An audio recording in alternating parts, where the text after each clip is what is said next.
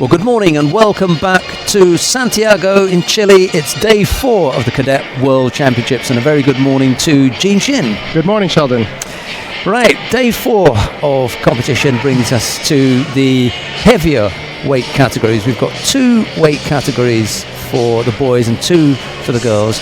Under 70 and plus 70 for the girls, under 90 and plus 90 kilos for the boys.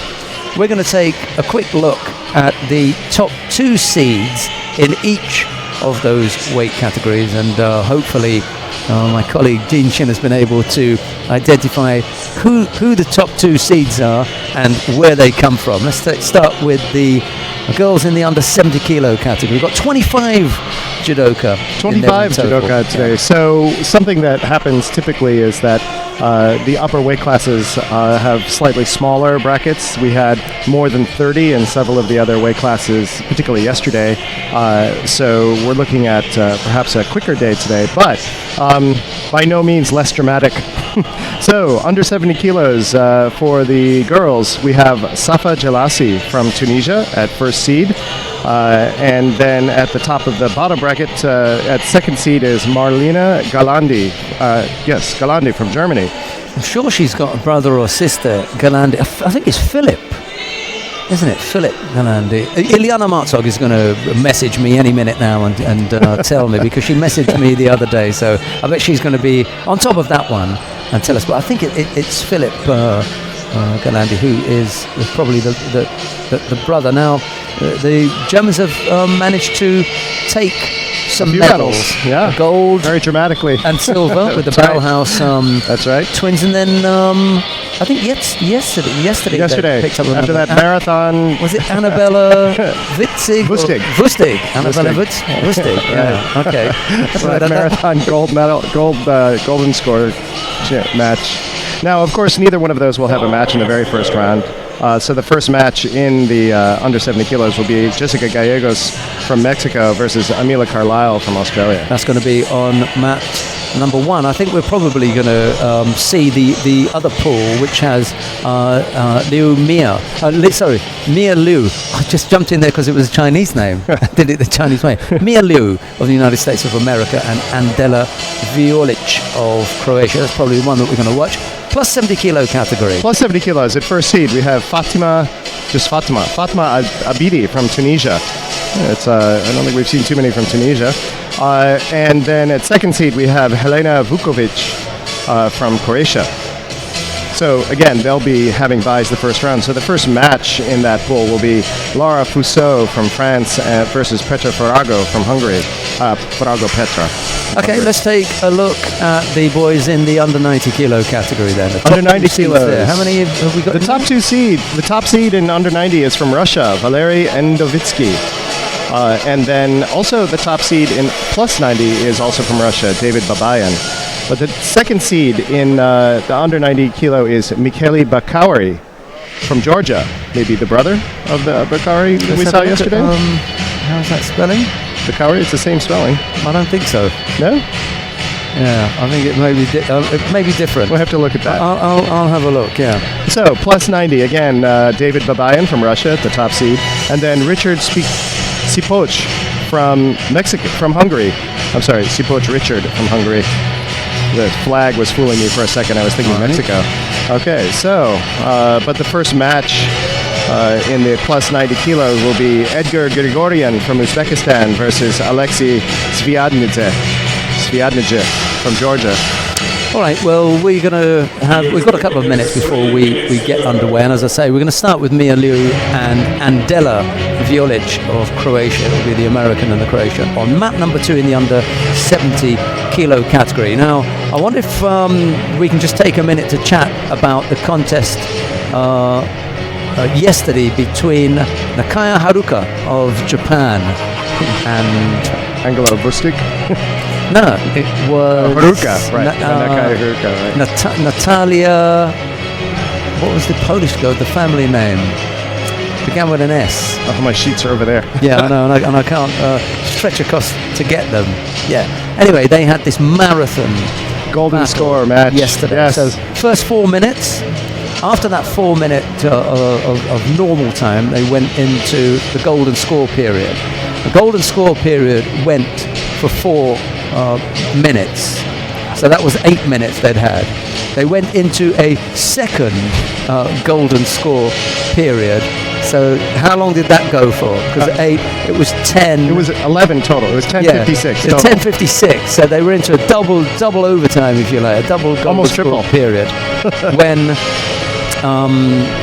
the Polish fighter came up with a score to end the contest. Now we're going to see Natalia up here and Haruka. We'll get both of them up here a little bit later on, and we look forward to chatting to them. But it was, I suppose we could overdo the terms if we say epic, but in the context of what was happening yesterday and at this level, it was an epic.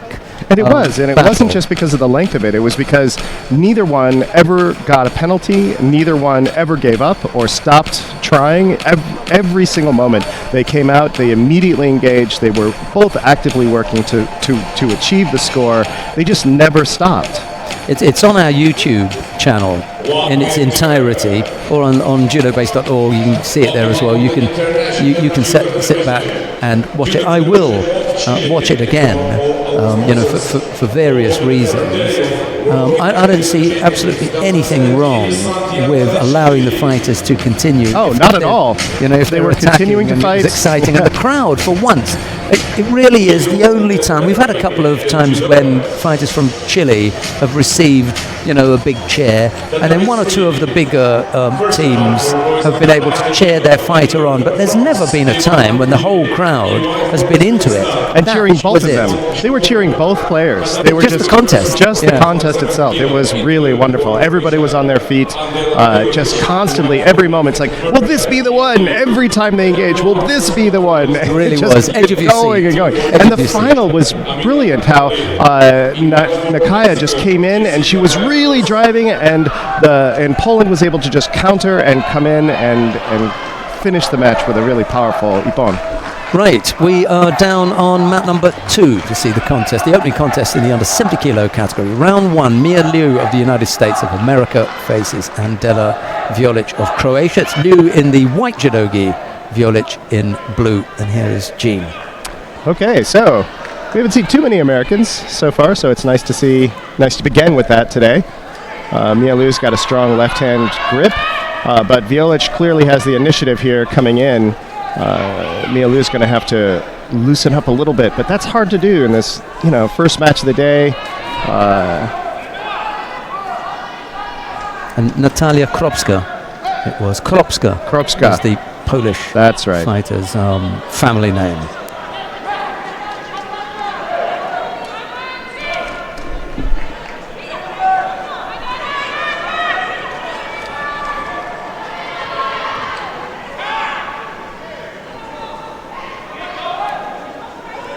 Okay, it's way down here. Trying to find the match on the sheet. Okay, again, strong Kenkayotsu position. I think Violic has a bit better of it, even though she's a little taller. She came out on the inside, now she's reaching over the back. Got nice, switching off to Sumigaishi. But not able to get underneath quite enough. She needed to get deeper underneath Liu in order to really affect that turn. Liu being called for defensive positioning, which is clearly happening here.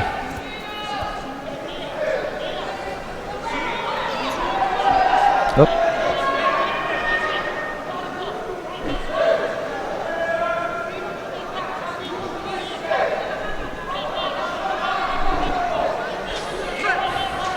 .236 already.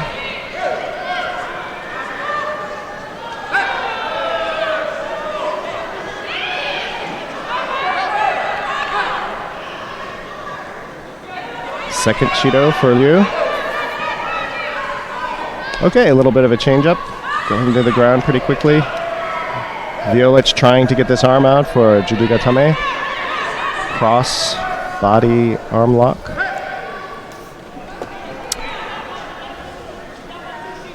So, just a reminder, anybody who's joining us for the first time, maybe not has seen competition in a while, There are now only 3 Shidos. There are no Chewies or anything like that. Just the 3 Shidos. And if you get a third Shido, you're out. So Liu has to really step it up here. Now she's got a good lock on Violic's leg, so not able to escape getting pinned at that point. Also, penalties will no longer decide contests in regulation time. You must have a technical point on the board in order to win in regulation time. And wazaris are no longer cumulative. And anything that used to be a yuko is now counted as a wazari. So,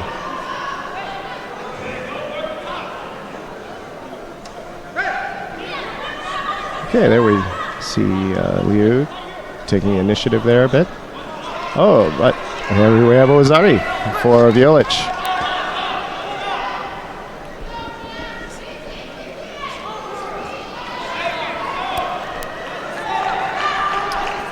Liu taking a much more upright posture, trying to move a little bit, trying to open up Violich, who's got that strong left arm in, taking a strong left posture. They both are locked down around the sleeve, really low. Makes it very difficult to get a good kazushi on that side. Liu's going to have to really open it up, loosen up Violich, because Violich has got the lead. Under a minute left to go with a wazari. She can play a pretty safe game here. She has no Shidos. She could be penalized a couple of times and still win this match. And I bet you that's what's about to happen. When the actions stop like that and there's really nothing going wrong, it usually means that somebody's about to be awarded a penalty. Okay, non-combativity on Liu. When I thought she was trying to move around and Violich was really locking her out. But, so, Violich from Croatia will advance to the second round. Boys under 90 kilo, coming 3. In blue for Georgia, Georgi Kariaoui. In white for Japan. Okay, we'll just stay here. And we're about to see Saren Setseg from Mongolia versus Betty Vuk from Italy. Saren Setseg in white, Vuk in blue. Much more equal contest here, I think. Oh, Saren Setseg coming in for a big Uchimata, but not quite able to get the kazushi, not enough off balance to really get Vuk accelerated into that throw.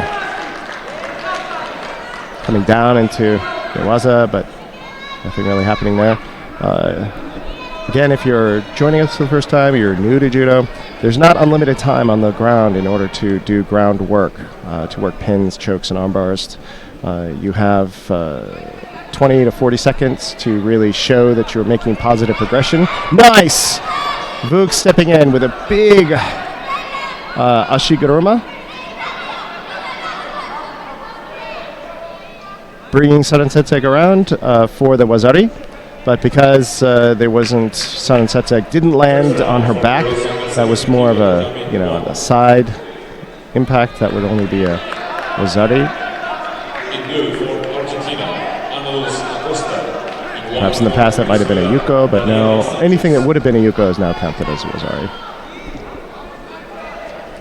So, Saren Setseg is now in the position of having to catch up. And Vuk needs to continue to work. He must continue to try to play. The goal of a judo match is nice. There we go. Nice. Another big Ashiguruma, where Saren Setseg, see, now this one she fell flat on her back. Really good. Vuk from Italy advance to the second round. Now, if you lose in these early rounds, unfortunately, boom, right there on her back. Really nice. I'm calling this Haraigoshi because, I'm sorry, Ashiguruma instead of Haraigoshi because she's really planting that leg and then wheeling Sarantsetseg around it, not sweeping away. If that leg had elevated a lot more and her hip had really come into play, then it might have been Harai Goshi. Nice, just a nice throw. Nice throw early on in the day. Okay, now here we have Alexia Hamilton from Australia versus Bisin Galieva from Kazakhstan, who is in a pin, osaikomi. This is called a sankaku osaikomi. That it's not quite a sankaku with her legs locked like that. Okay, legs are come undone, but since Hamilton is still on her back, the pin is still in effect. She has, she's 20 seconds to get out, and then she escaped. 14 seconds have passed, though, so that is enough to earn a wazari. 10 seconds in osaikomi will score a wazari. So, Bisin Galieva from Kazakhstan now has the wazari on the board. Oh, Hamilton responds, trying to get some ashiwaza. Trying to get some ashiwaza going and bringing her down, but her newaza just is not as dynamic. Players have preferences. They like standing, they like mat work. The best players, of course, are very well-rounded and enjoy all of it. Oh, deep sewanage, but very loose with the hands. Her hands came completely out. Hamilton had an opportunity there to get a choke going, but Bisin Galieva was able to bring her down. And now is affected another turn, and because it began in bounds, now this is again this sankaku osaikomi. But I think Hamilton is able to get out of it. And I think less than 10 seconds had gone by, so no wazari. And again, wazaris are no longer cumulative. If you've been in judo a long time, that might be an odd thing to see, multiple wazaris on the board. But the idea is to really encourage people to go for that ippon, go for that really decisive technique, that beautiful throw, that solid pin, or really, really inescapable shimewaza. So you can have 10 wazaris and still lose by one ippon. Hamilton really struggling to get a good position, but she's got to get a good grip. She's locked up all on one side, both right and left hands on the one side, and really kind of just sort of thrashing about a bit. That's now legal too. A lot of the unconventional grips that used to be illegal are now perfectly acceptable, such as gripping both hands on one side, the right hand on the. Oh, nice! A little bit of an osoto for a second wazari. Bisin Galieva brings her down into osaikomi. Kuzuri keisegatame, a variation on side hold. This keisegatame. But Hamilton able to turn out of it again. So unconventional grips are now for a third wazari. So there you go. Here you see 3 wazaris on the board. Unconventional grips are legal as long as you attack immediately. So you can get, your hands all on the opponent's one side.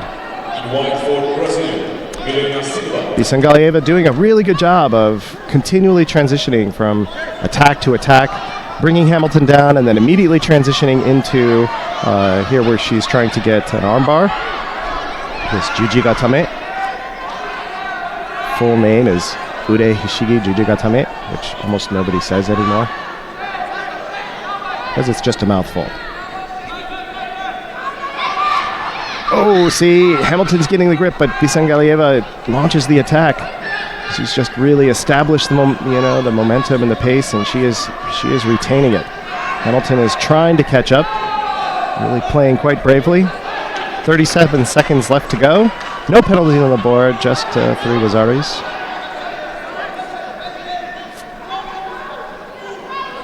And Hamilton continuing to drive, which he has to do. Oh, he's actually bounced off of Bisin Galieva there.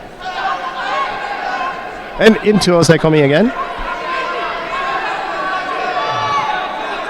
It's unusual to see so many pins in one match, but this is really good. I like how versatile these players are being, really trying both standing and groundwork. 7 seconds left to go. but as long as the pin is in effect, they'll let it go the full time, giving Bisengalieva the chance to earn an ippon. And she did. Looks like it was just as time was running out. So, Bisengalieva from Kazakhstan over Alexia Hamilton from Australia.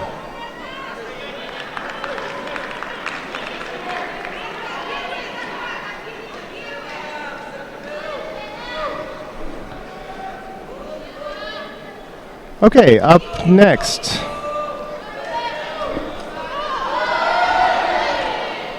If we can go to mat 3. Let's take a look at some of the young men today. We'll be going to, this is the under 90 kilos. And here we have Tot Saba from Hungary versus Ian Ryder from Canada.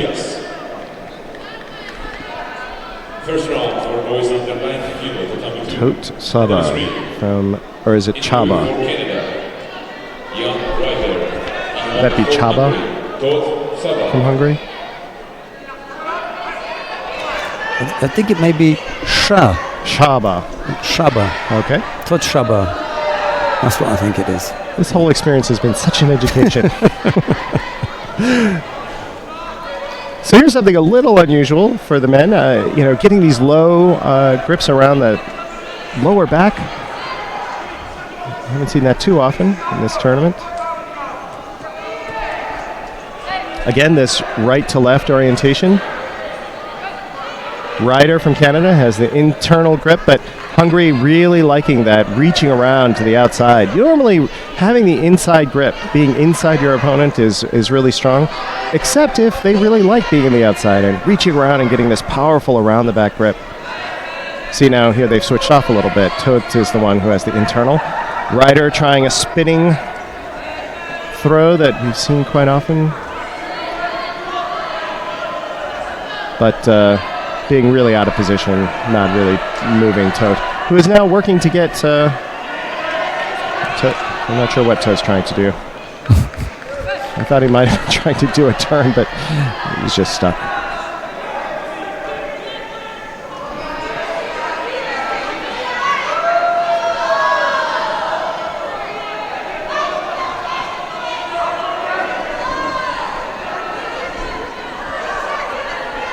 At this weight class, under 90 kilos, you start to see it, as I mentioned yesterday, the pace, of course, really slows down, but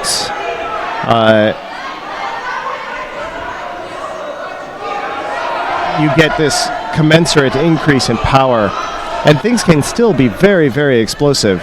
They just don't tend to have a really high pace throughout the match. There's just so much more mass to move around. This is at 90 kilos, that's 198 pounds. So these are pretty heavy boys.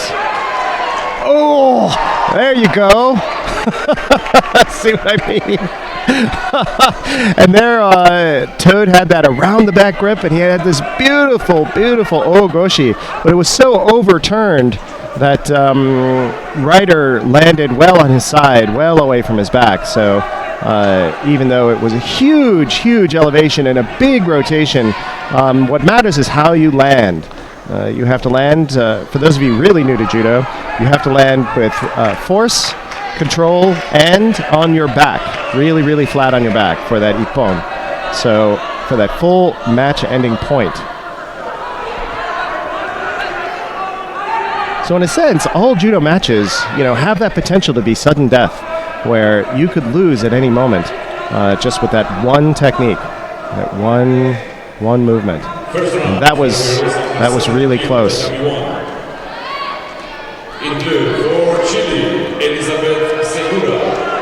So Ian not really giving him a chance to get that back arm around his back again. So he's really pulling him in tight and locking that arm down. But he's got to continue to fight positively as well. He's got to keep working, and there he's trying various low-level leg techniques called ashiwaza. He's trying a variety of things, but okay. going, and then but gradually just kind of grinding down to the knee, giving Tote the chance to take his back. And now Tote is trying to get that arm out, working to get this Jujigatame. And it looks like he's getting in pretty deep if he's able to, but not quite enough. So. First round for boys over 90 kilo, tatami 2. In blue for Japan, Oishi Yu. In white for Lebanon, Kabu Shafke.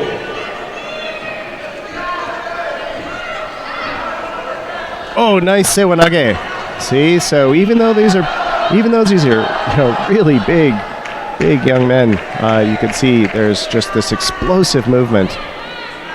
Now, we've seen drop sewanage quite often. I have my own opinions about it. It can be an effective throw, but okay, Tote's being called for passivity, or non-combativity.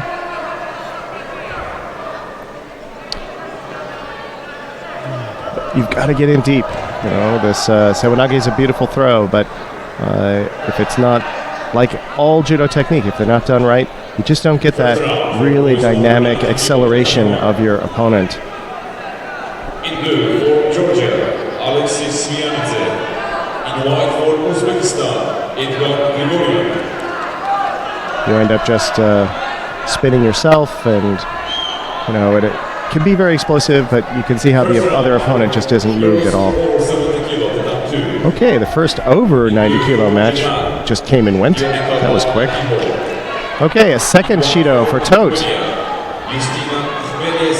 Now Ryder is going to... Oh, nice! Ryder was really trying to push Tote into a third Shido, showing that he just wasn't engaging. But Tote took advantage of that really, really powerful drive. Could we see that? That was a brilliant throw. Ryder was coming in, and Tote took advantage of that drive. Really excellent judo for... took off the Shido. And awarded one to Ryder instead with 5 seconds left to go. I'm amazed that throw didn't get a score. How did that throw not get a score? We'll take a look at it here. Ryder driving in, driving. You'd already he called mate. That's why. But, which is... so, he called mate in order to penalize Ryder, who was driving like mad to come in. He'd already committed the error. And he just indicated Ryder as the winner. Yeah, he might have to Yeah. do that one again. He may be right. Yes. Tote is the winner. Okay. I think this match is going to be reviewed pretty carefully. Tatami 3, first round for boys under So- 90 kilo. Okay. Moving on. Bad timing on Ryder's part. Bad timing. He commits an error. The error requires a mate in order to give the penalty. The referee calls mate, after which Ryder then throws his opponent. But it's like, the guy coming on the... Tote threw his opponent. No, Ryder throws Tote. No. Tote threw Ryder. Well, then he was winning anyway. Right. It wouldn't have made any difference. Right. But So, it wouldn't have made any difference. The only difference it would have made to the result is if Ryder had thrown Tote. right, I understand. So it doesn't But matter whether it was one Wasario the or result two, would have been the same. or Wasario or Ippon. result would have been the I thought same. it was Ryder who threw. No. Tote. Tote through Ryder. Then it doesn't make So any I difference. feel like Tote was the one who was robbed of this Ippon from his. It was a beautiful throw. Okay, so here we have. Smacked him anyway. Yeah, smacked him anyway. George Oganesi from the U.S. just got pinned by Vadim Velkov from the Ukraine.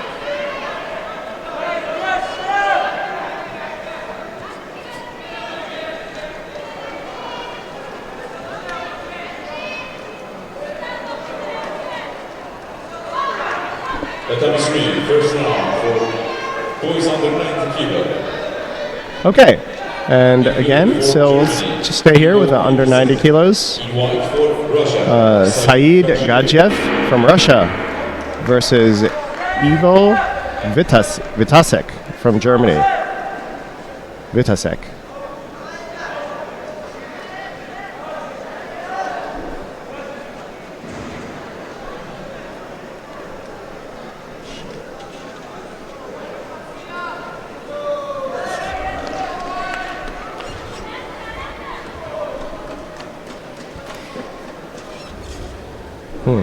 Okay, here we go.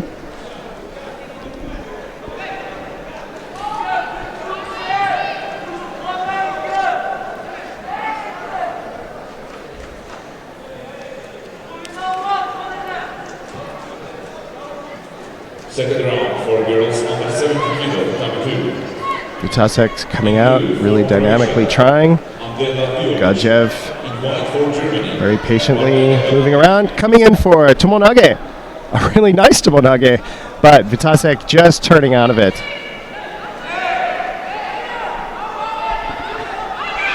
Quite often in this tournament, we've seen people use tomonage more or less as a setup for getting into Jujigatame. And a Wazari awarded to Gadjev for that tomonage. Tomonage probably being the most popular of the Sutemi Waza, sacrifice throws. People use it, as I was saying, to get into Jujigatame. It's a very handy way of attacking in a fairly safe fashion. It's it's almost impossible to counter, and then going immediately into an armbar, because it usually puts people in this vulnerable position where their arm is extended as they're defending against the tomonage. You can resist it, but you can't really counter it.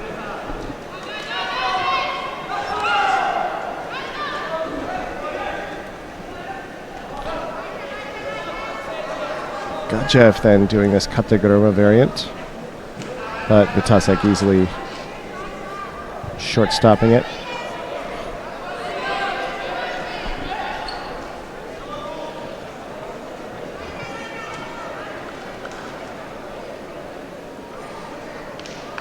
Vitasek definitely, okay, 2:22 left in the match. Gadjev still up by a Wazari.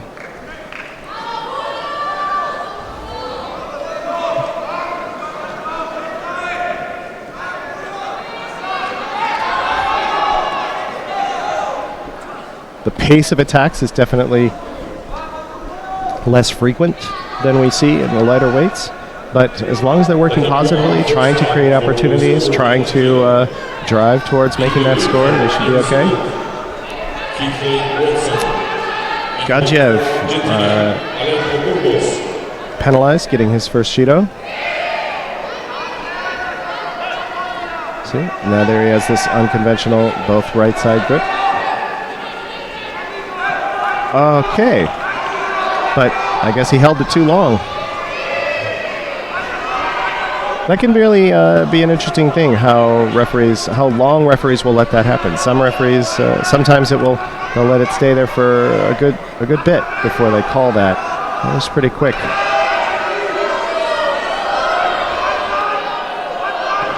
Oh, Vitasek getting a first really positive movement out of Gadjev. Stepping in for this, looked like Toyotoshi, but not getting any rotation in it. Oh, there we go. Again, getting some rotation and driving him. Oh, nice. Gadjev responding with another tomonage as Vitasek drives in. Now, I think Vitasek's knees were down though, so if that's the case, then it doesn't result in another Wazari.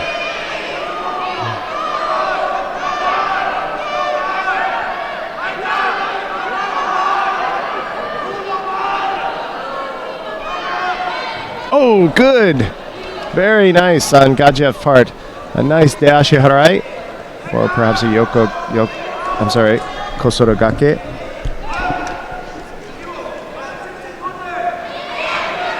Bringing Vitasek down with that nice Ashiwaza, nice foot sweep. For Italy, Betty Hook.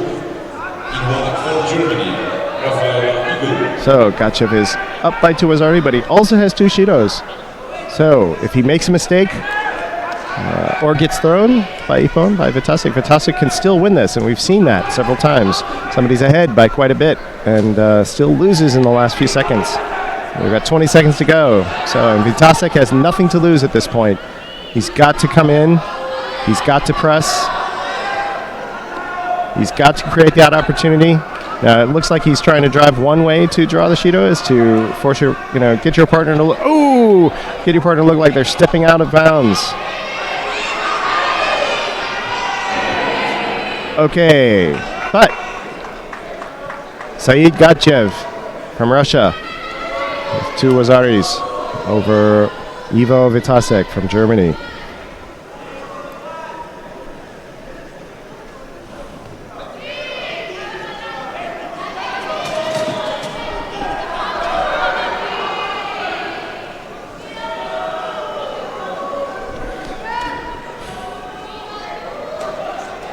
Okay. Let's go to mat 1. And let's see if we can pick up some of these plus 90 kilo matches. We haven't seen any of those yet today.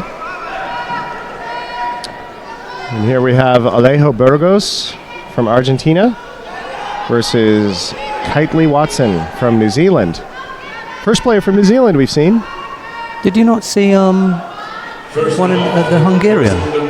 What was the Hungarian? Was he under 90 then? I thought you saw one of the big fellas. They were all under 90 so far. Okay. This is the first plus 90. They all do look big though. Especially after we started off with under 50 kilos. And mosquito. Oh, weight. nice Sewanage, really drawing Watson around. Good timing.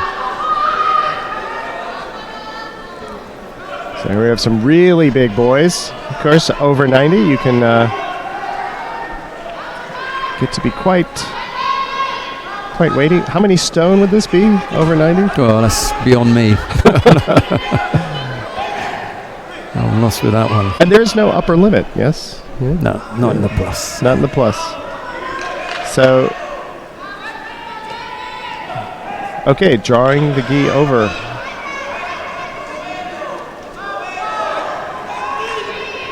Again, really dynamic Sewanage there, but way out of position. No chance to throw. Burgos is up by Wazari. Both players he has 1 Shido. Watson has 2. Oh, nice. Oh, Ko Chigari. Burgos is a pretty dynamic player for this weight class. It's very nice to see. It's not just about momentum and mass. Again, Sewanage.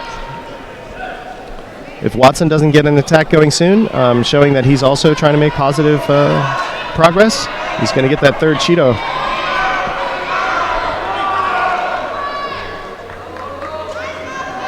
And look how much bigger Watson is than Burgos.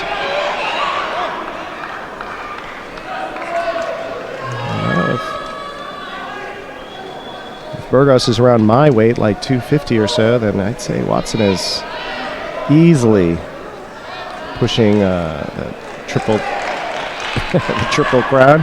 Watson draws the 3rd Shido, which disqualifies him from the match. So Burgos, Alejo Burgos from Argentina, will advance to round 2.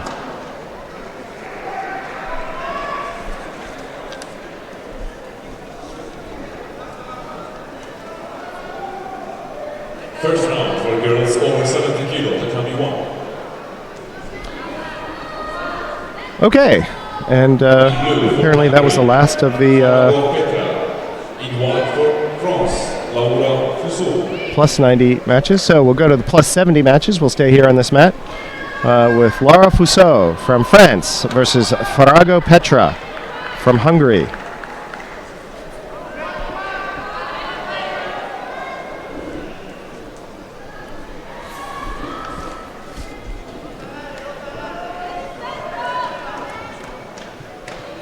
Nice Uchimata. Makikomi Uchimata by Fuso, but Farago just stepping out of it, just avoiding it, displaying, really impressive agility there. So for those of you who are not metrically inclined, 70 kilos is over 154 pounds. But as with the men's plus 90, there's no upper limit, so you can be quite a bit more than that.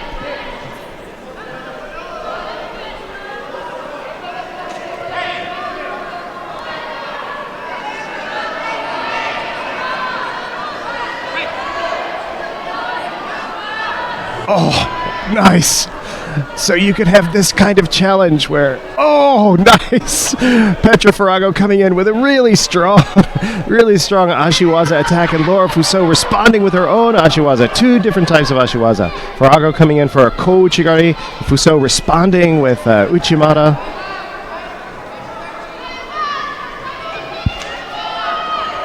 Nice! Kosorogari. Getting Fuso to stumble a little bit. Oh, got a Shido. Didn't quite see what that was for. Might have been for grip on the same side. I'm not sure. But you can't let that stop you. You can't let that distract you. You've got to get right back into play.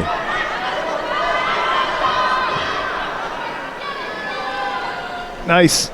Fuso coming in again for that Uchimata, bringing Farago around. Something that we'll see here. Just as I've said in the lighter weights as well, Kazushi remains, incredibly important. Without that off-balancing, without that really good drawing off-balance or driving off-balance, you can't get that full acceleration on your opponent that you need to really complete the throw. So, Kazushi, Tsukuri, Kake, you need all three. You got to put them all together in the right order at the right time.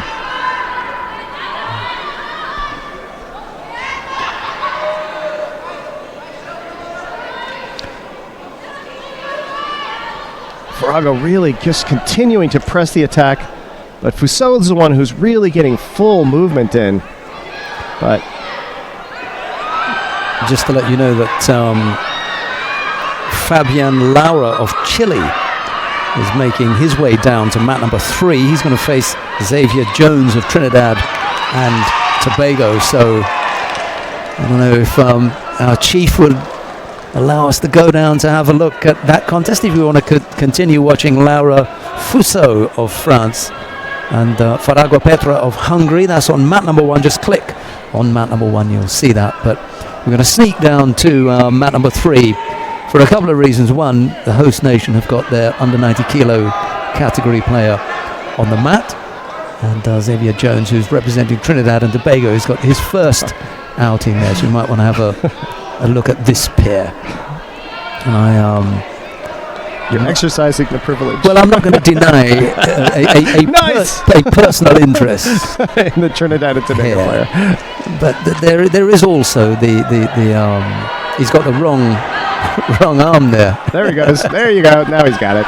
And so seeing this kind of Sankaku at this weight class, he's going to get this arm bar. He's working to get the arm bar. There he's got it. Yeah. I mean, he manages to come up with the Sankaku.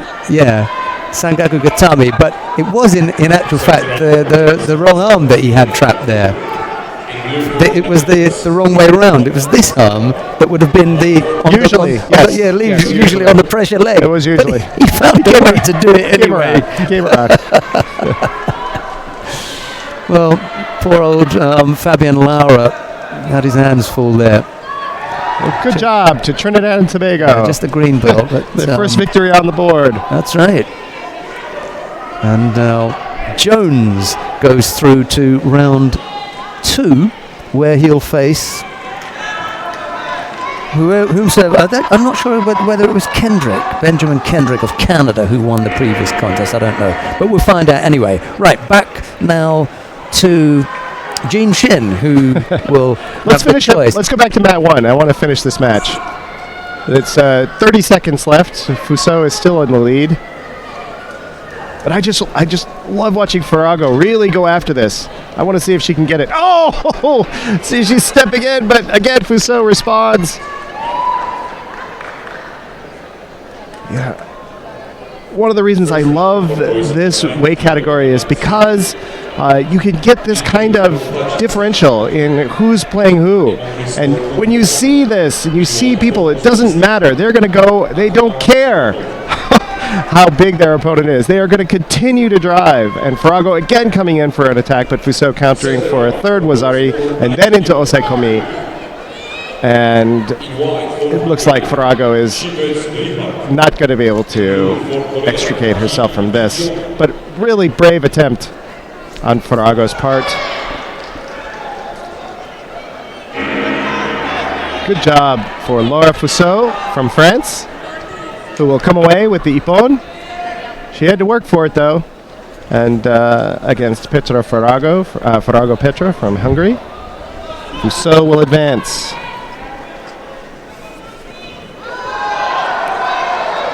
To the second round, where she will face the first seed. We'll see how that goes. From Fatma Abidi from Tunisia.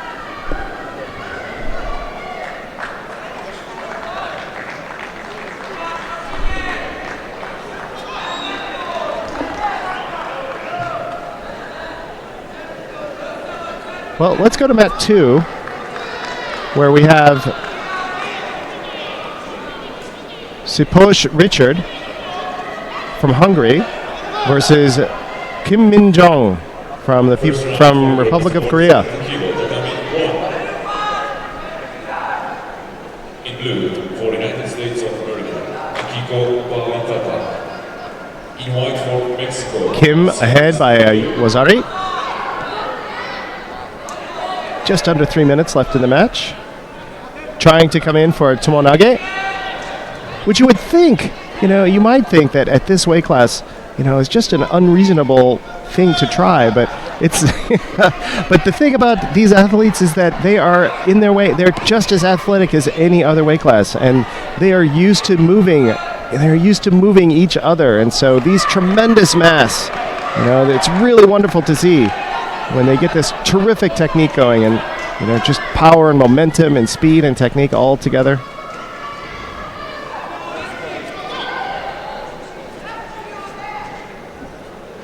It's really too bad we don't have an open division. It'd be interesting. We do have a World Open coming up for you. I think it's in November in Morocco. The World Open Championships. That's just open weight. Only one weight category. Look at him move him. Oh, almost. Kim was trying to draw Siposh over, but didn't quite do it. Siposh able to break out at the last moment.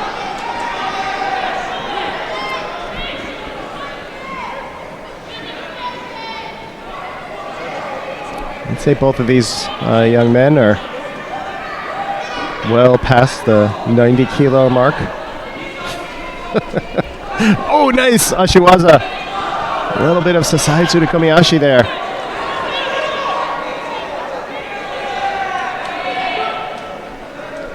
$130 left in the match. Half. Okay, a little less than half.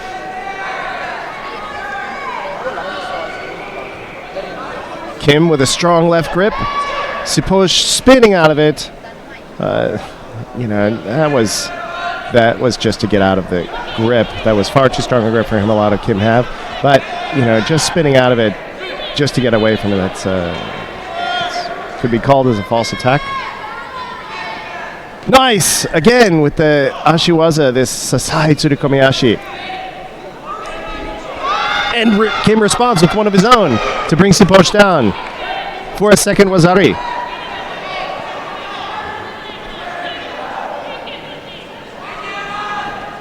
So, Sasai Tsurukomiyashi, Hizaguruma, those are favorite techniques among the heavyweights because they can just get this massive leg out and use their momentum to really, really draw their people over. One of the most amazing Sasai Tsurukomiyashis I ever saw was in this plus category. It's just gorgeous. Let's see if we get another one today. Okay, Siposh coming in for a powerful Sore Tsurukomigoshi. Kim taking the advantage, the opportunity to take his back, draw him over. and work into the Keizagatame, or the, I'm sorry, Osekomi Waza. And as we've seen so often, the bottom player will try to lock their leg up to keep them from getting it. Kim got one out, but the other one was locked. Siposh, clearly has a strategy here, but it wasn't the best strategy. Well, it kept him from getting pinned, I guess. But Kim will come away with the 2 wazaris over Siposh Richard from Hungary and advance to the second round.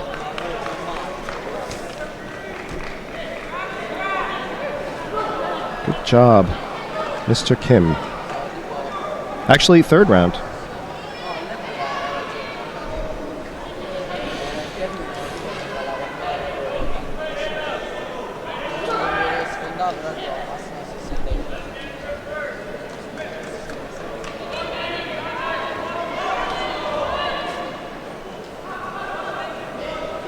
Okay, let's go to mat 1, and we'll pick up the last minute of this match between Alicia San Miguel from Mexico versus Akiko Balitaktak. Second round for boys over 90 kilos, tatami 2. Akiko has 2 Shidos. In blue for France. Alicia has just picked up her first Shido. 1 minute to go, no score on the board. Levan Jelidze. Balitaktak trying a little Ashiwaza there, not throwing, but able to get San Miguel down to the ground.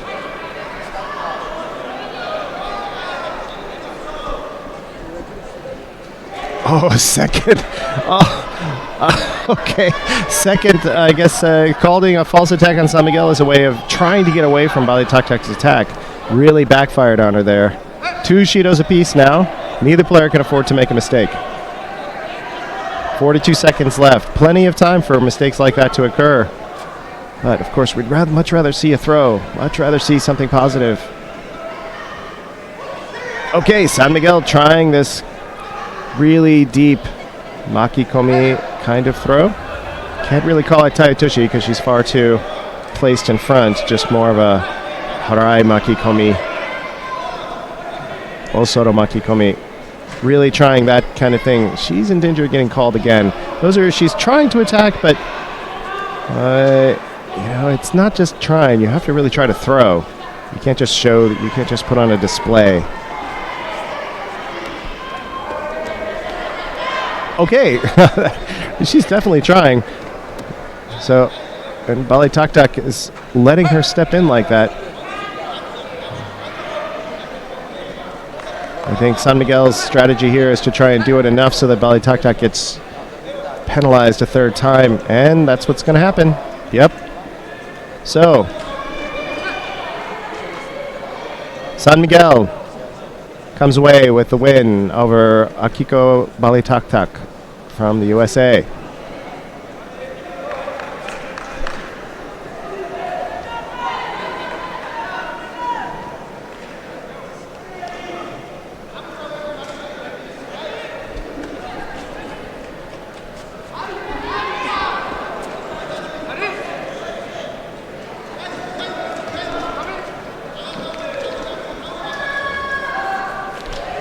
Okay, let's go to mat 3, where we'll pick up an under 90 kilo match, trying to get a good representation across the weight classes.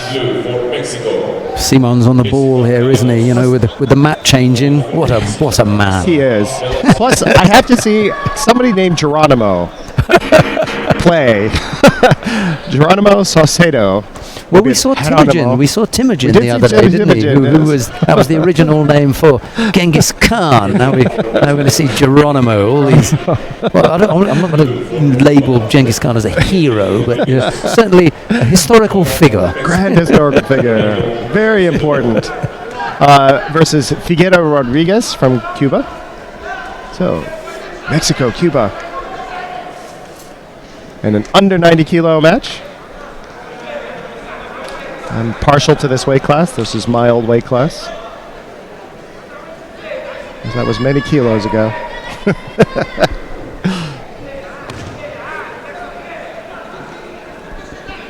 Saucedo taking the strong left-hand grip. Kuba taking a strong right for that Kenkayotsu, that fighting grip position. Second round. Oh, Saucedo, Rodriguez is having a little wardrobe issue there. He's going to have to get that correct. Germany. Jonas Schreiber. His pants have come undone. It's not quite as risky with the fellas, is it? It's not. It's not as embarrassing.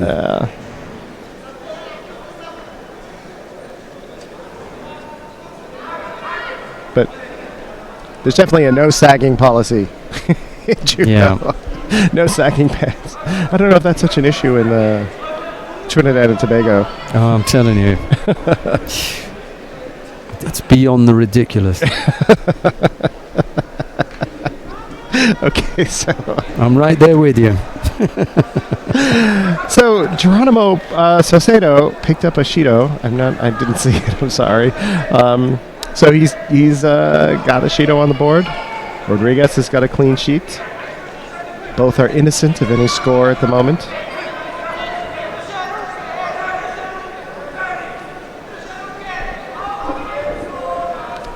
Saucedo coming in for a strong Uchimata, Ken Uchimata, but Rodriguez able to hold him out. Saucedo around the back, and then exchanging position, each one trying to get their hip in front. Now, Sasai Tsurukomiyashi. Okay. Oh, Chigari. Why are we pausing? Okay, did you see what? I wasn't on that one. Oh, ducking underneath. Okay. Saucedo was just penalized a second time for ducking underneath. You cannot duck underneath your opponent's arm and force their hand across.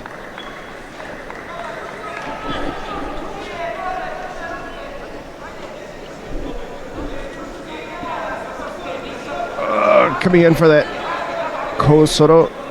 Okay, but Saucedo came in for Kosoro. But Rodriguez is able to counter and bring him down enough for a Wazari.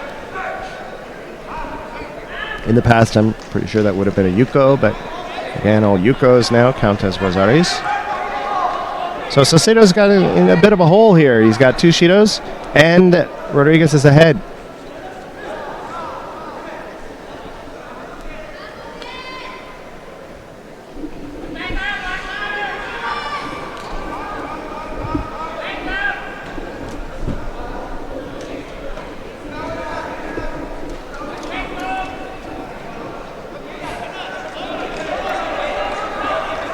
Rodriguez picking up the pace, coming in for a strong Sewanage. But Saucedo turns out of it.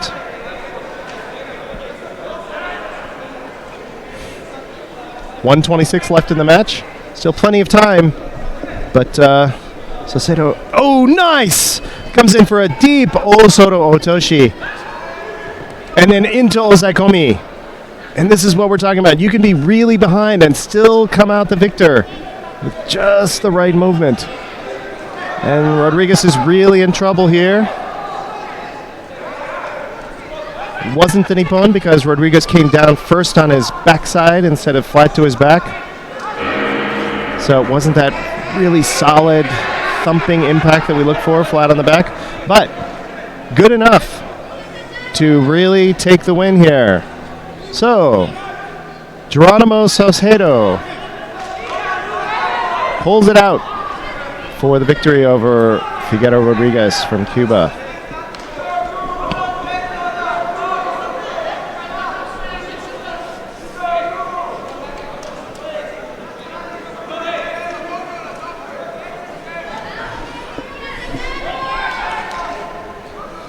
Okay, we'll stay here on mat 3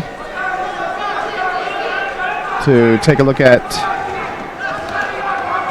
Endovitsky, Valery Endovitsky from Russia over Shingzikor Shokirov from Uzbekistan.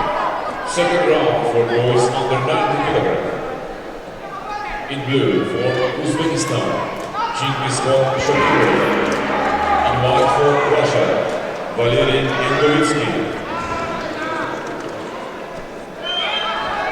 Endovitsky being the first seed, so this is his first match of the day. Shokirov defeated Evan Courtier from France in his first match.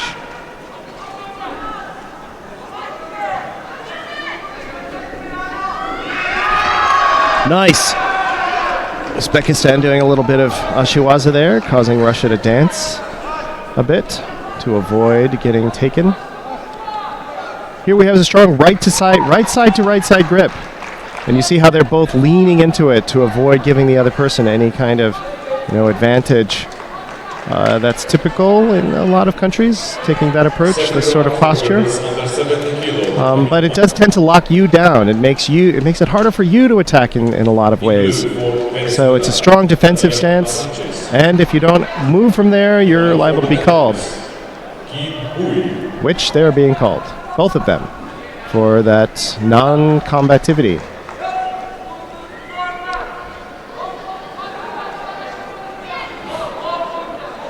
Shukurov making the reach, and Endovitsky drawing it in, but then once he gets his grip, really driving in, coming in for that Harai and then Kochi. A couple of little attacks there, but Shukurov's stance and posture was able to ward it off. Endovitsky really driving. Okay. Okay, referee.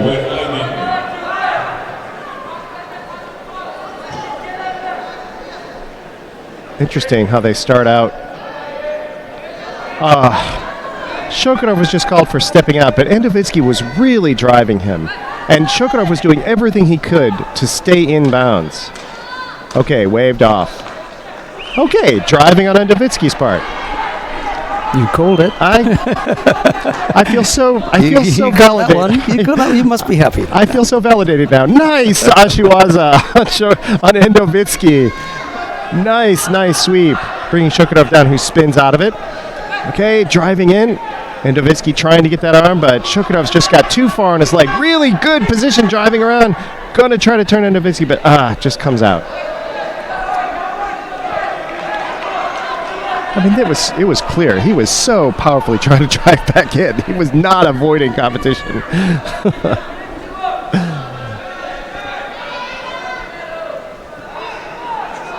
Okay, strong right hand to right hand, right side to right side. But Endovitsky's got his hip in, so he's got the more assertive posture. Shukurov's a bit defensive at the moment. Oh, now it's changed. Now Shukurov was... Okay, drawing over the head. You can't draw your opponent's arm over your head. And force them into an... I'm not sure... now that grip is legal, I'm not sure that that's such a big issue. Nice! Big setup. It isn't if you attack immediately. You attack immediately, so it just kind of put pressure on you. So, nice setup. Endovitsky coming in with a couple of little low ashiwaza, but then stepping across, really shooting across explosively for that Tayatoshi. Enough for the Wazari. And that's what I'm talking about. It might take these guys a little bit longer to get going, but man, once they start moving, it can be very explosive and hard, and really difficult to stop. Endovitsky working very methodically. He knows that he's ahead. He's working very methodically on this Jujigatame. Not really worried so much about getting it, so much as driving the clock out, I think. When somebody wants that Jujigatame, they don't waste any time. They really drill it. Okay, so Shukurov in the position of having to really drive, which is never good because not only are you under pressure, but you are vulnerable to counter. And we've seen that Endovitsky is the first seed for a reason. He's pretty versatile in his play. He's quite agile for a 198-pound person. He wouldn't be the first Russian who's won the Nice! under 90s. Shukurov caught Endovitsky reaching and went for a very deep Sewanage, but Endovitsky able to kind of arch and make sure he didn't get turned. I'm sorry, you were saying? But what was that you were saying? First, he wouldn't be the first? He wouldn't be the first Russian to win an under 90 kilo category title. No, he wouldn't. 7 seconds left. Shukurov really has to drive. Oh, he just avoided grabbing the leg there. But Endovitsky, nice match on both young men's part. Shukurov gave it a really brave try. But Endovitsky will advance to the quarterfinals.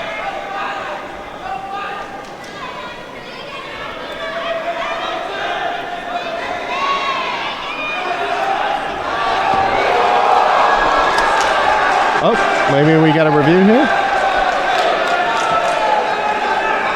No, they're just waiting for these young men to. I think something just happened in that too. Well, to turn up for the books, Ömer Aydin of Turkey has just been given Ippon against Oishi Yu of Japan. Throw the Japanese for Ippon with a minute left to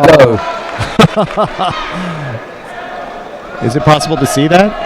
No. Yeah, other tatami. Yeah. Well, if you want to see it, you can certainly go and look at it on round 2. I may go and search it out for us.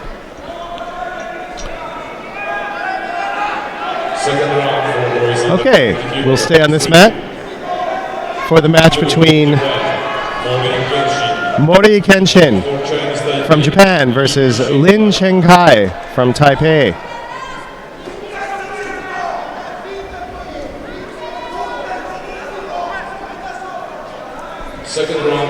Let's see if Mori is inspired by his teammates' loss just now.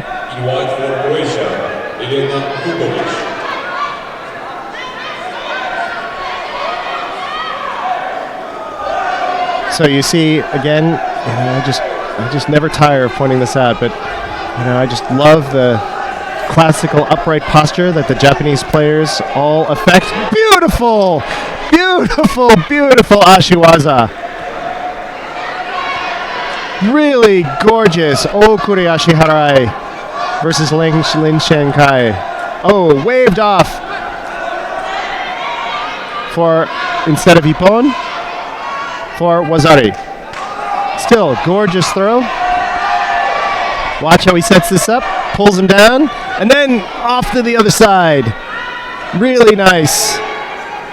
That's just classic. See, just down a little bit, down, boom. And Lin Chengkai does turn out of it. He overturns so that he comes to his side instead of landing flat on his back. Really remarkable reflexes. Okay, Lin Chengkai being penalized for stepping out. Couldn't see it, but I'll just take his word for it. Okay, 2:58. Still almost 3 minutes left in this match. Mori Kenshin. Okay, being penalized for holding onto that cross grip too long. So the referees are being a bit more rigorous about that call today, I would say.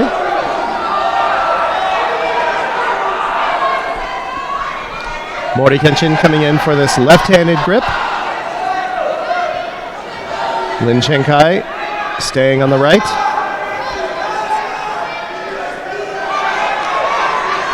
Lin Chengkai trying to come in, but just really not able to get past Mori Kenshin's posture, and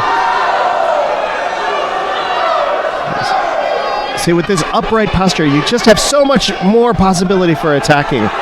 You are more vulnerable to attack. Nice transition into Jigoku Jime, immediately tapping. Beautiful. Oh, and our chief just stepped away, so we won't be able to repeat that. But really nice combination of attacks. Lin came in for an attack, Mori responded, Lin came down, and Mori then immediately transitioned into this beautiful, beautiful rolling shimiwaza attack called Jigoku Jime. I see you're getting used to the vagaries of broadcast. That's okay. You never know your luck. Well, that was a nice action right at the end there, and I'm not quite sure if we could just have a look at that Ippon. It will be a useful thing to show people at home. Very, very wonderfully requested. I know. But only you and I know what we're talking about. Yes, I know. So, second round for boys under 90 kilo, becoming 3. So here we go. See this exchange? Lin comes in. Okay, and then again. Oh, just gorgeous. He's tapping before they finish the roll. Before he even finished. That was just so beautifully executed. On very quickly. Mori attacks, Lin responds, and then Mori again comes in. Oh, just wonderful sequence. That's judo. That's really good judo. Uchimata, Sewanage, Jugokujime, On. Ippon! Oh, that's the sequence of the day so far. I agree with you. Good one. See? 90 kilos, best weight class. Could very well be. Of course, for me it was 95 kilos at the time. It was 95 kilos. Okay, Emils Gerkens from Latvia versus Tot Shaba, who we saw earlier from Hungary in his second match.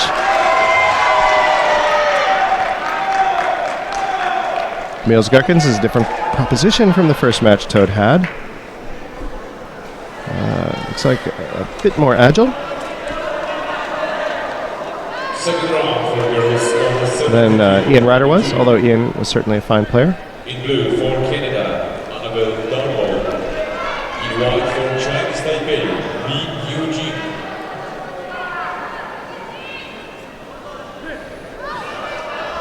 Again, the Kinkayotsu position, left to right. Latvia taking the strong left position, Hungary taking the strong right. Blue for Japan, Matsumoto Mitsu. In white for Chinese Taipei, Liu Yi.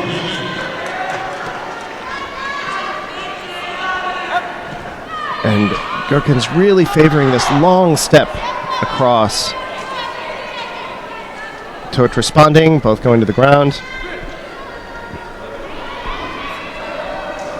Gerkens, I think, has a bit of a advantage in reach and height.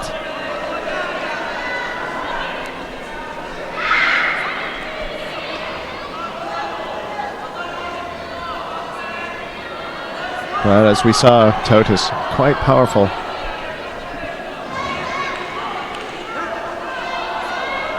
Okay, both men have their grips. Oh, and Gerkens changes it up.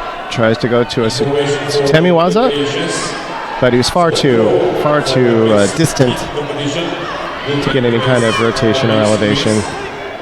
You've really got to dive in for those in order for them to work. And you've got to be quick. Really got to be quicker than your opponent. Okay, Tot in with it. Uchimata switching off to Tayatoshi. And Gerkens coming close to rolling him over, but that's a classic combination. Uchimata to Tayatoshi, this inner thigh throw to a body drop. But his Kazushi wasn't enough. He couldn't quite pull it off, and Gerkens was able to really, really retain his balance.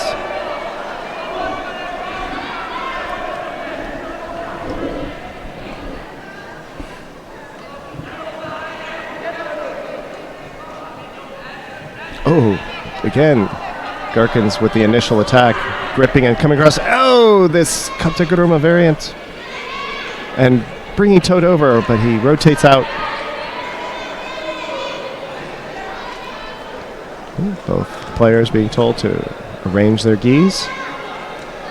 Some little points here. You're not allowed to do that unless you're directed by the referee. And you must do it expeditiously. You can't use it as a way to gain more time or catch your breath. Looks like Tot is getting some direction.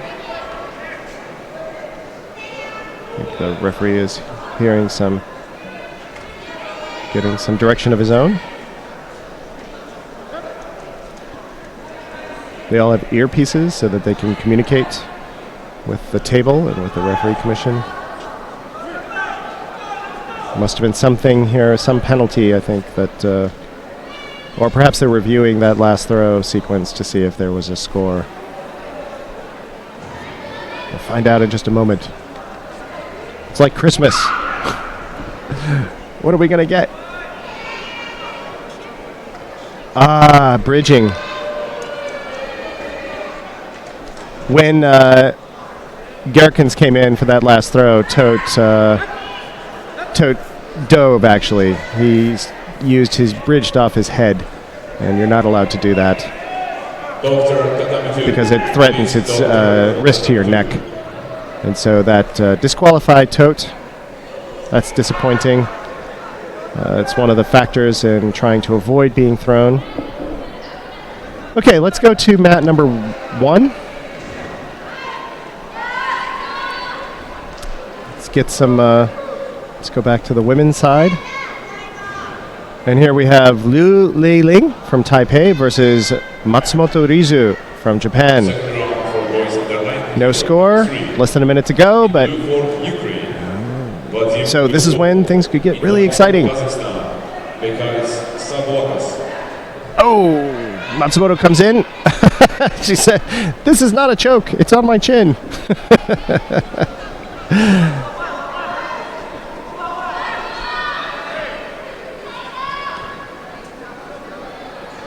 A lot of the female players have been affecting much shorter haircuts. It's very, very smart. So all that hair can just really get in the way. I wish I had that problem. Your hair getting in the way? I'm afraid not. Not for quite some time. Yes, but I understand that since Patrick Stewart came about, bald men have become quite the quite the thing.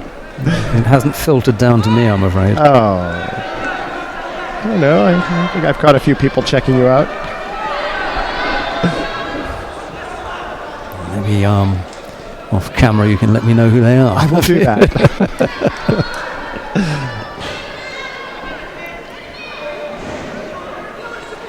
Okay, 8 seconds to go. I'm sorry, 8 seconds into golden score. 15 seconds now. Liu has a Shido. Matsumoto has none, which means that Matsumoto could still get a Shido and still be in the contest. But if Liu is penalized, that will end it. But if either player has any kind of score, that will also end it. Golden score is sudden death. Any point will end the contest. Nice big Uchimata by Matsumoto, but uncharacteristically way out of position. Just a big dynamic movement, but no hands at all. In fact, I think her left hand is completely off. You just don't tend to see that from the Japanese players. Nice big throw by Matsumoto. I'm sorry, it was Liu who was off that first time. Matsumoto with the big Harai Makikomi.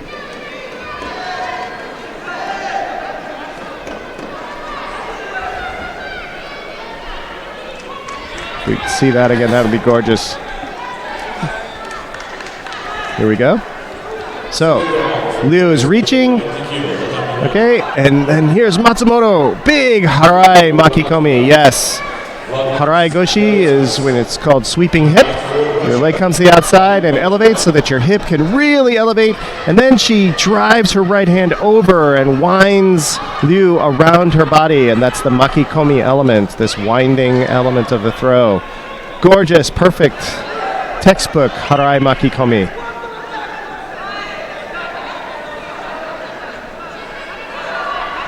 Yep, that doesn't get any more classic than that.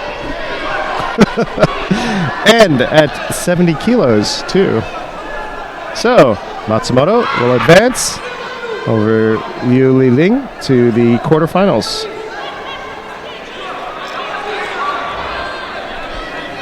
Okay, and here, nice Uchimata by David Babayan of Russia for the Ippon over Vladian Yarokis of Latvia. So, beautiful plus 90 kilo throw. Yarokis is just not happy with that. Comes in for this. Oh, nice. Comes in for his own attack. Steps out. Russia steps in. He's got that big over-the-shoulder grip. Could have been Tsunegoshi, but he brings that leg up, catches the inner thigh for the Uchimata. Gorgeous. We're having so much fun today, Sheldon. There's some big throws going. Big throws. Big throws, big players. So, Yarokis just beat. I'm sorry, was that Babayan? I can't remember now. I think you're right. Yeah. Yarokis. Oh, no, Russia. Russia through. Babayan from first seed from Russia will advance to the quarterfinals over Yarokis from Latvia. So here we have Hollingberry. Oh, nice Ashiwaza for the Wazari by Alexis Svianidze.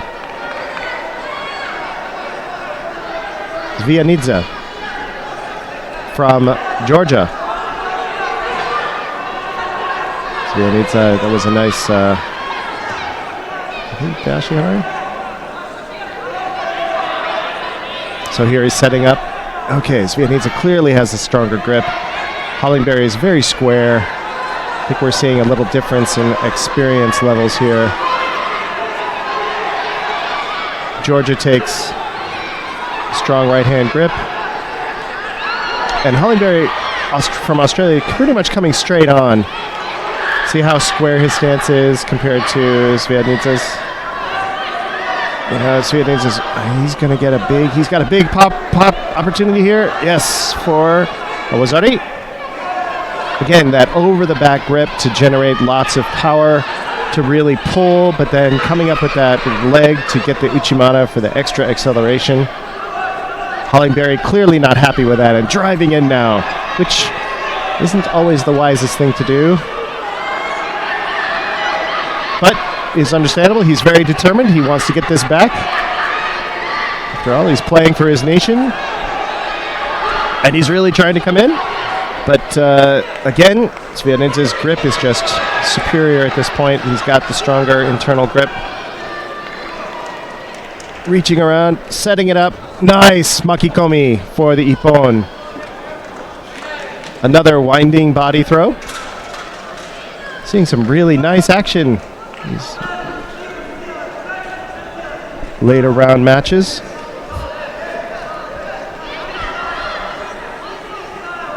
Okay, so see he's loose with the right hand grip, reaches over, now just steps in for this makikomi tsurigoshi, I would say a tsurigoshi, a pulling hip throw.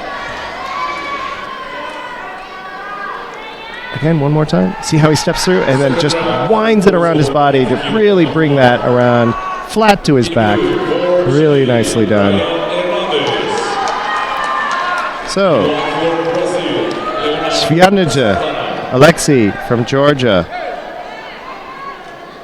over Hollingberry.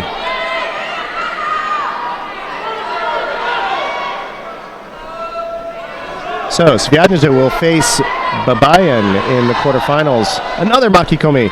Okay, so in case it's not clear, makikomi is a very popular throw among the upper weight classes, particularly heavyweights, because they can get tremendous momentum, generating tremendous momentum with that mass.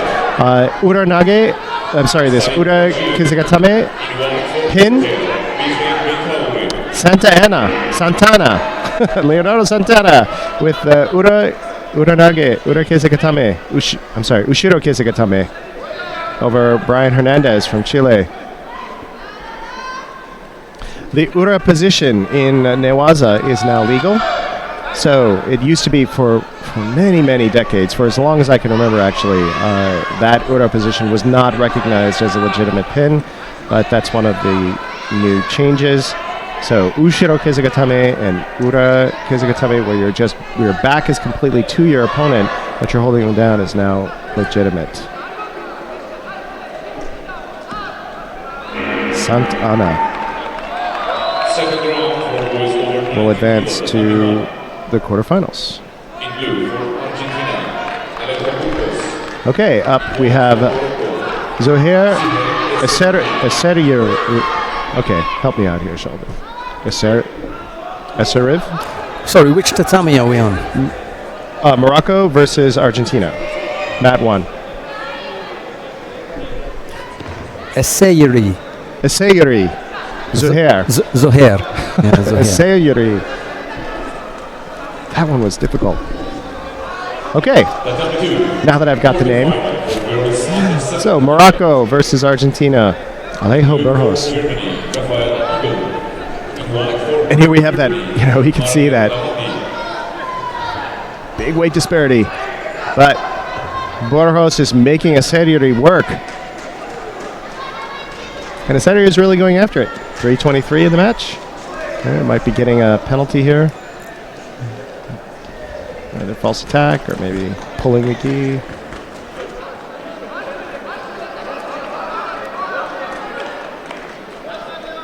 reaching inside the gi, I think.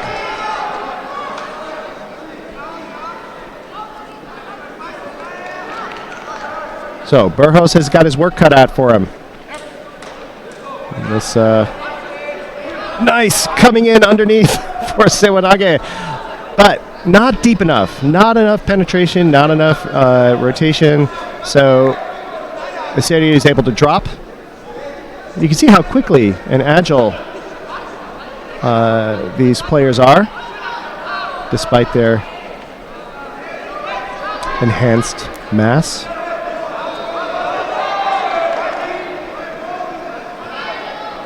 Oh, Aseri, nice! Aseri setting up a big hip entry or Uchimata or something, and Burgos coming in for Sutemiwaza.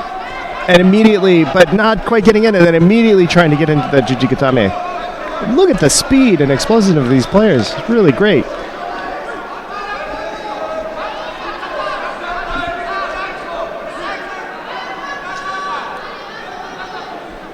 Burgos really playing very intelligently. Really has got to move Aseri around. Cannot afford to let Morocco just stand. He's making him move, making that mass work to his. False attack on Burgos' part. I don't buy that. I think he's really trying.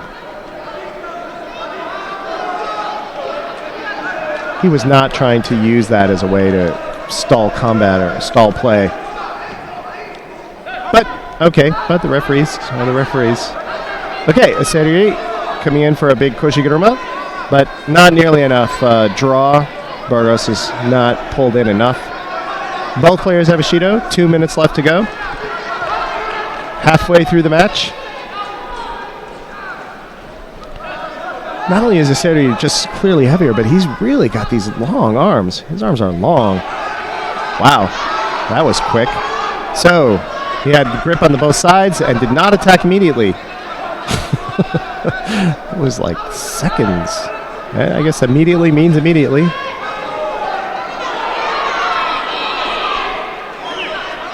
So, Aseri now has 2 Shidos. Now both players have 2 Shidos, and Burgos got called for... He was being driven down.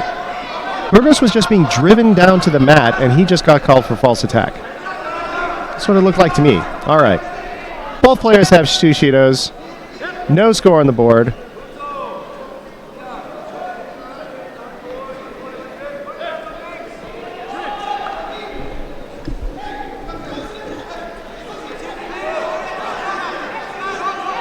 .127 left in the match. Burgos, I would advise him to circle a bit, not get caught in that corner. There you go. Ugh. See, he's got to come in much more. He's staying out to the side with that Sewanage. Oh, pinned! Driven down by Aseri. And now this is a challenge. This is one, of course, favorite feature among the heavyweight categories is, get that pin and really take advantage of your mass. Okay, Wazari. Aseri now has the Wazari. Less than 10 seconds. 3, 2. Nice. Nice pin. Nice fight on Burgos' part, I have to say, though. Really, really well played. Did as well as he could. Really moved around and really attacked Aseri. Went after that. Went after that opponent. But Aseri did a good job of keeping scores on the board and will advance to round 3.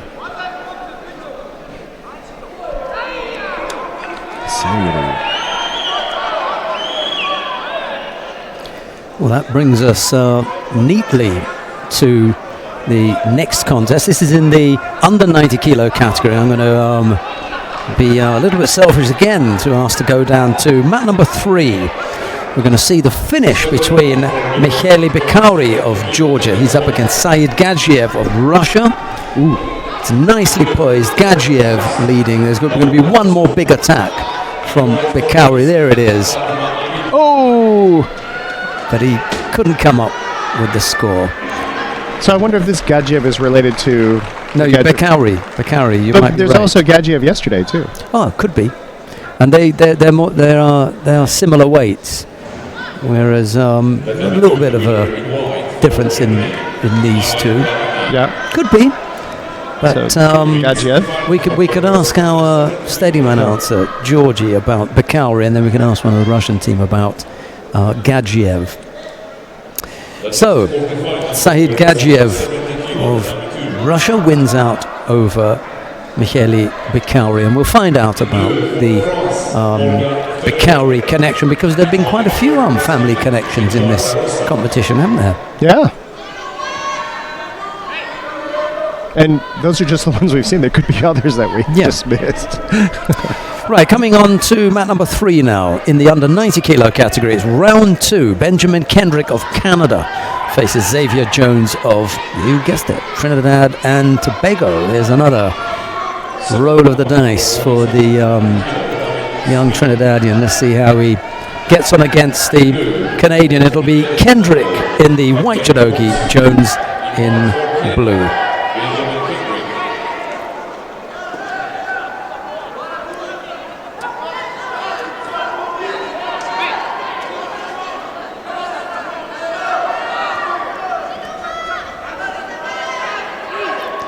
No coach for Jones. His back number didn't turn up in time. So lack of a back number means lack of coach. Almost caught there with that little Ashy was, huh? And then Kendrick just giving Jones a bit of a push there. I like Jones's posture.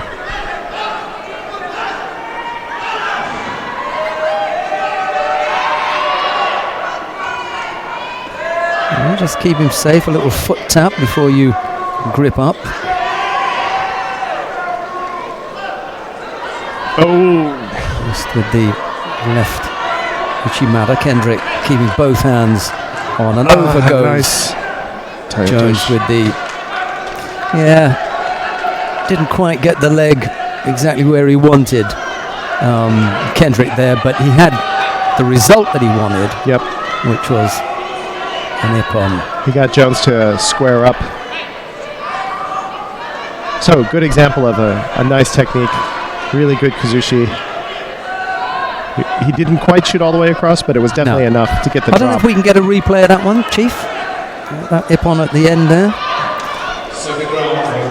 Wasn't quite what Kendrick had intended as far as the execution of the technique was concerned, but it's certainly the result. Yeah, the effect was good.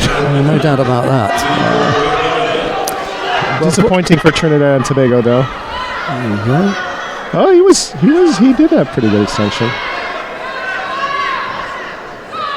At the end. At first he stepped in between, but then he stepped it in across again. See, let's if we just freeze it right towards the end there and see where that left leg lands. See? Oh, there, right from the beginning, actually, it goes there. It's in the right position from the beginning. Watch. See, step in the middle and then there. Across. It's the second stab. It's the second stab. The second stab is perfect. Right. The first one he gets in the middle. The second one as he goes across. It happens so quickly. Yeah. But the second one is a perfect finish. Yeah, it's really right. Nice. Who have we got on the mat now? Enrico Bergmaleli of Italy faces Akram Buranov of Uzbekistan. It's Bergamelli in the white judogi, Buranov in blue.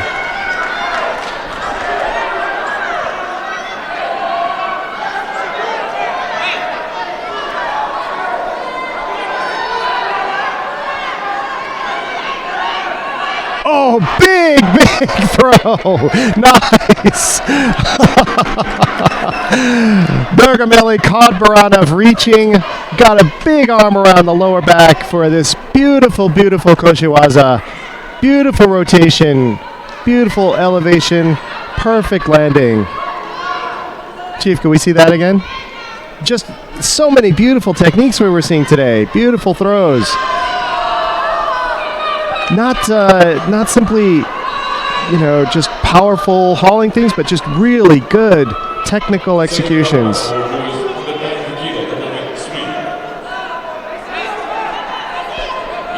So, he's going to reach. Oh! And then Italy just really takes the opportunity to just pop in there. See, look, he's going to reach around with his left hand. And then to go for that bear hug.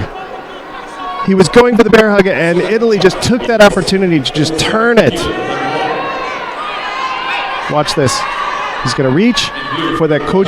Oh, really nice. It was actually a poor timing on Uzbekistan's part.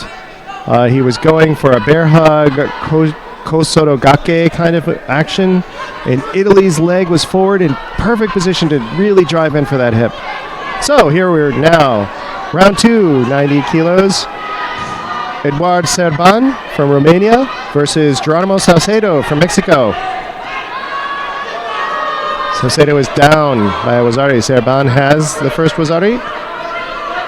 This 90 kilo match, 198 pounds.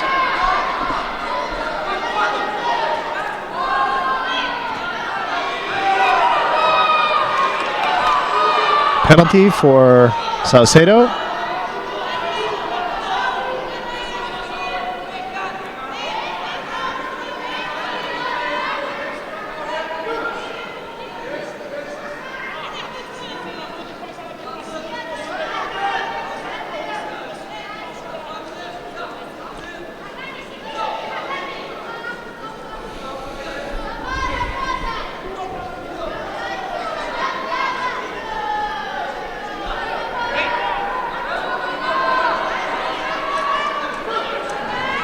Serban obviously taking a more relaxed approach at the moment because he's ahead by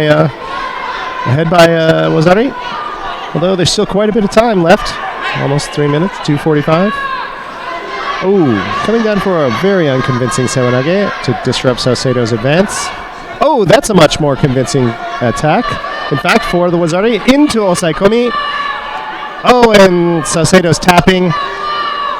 Serban was putting tremendous pressure on his upper body, squeezing. Oh, and Salcedo's hurt. Salcedo is injured. So they're going to be taking care of him. While they're doing that, let's go to mat number 1 while they take care of that. Where we have Marie Kamps applying a Shimewaza to Nikoleva from Russia. But it's across the chin. So here we have this plus 70 kilo match. 149 left in the match. Kamps from the Netherlands, up by Wazari. Versus Alexandra Nikoleva from Russia. Kamps in white. Nikoleva in blue. In case you couldn't read the back patch there, right at the camera.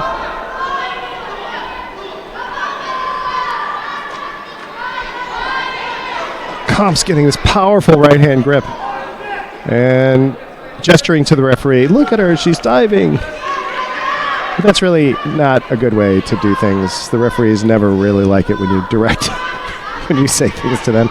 So that's a feature of judo competition in case you're new to judo. There is no direct communication between the players and the referee. You are not allowed to talk to the referee. You are not allowed to communicate anything to the referee. You definitely do not argue anything with the referee. That's a quick way to get disqualified. There's just this very carefully maintained distance between the officials and the players. It is a very powerful component of judo culture. Ooh, nice! Getting that shimewaza, trying to get under the chin, but Nikoleva able to hold it out. A lot of power in these two players. Just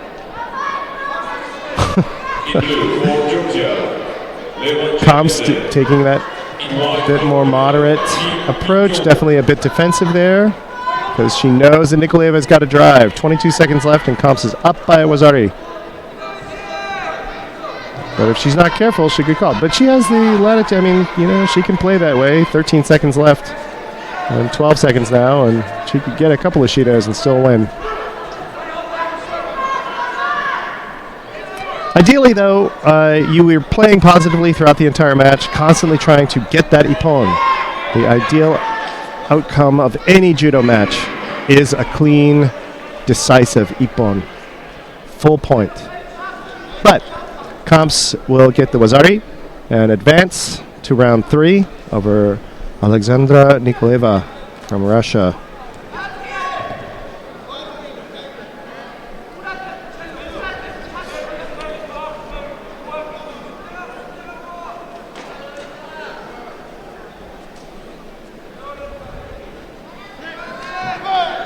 Okay. Second round for girls over 71.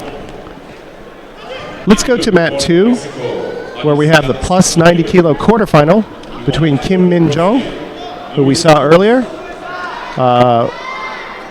facing Levan Chelija from Georgia. No score. 3 minutes, 10 seconds left in the match. We saw a beautiful throw by Kim Min-jung earlier. Nice Tomonage! Oh! And Chelija just does a one-handed cartwheel, which is a terrific risk. So much force and torque is involved in that you really run the risk of hurting your arm. But beautiful Tomonage on Kim Min-jung's part. That's the kind of entry and elevation I've been talking about that we don't see very often with Tomonage, particularly at the upper weights, but that was gorgeous. Okay, Chelija coming in for Kosotogake, I would say. Small outer hook, but Kim turning out of it. No score. Neither player has a score. 2:30 left in the match.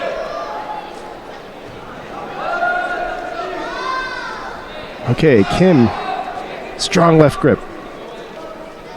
These small pulls, they don't look like much, but with this weight and this mass, we could generate tremendous power.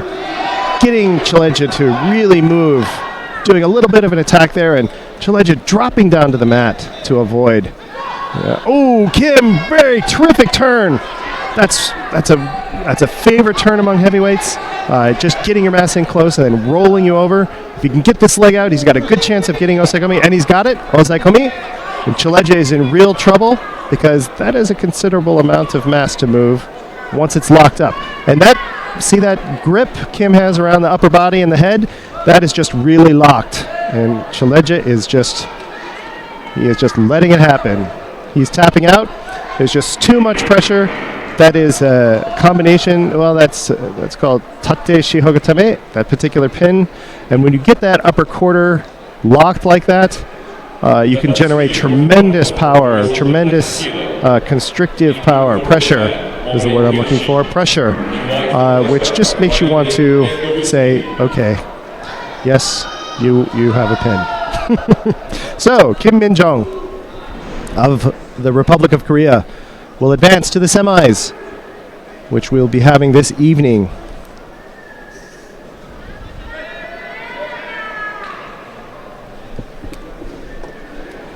Okay, so the next, we'll stay on this mat, and we'll see the other quarterfinal of the plus 90 kilo lower bracket. Jonas Schreiber from Germany versus Ömer Aydin from Turkey. Jonas Schreiber. Quarterfinal for boys over 90 kilos, number 2. In blue for Turkey, Ömer Aydin. In white for Germany, Jonas Schreiber.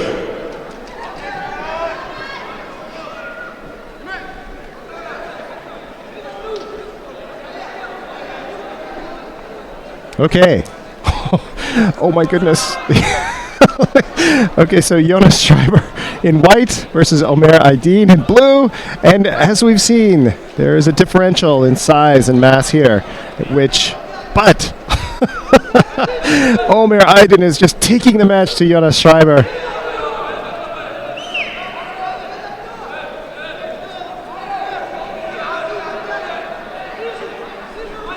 Schreiber must be well over 6 feet tall. Ömer Aydin, no small young man himself. I mean, these are all young players. 17, I think, at the oldest.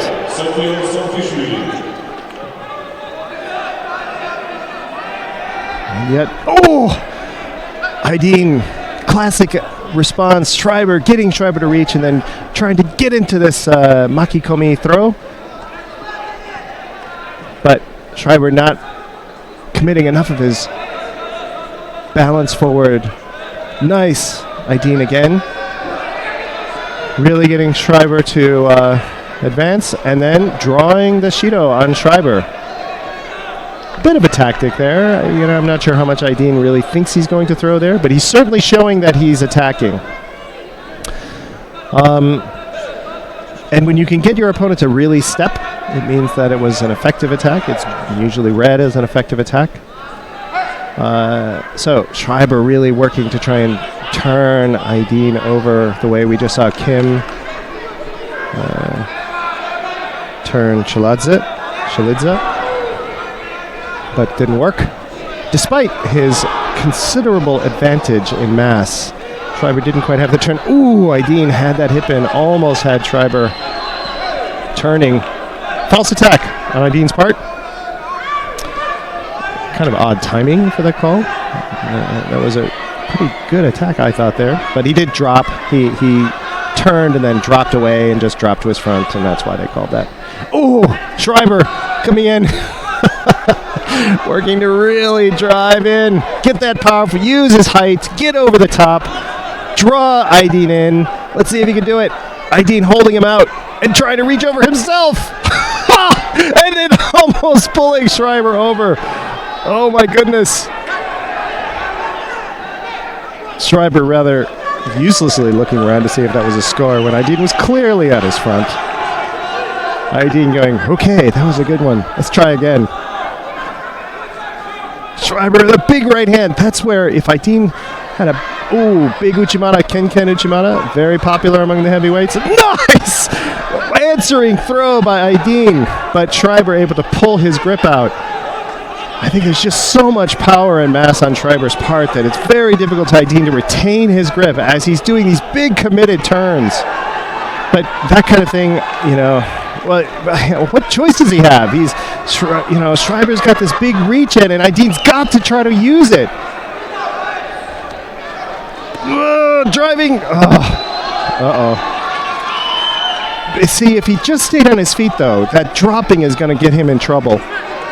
If he does that much more, he's going to get called for a second false attack, which would really be too bad. See, drive. Nice! That's what I'm talking about. Keeping his feet and driving and making Schreiber come around. That's clearly much more effective. Now watch, he's going to call one false attack. Okay, calling Schreiber for a second Shido with 1:15 left. Schreiber coming in. Second Shido for non-combativity because Aidin is just really dictating the attacking pace of this match. Ooh! Schreiber working to get this. Oh, got the turn, but Aidin turns it himself. And which one is going to get it? Oh, both of them turn out just in time. Okay, I get excited by that because if you have not played people of this mass, then it's really can be difficult to understand how much power and you have to deal with. And so, nice big Ken Uchimata. But when they're turning like this and really working for that pin and they're driving against each other, it's just an enormous amount of energy to deal with. Okay, that was weak. That should be a false attack right there. If I were the ref, that's what I would call. But they're not going to call it. Oh, maybe they are. Yes, they are going to call false attack. Okay. We are in accord. Myself and the officials. Schreiber coming in, the big overhand grip. Uchimata too shallow. Trying again. Oh, Ashiwaza. Oh, Aidin turns into it. 19 seconds to go. Schreiber trying to turn Aidin to get the pin. Oh, he's got it. He's got enough of his shoulders turned to get the pin. Oh, and we can see now his hips turning. Aidin, tapping out. We can't see it from this angle, but he's tapping out. Beautiful. Oh, that was a terrific match. Really well fought on both sides.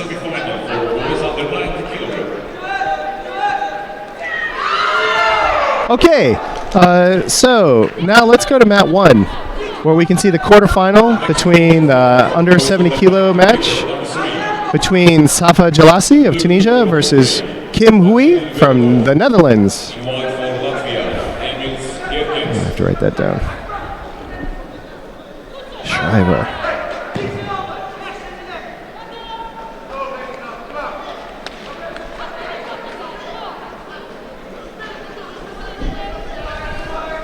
Okay, looks like Jalasi maybe got poked in the mouth. No score, just under 3 minutes. Jalasi has a Shido. Wow, so these women are just under 154 pounds, but compared to the match we just saw,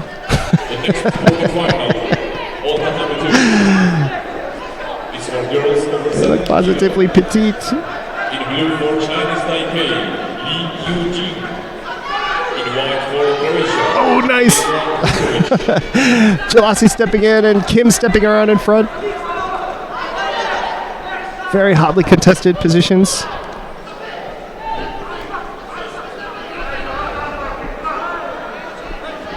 Jalasi is the first seed.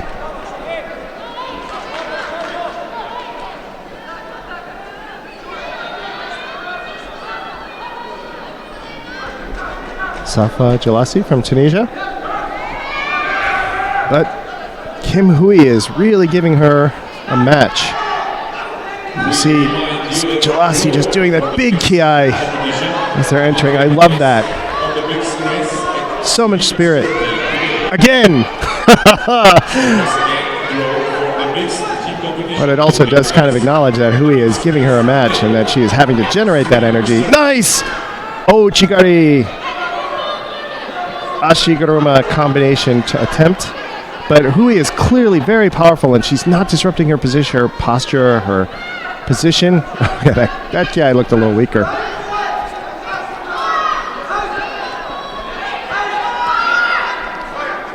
Hui in for this nice Wazari, big Surigoshi, and into Osaikomi, Kezagatame. Jalasi's in trouble. Oh, she's really in trouble. She's tapping. Okay. Giving Hui the match. Nicely done. Kim Hui will advance to the quarterfinals.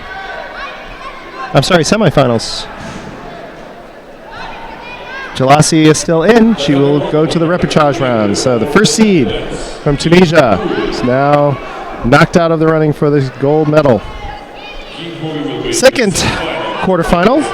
Milena Silva from Brazil versus Rizu Matsumoto from Japan. The next quarterfinal for girls under 70 kilo. In blue for Japan, Matsumoto Rizu. First time we've seen either one of these two. Milena Silva.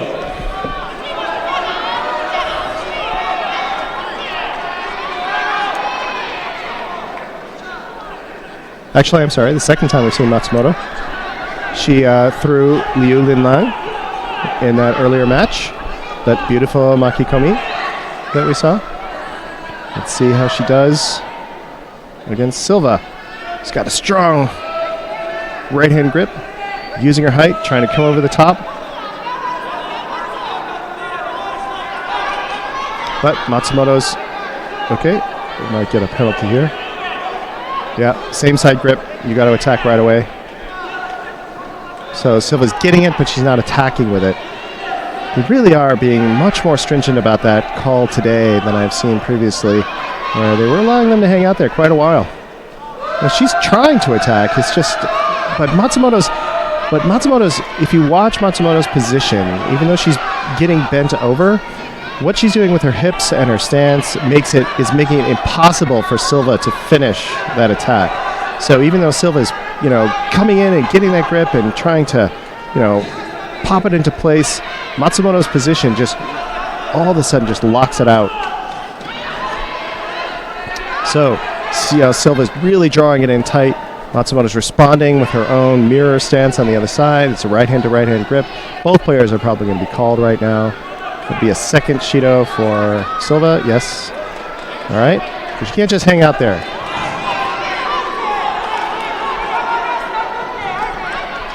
2:46, long way to go. Minute 14, minute 15. Okay, changing it up. Silva trying to come in for that Osoro Makikomi. This big side cutting winding throw. Matsumoto doing what she can to shut that out and get her own grip established. Here we have the Kenkayotsu situation. And Matsumoto, see how she's driving her hips just back enough.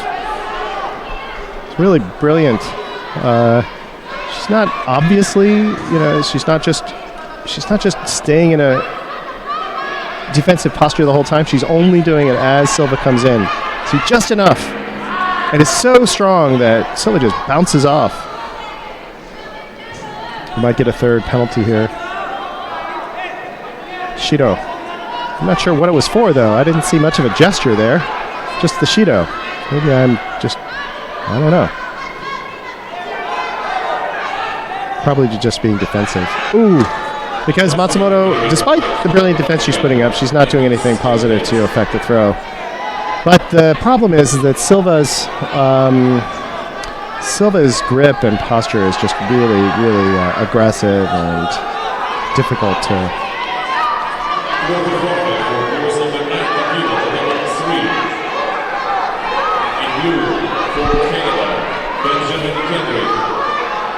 We're going to have a couple of guests in a little bit. Nakaya and the two players who were in that amazing golden score match yesterday. Nakaya and the player from Poland.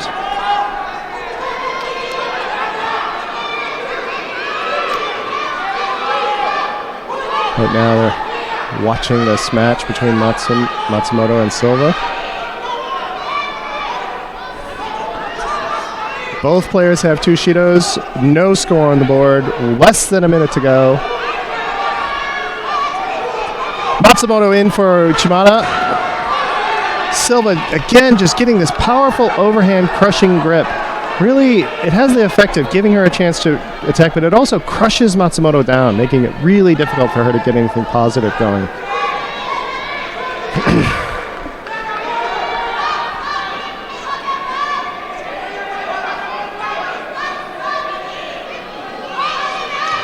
Okay, now Matsumoto's got more of a chance. Silva, I think, has gotten tired and is not able to try and get that sort of dominant position. Oh, but she comes in again and lets her have it. Oh, almost.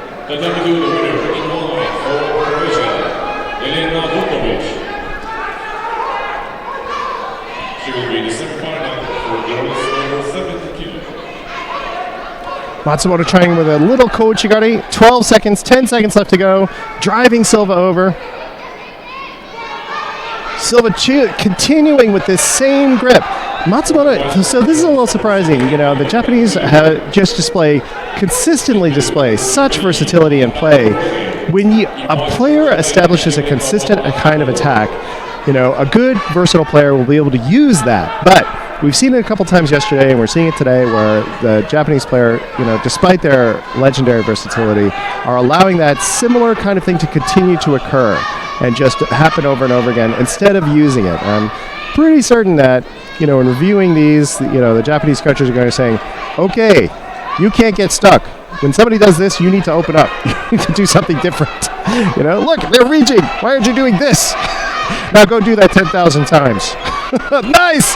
Oh! Okay. Matsumoto trying to come in for, I think, Haraigoshi. But Silva countering with a really nice Tani Otoshi. Coming back for the Wazari in golden score. Can we see that exchange? After a long, hard-fought regulation period match, 23 seconds into the golden score. Wasn't the biggest, most dynamic thing, but it's worth looking at.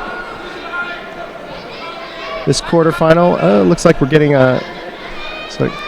while we're looking for that replay, the referee may also be getting some direction. Yeah, that's direct. Great, straight back. So, let's see how... So, Matsumoto's coming in, Haraigoshi, and then Silva takes her back. Yeah, straight back. Now, the thing is, Matsumoto did land on Silva first. Silva hit the mat first, and Matsumoto was in her lap. That might raise a question. If the other player makes contact with the mat first, then the subsequent contact is not valid.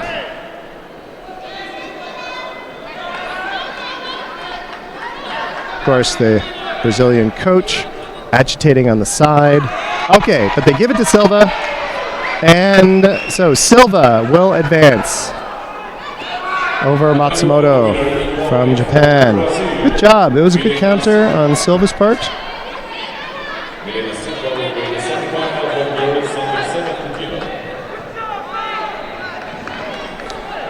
Okay, so the second quarterfinal.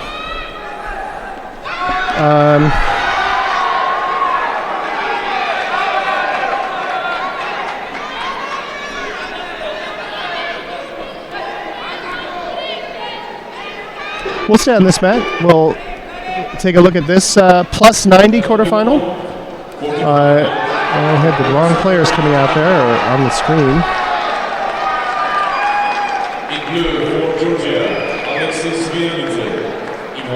Okay, now here we go. Plus 90 quarterfinal between David Babayan of Russia, who is the first seed, versus, we saw this earlier, this Alexei Sviadnidze from Georgia. Okay. So one of the things that's terrific about these international competitions is, we have these matches between people from different players where countries may have a lot of history, but, the play between the competition between the players is really, really good. I'm just concerned about the judo. We can get together and we can play judo and we can play one another and just generate all this respect despite what may be happening in the wider world. He will be in the semifinal for boys under 90 kilo. Not such a great disparity this time, but still some. The last quarterfinal. I'd say I'd give Babayan the edge in mass and reach. Sviadnidze. Don't be fooled, though. These are both respectably sized men. They have to be over 90 kilos. And I'd say both these boys make that mark. So, Alexei Sviadnidze having to move around Babayan. Avoiding what Babayan's getting. Babayan really driving for a powerful grip. Sviadnidze trying to get a grip early and move him around, get that mass moving. And that's the trick. If you want to throw somebody this big, you've got to get him moving. And you can't just, if you weigh less, you're not going to do it by force. The classic lesson that Kano Shihan taught us all is that if your opponent is bigger and heavier, you cannot just push against him. You've got to use what he gives you. I think Babayan almost sat on Sviadnidze's head there, but seems to be okay.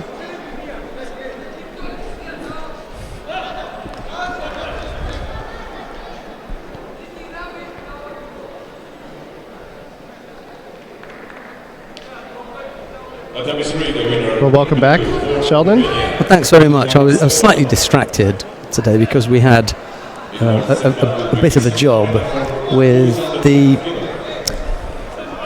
marathon fighters from yesterday, and they are 10-15 feet away from us now. Just a pair of them. They're just walking around together. Yeah, swapping emails, and they can't walk 5 or 10 meters without being stopped. Please and take everywhere they walk, they're just being stopped by, just so many different people. Well, that match is going to be famous with them. now. Yeah. And they look like they're having a ball hanging out with each other. Yeah, Japan and Poland. Instant stardom, and they're laughing and joking, and now that they're recovered, they really cannot walk just a few meters without people just shaking hands with them and wanting to have their pictures taken with them. Are they going to join us up here at all? Well, they were up here for a moment, but the configuration of the studio won't allow the kind of chat that we want, and I don't want to put One of them, Nakaya Haruka in a difficult position because her English isn't, super, and it's a little bit tricky for her. Whereas with Natalia, and these are all younger kids. She speaks very good English. I mean, we can get out of Nakaya who her favourite competitors are and how she feels and that kind of thing, but it would be a little bit stilted, and I don't want to embarrass her with the cameras on. So I thought, very considerate. Let's we'll leave them. Yeah. Well, we've got 2 more contests to come. One on the mat now. No, a couple. There are a couple left there. David Babanyan of Russia is up against Alexei Zvianidze of Georgia.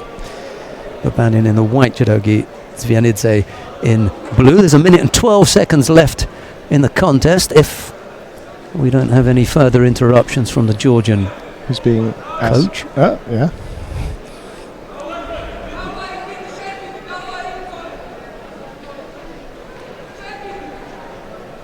One of the coaches who'd been asked to leave was kind of lurking behind the barrier, so they asked him to leave, and we're back underway.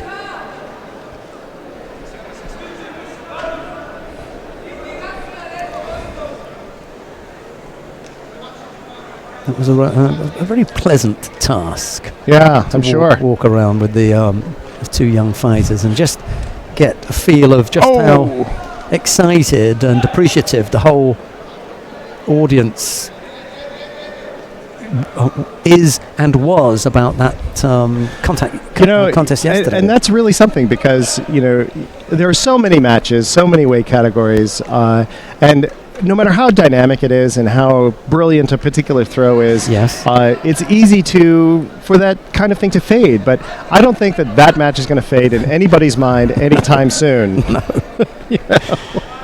Just because of the tremendous heart. It was like a Rocky movie, watching those 2 go and go and go. It was amazing. Yeah, I think you're right. There was this, there is this feeling that something special happened, and we're not necessarily talking about the quality of the judo. We're talking about the depth of spirit, courage, and bravery, and just sheer tenacity of the pair. There's the third Shido, unfortunately. Yeah, and Zvianidze, I think he was trying. I mean, it's such a challenge to fight uphill like that. Yeah. And that is a tremendous hill to fight up. I'm no pun intended. It's just like, but you have that kind of mass differential, and you're struggling against that. That's a lot. I think we've got 3 more contests actually. This one, which is Leonardo. Yes, I think so too. Santana, who faces. We saw. That was quickly done. Yeah. Wazari. So here. That Maki Komi. Yeah. We've seen that a few times. Siyiri goes over. From Morocco. Well, that's the big man's throw, isn't it, really? It is. Maki Komi. Yep, it is. Yeah. And then we've got a couple of contests to follow after that in the plus 70 kilo category. Before we take a break, and it's only 1 o'clock, we're going to have a nice long break now. And the sun's shining. It's quite chilly outside, no pun intended again. I'm trying to avoid that word. It's cold. I'm just going to go for cold. It's cold outside, but there's bright sunshine. And they have time to take a little bit of walk and get a bit of the flavour of the locale. Well, a city from Morocco over Santa Ana. It was the other way around. From Brazil. It was Leonardo. I'm sorry, Santa Ana. Santana. Yeah. From Brazil over Asiri from Morocco.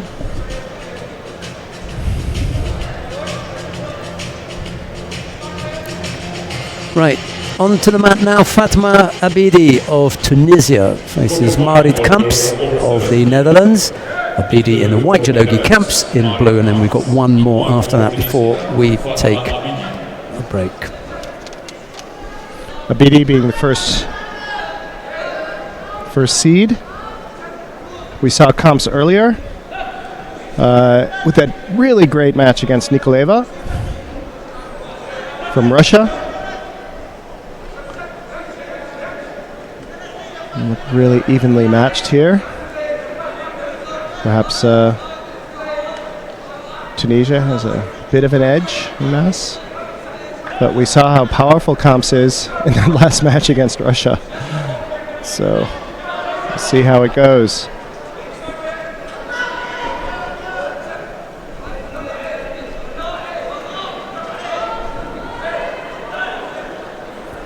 Abidi really good at getting this grip and drawing Kamps into a compromising position.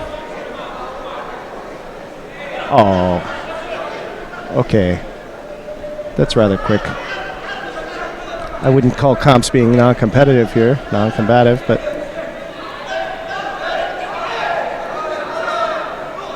takes, as I was saying, you know, and you're fighting uphill a bit like this, you know, it takes a little while to get things going. It's hard.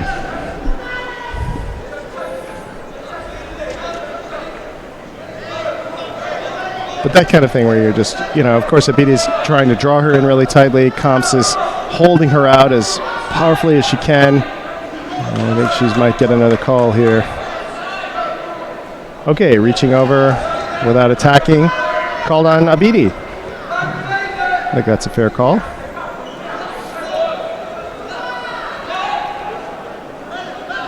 Nice, see there she's coming in now, trying to attack. Coming in for that El Soto.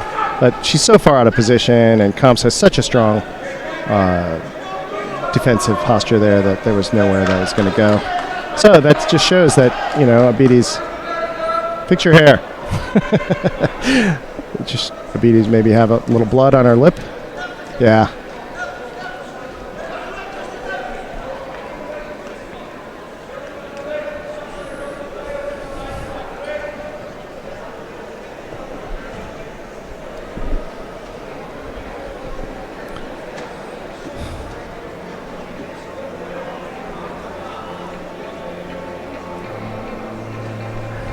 A short break whilst Abidi gets that tidied up. In the meantime, Luisa Cruz of Brazil waits to take on Sofio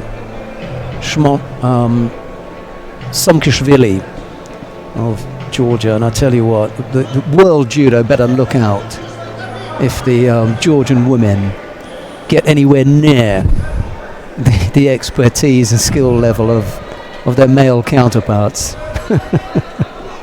Yeah, that's going to be tough.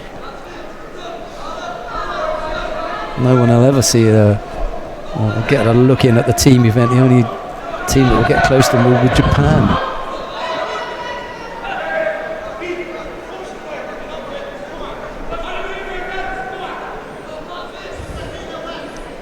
Okay, back in action. Abidi trying this makikomi that we've seen so often at this weight category, men and women. Because using one's own mass to accelerate your opponent's mass is a very smart strategy, very effective, efficient way to do things. Okay, going for that kata tejime, but not quite getting it in.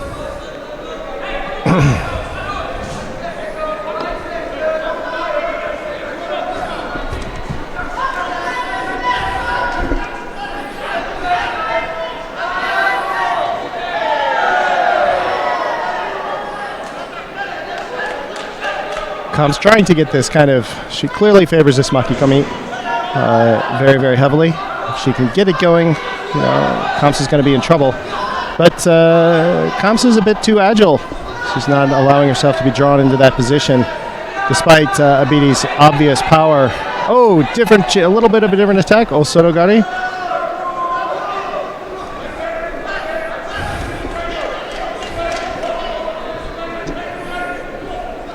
Defensive play on Marit's Kamps' part. 2 Shidos now. Cannot afford a third.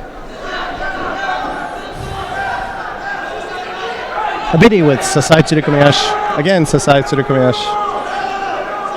Not so much trying to get the throw, but as to get Kamps to step in a particular way. Of course, if it worked, I'm sure that Abidi would have really driven it as well.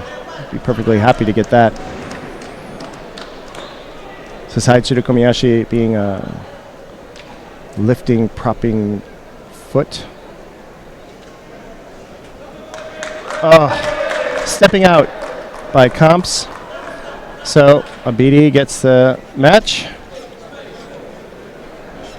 Again, that particular penalty I always have some trouble with, unless it's clearly somebody avoiding play. There's just so much dynamic movement around the edge of the match that being concerned with staying inside the square, I think, is more of a distraction. Anyway, so moving on to this plus 70 quarterfinal between Cruz from Brazil versus Samkishvili of Georgia.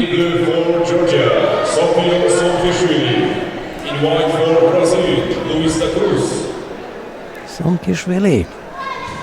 I wonder if she's going to be able to bring it home for Georgia. These are twins, aren't they, as far as the body shape is concerned? Look, totally evenly matched at this point. Except for rank.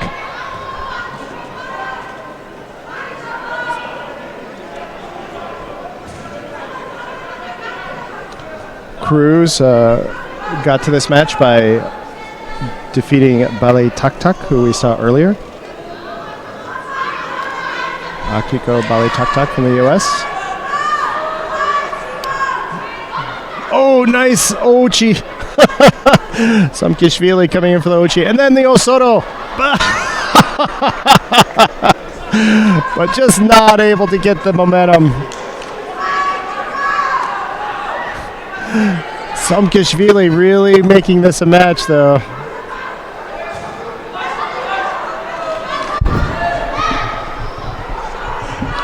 Cruz with some light little Ashiwaza attacks there. Let's see if I can get her to step a bit. And then come around for the Makikomi, but way out of position. No way.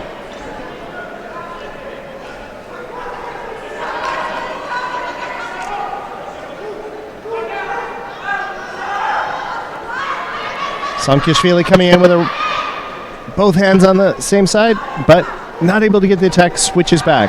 Very smart. Not getting penalized for hanging out on the wrong side. Okay. Cruz trying to get a little bit of movement going. Yeah, another big Makikomi. Trying to straight down, unfortunately. Cruz easily steps around and just draws them down, yeah. Just straight down. I think Cruz has got some good ideas here, but Samkishvili's, if there is a differential here, it's definitely inexperience. I would say Samkishvili's just got more experience, and you can see it in the way she's playing. She's able to get this movement going a bit better. Oh, nice little pop with the Ashiwaza there by Cruz. Oh, Chigari by Samkishvili, but Cruz is just leaning too far forward. Ah! Okay! Ouch. Oh. Got her knee out in time. Would have been painful. Yeah. Why did she stop that? Stepping out? Got penalised for stepping out of the area. Stepping out of the area while she's attacking. Well, it was just before that. She got called for stepping out. I don't think they did, though. I don't believe that they did. And she certainly wasn't doing it to avoid anything. She was playing. She was in the middle of a whole sequence of attacks. Okay, here we are.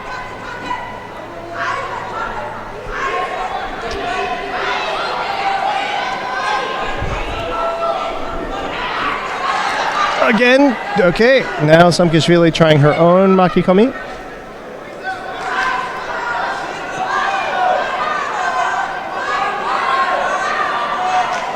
I think feeling the strain of the match there.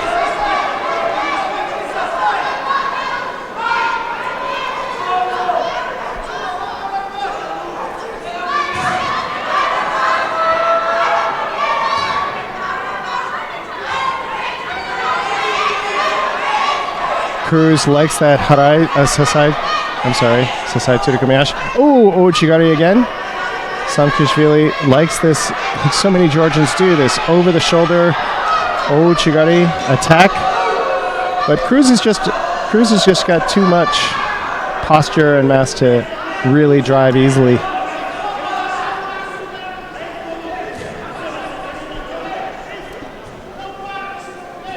Oh, a little more blood here, and this on Cruz. Samkishvili will get a chance to recuperate.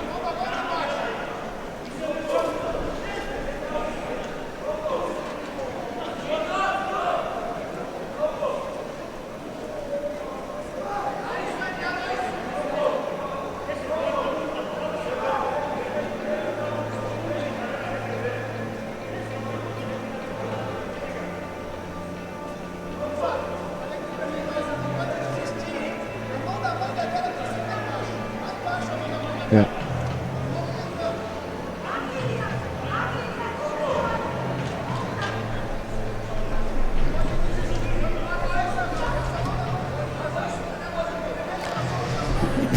It's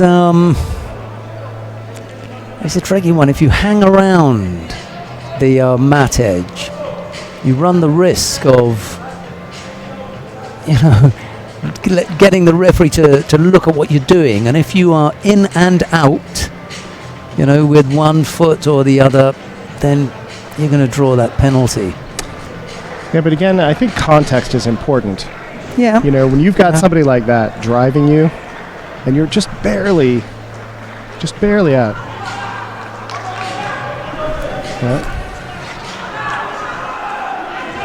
Cruz is and again, way back to the tatami. And actually, I need to go back and I need to find the rule and actually read it and see if is it about avoiding. It's about stepping out to avoid play. It's not just stepping out. Well, that's one way that you'll be penalised in avoiding an action. But I think there was also, and for a very long time, attempting to throw your opponent. She's going to score here. Yep. Nice. Attempting to throw your opponent whilst having a foot or both feet outside the competition area. Right. It's also a penalty. Which he did.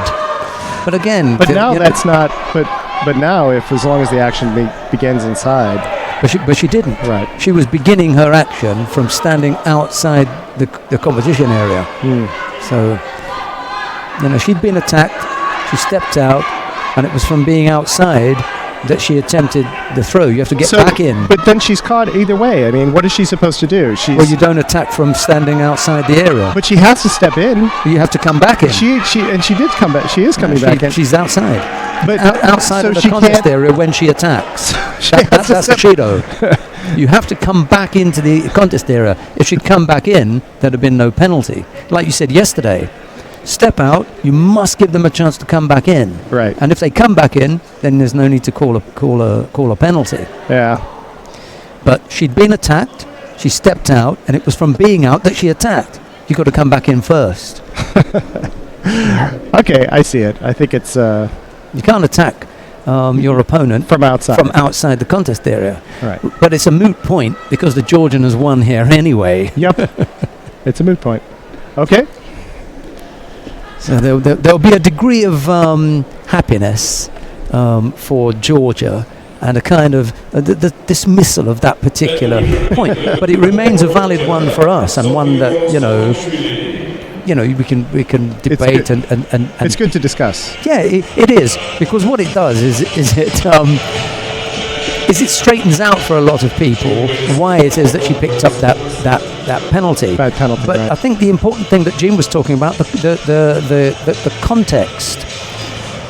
She would have come back into the area after that attack, and they could then have continued on, and maybe it would have just gone on. Would have been fine. Undone. Right. But then, we would have had the Brazilians coming over afterwards because of the loss and saying, hey, during this this action, this player stepped out of bounds. Stepped out of bounds. Attacked from out of bounds. Attacked from out of bounds, and she wasn't penalised. And her foot was out of bounds. And her foot was out of bounds. Left foot was out. You know, so what do you do? Yeah. Now they can't bellyache about it because we've given the penalty. She then later came up and threw her anyway. So, so it's all good. It's all good. No controversy. Now, we've had the 4 weight categories. I've not been filling in the sheets, but the really good thing for you is that either on ippon.org or judobase.org, you can catch up on exactly where things are and what stage of the competition we are at.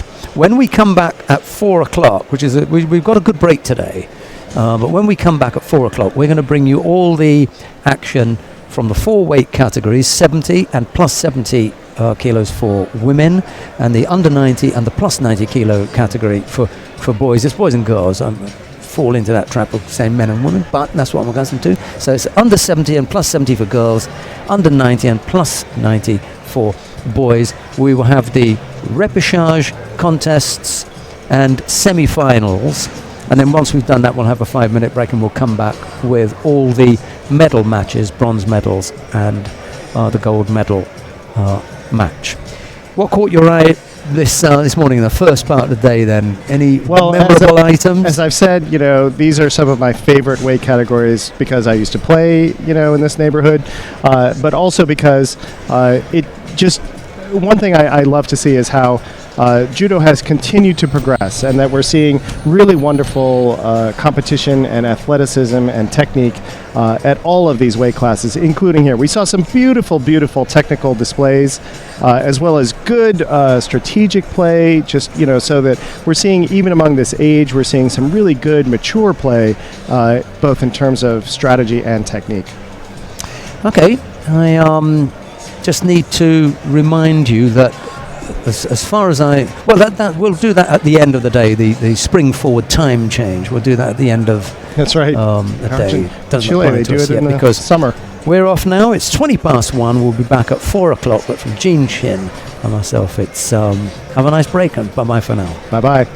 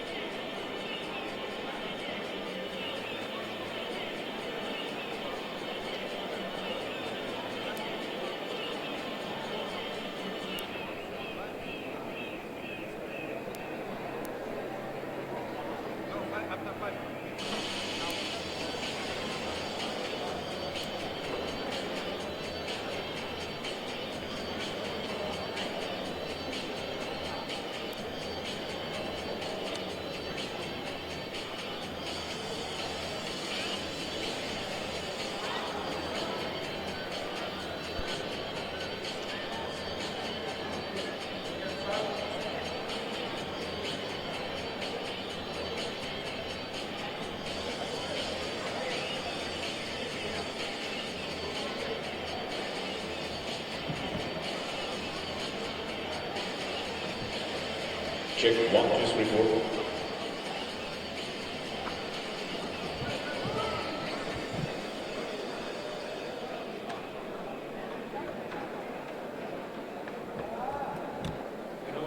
Ladies and gentlemen, we're about to begin the first ever mixed team draw at these Judo Cadet World Championships. To conduct the official and technical aspect of the draw, please welcome IJF Sport Director, Mr. Armen Bandazarov.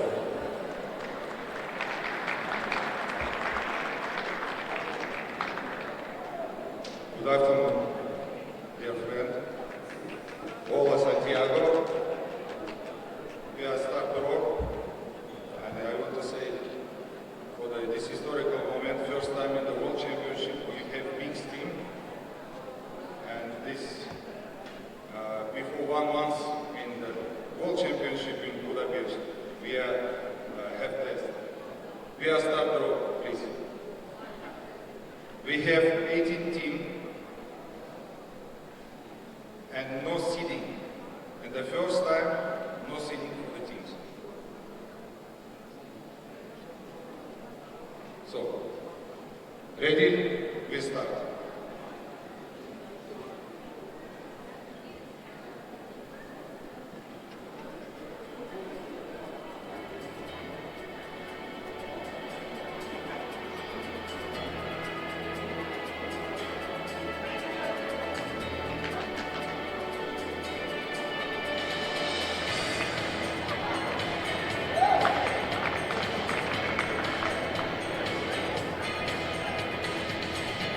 All team, good luck for the tomorrow. I pass follow Lisa. Now, ladies and gentlemen, please welcome the IJF Competition Manager, Dr. Lisa Allen. Good afternoon, everybody. It's a big pleasure to be here with you all for the draw for the mixed teams. We have the categories. They will compete in the following order: 44 kilogram girls, 55 kilogram boys, 52, 66, 63, 81, plus 63 and plus 81. We will start tomorrow the prelims on 3 tatami at 11 a.m. with the final block on 1 tatami at 4 p.m. We will have only the medal contests and the awarding in the final block. This evening there is no back number check. Those athletes that don't have a back number can get it tomorrow morning from Judo Control. Tomorrow morning there is no random weigh-in. The weigh-in will take place this evening in the usual locations: Hotel Plaza El Bosque in MLS Condes and Aton Vitapura Hotel. The official weigh-in will start at 8 p.m. The athletes are not allowed to weigh naked, so there is a 100-gram allowance for this. The athletes who participated in the individual competitions will have a 2-kilogram tolerance plus the 100 grams. Those athletes are for the teams only. There's no extra tolerance. They must be on weight plus 100 grams. The athletes who compete today and will compete in the plus 63 and plus 81 in the teams do not need to weigh in this evening. The rules for the winning teams were available in the outlines. This is a copy, and if anybody wants further information, then they can ask me or any of my sport director colleagues, Mr. Jeong Ki-young and Mr. Emily Chosen. The prize money will be paid by bank transfer to the Federation, so the bank details will be required after the medal ceremony. Just a reminder that this evening's the clocks change. They will go forward 1 hour at midnight, so make sure everybody in your delegation is aware of this. Thank you for your attention and good luck for tomorrow. Thank you.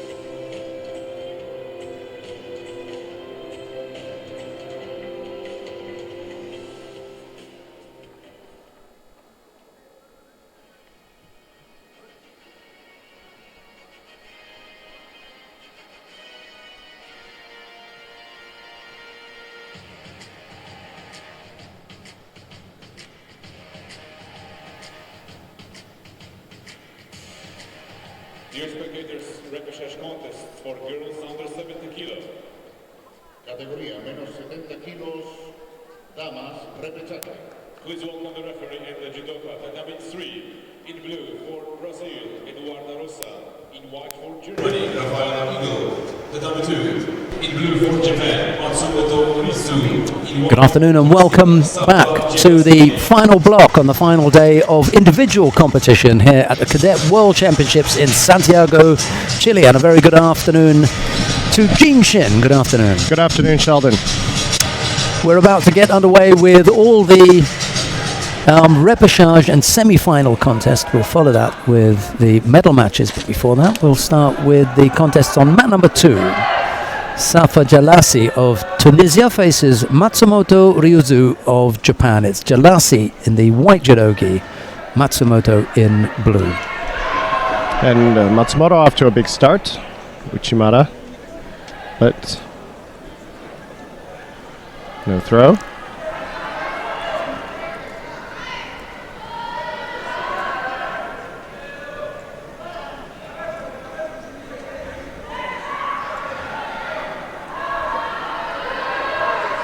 Matsumoto with a strong right stance. Jockeying to get into position. Jalasi, oh nice! Jalasi had kind of a square stance there, giving Matsumoto a nice target. Matsumoto just called for stepping out. As we discussed this morning, you can't step out and attack from outside the contest area. You have to come back in and attack from there.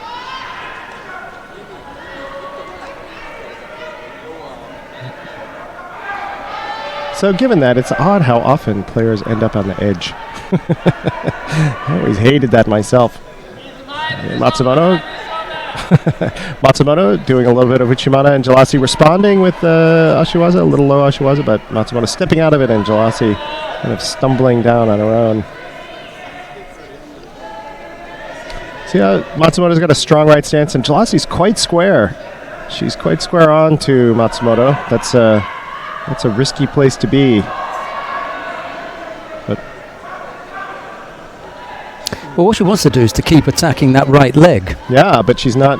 You mean Jalasi? Yeah. But she's not doing it. Yeah. But she just stood there. Yeah.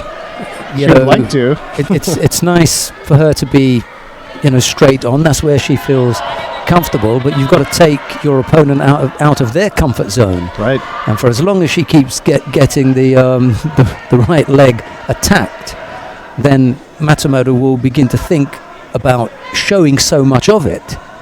But with it not being attacked, she's just going to stand there and wait for her chance to launch. She's just looking down at it. I think she's looking. Yeah, she's looking for this big left hand to come around.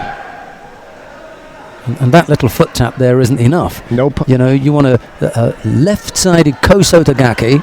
That's the easiest for Jalasi to execute. Once Matsumoto plants that right foot there, the easiest technique is left-sided Kosotogaki or Diashi Barai.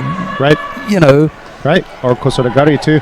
So Kosotogari, the Gaki is actually the hardest one. It's the first one I called, but it's the one where that little bit of, dare I say, there is the safety in almost throwing yourself into it. Yeah. Because if their leg's planted, they can't move a whole lot, and you lock it down and drive them over it. Right. But she's not doing it. Tani Otoshi as well. Yeah. They all come into it. There's quite a few Sutemiwaza there. Yeah. Yoko Wakare, Yoko Otoshi. Yoko Otoshi. Yeah. Ukiwaza. Let's go on naming techniques. And then the other thing that she's got to be ready for, almost immediately, as soon as that hip moves, Matsumoto, is the Uranagi. Yeah. If she's got a second step out for Matsumoto. And with her having been so dominant in the grips, it's incredible that she picked up 2 penalties. Yeah. So let's see if she's able to get something more complete set here. What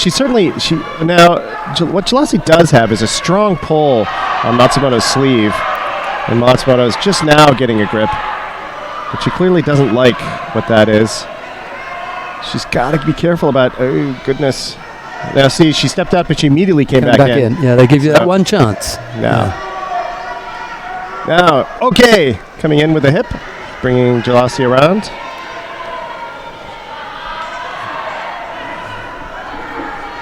Jalasi is lucky to have avoided Penalty? picking up a penalty. Yeah, I agree. Though, you know, she had one early on, and then the commission told him to wave it off. Okay. So Really got to change her tactics here because she can't sit back. She's so Matsumoto lucky to get to this point. that's right. Matsumoto trying a Uchigaki. Don't fall into that trap of No. copying your opponent. No, now here's a big Tomonage opportunity. Somebody could do a really nice Yoko Tomonage. Matsumoto's She's trying for this. Okay, golden score. That went by fast. Yeah, but she is tiring. Which one? Jalasi. Ah, At least you're getting some movement from Matsumoto, but it's not a great yeah, deal. Jalasi does seem to be winded a bit. Okay. Matsumoto driving her down. Nothing really, kind of nondescript, but Jalasi turning out of it. Spent here, I'm afraid. He's lasted the 4 minutes, but there wasn't anything left. I just feel that it's a matter of time now before Matsumoto catches her. Jalasi, yeah, Matsumoto, nice! Really pretty. See that little stutter step at first, and then into the Uchimata. That's a classic. That's a classic approach. There you go. Sheldon called it again. Excellent job, Sheldon. Sheldon's just going, I must be a soothsayer. Can we see that again? That was a really pretty. She didn't have anything left to stop the attack. No. And I think that's something that Matsumoto was looking for the entire time. Yeah. So Matsumoto will advance to the next.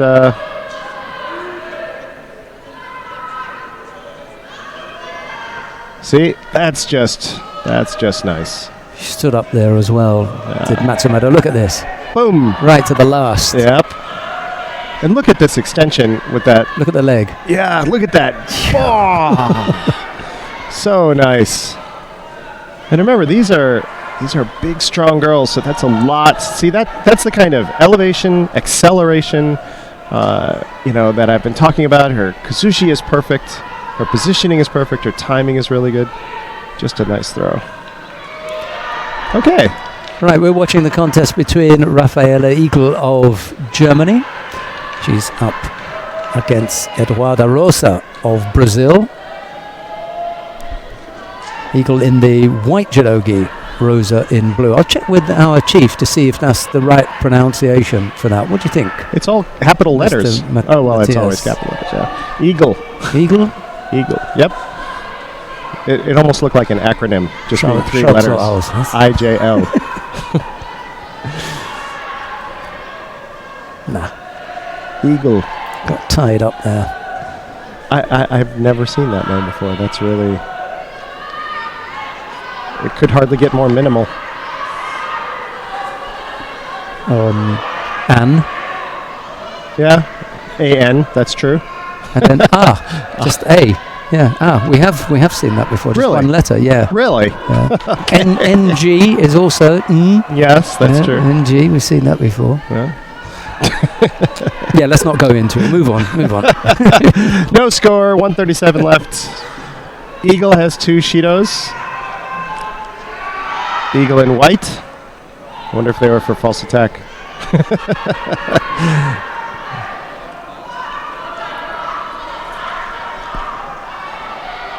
Still pretty energetic match so far. Oh, that was that. You can't just sit down. Okay, Eagle going in for the Sankaku, but not very convincingly.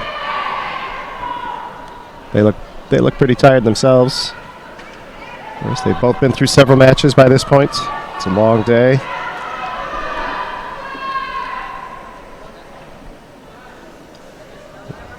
False attack on Rosa, probably for that little dive she took.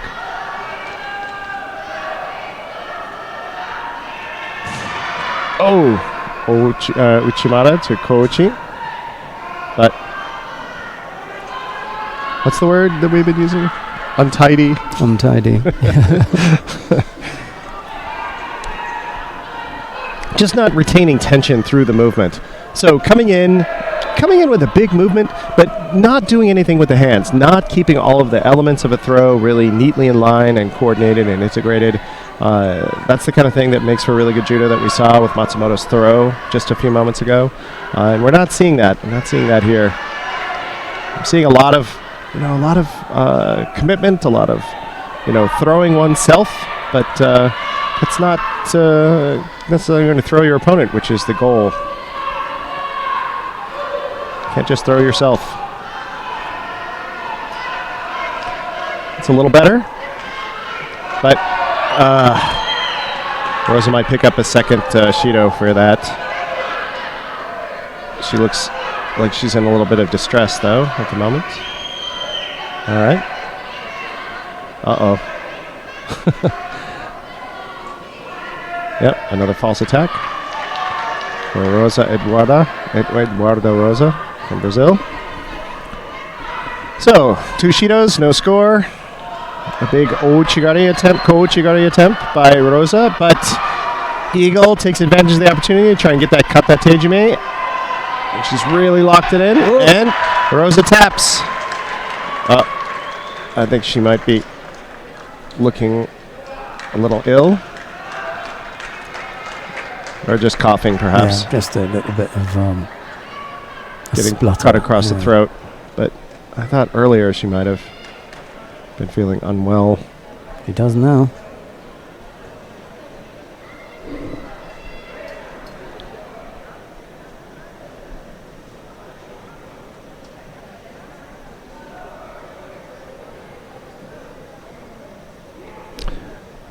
Of course, international travel can pose some hazards. Of course, she's only coming from Brazil. That's not too far. Is it a big adjustment to come to Chile from Brazil? Time difference may be affecting her. Okay. Right, Rafaela Eagle of Germany goes through to the bronze medal contest. We'll see her a bit later on. Right, we've got 2 more. Well, we've got 2 semi-finals coming up now. We're going to go to mat number 2 to see the semi-final between Kim Hoy of the Netherlands and Milena Silva of Brazil. It'll be Hoy in the white judogi, Silva in blue. Hoy. I was saying Hui earlier in the day. Okay. I didn't know how to pronounce that. That one in Hoy. Dutch. That one in Dutch is Hoy. There's only one reason. I know that. That's because I went to ask. I should do that next time. It's a little trick I've picked up. I go and ask. Hey, Kim Hoy from Netherlands. Milena Silva is the sister of Rafaela. Oh, really? No. It was the sister of Mariana Silva. Okay. And sister of Mariana Silva and a good friend of Rafaela Silva. So, and I think Rafaela is tuned in and listening to us. So we say hello to Rafaela. Hello. Oi, Rafaela, tudo bem? Oh, Hoy has got a big crushing grip there, and Silva just was at a loss for a moment of what to do, but he went off the mat. So it's all good. And we say hello to Mariana as well. Hello, Mariana. She's Bon dia. on the IGF International World Tour circuit. Any other Silvas out there we should say hello to? we might be here for a long time. Silva's pretty common name. Well, there's Alex William Pomba de Silva, and then there's Rafael Silva, the big fighter. It's a common name. Yeah. A common name. Not quite as common as Kim. No.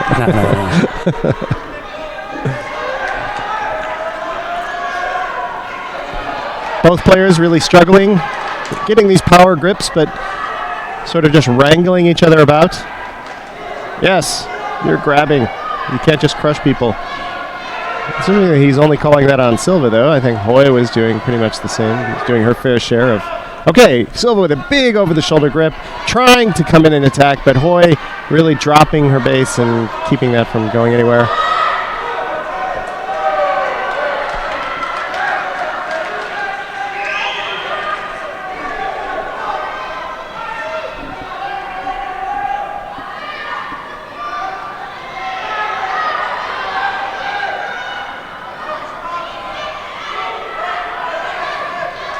Yeah, Hoy.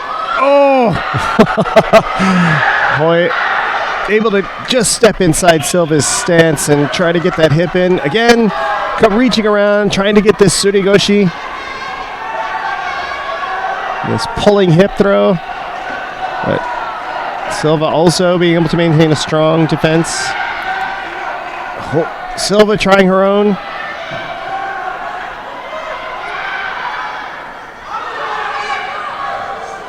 I don't know. Why did he stop the action there? They were in the middle of trying to throw.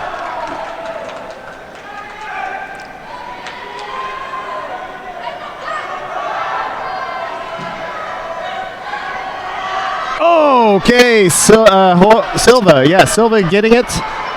Drawing it down for the Wazari.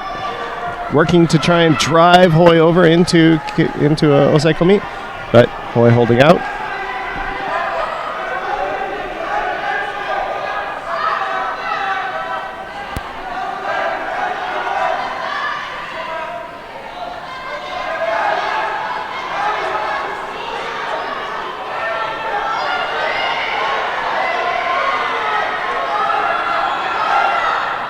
Hoy trying her own attack, but never really getting established. It's really quite a struggle. These two have they're so matched in height, in reach, and in style. Their play is remarkably similar. Both going for the same kind of action. Just have this kinkaiutsu kind of situation.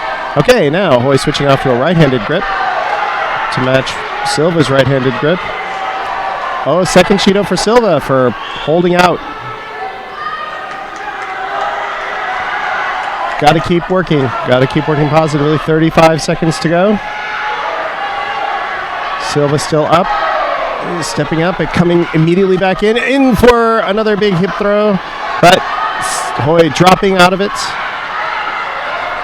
Resisting the turn.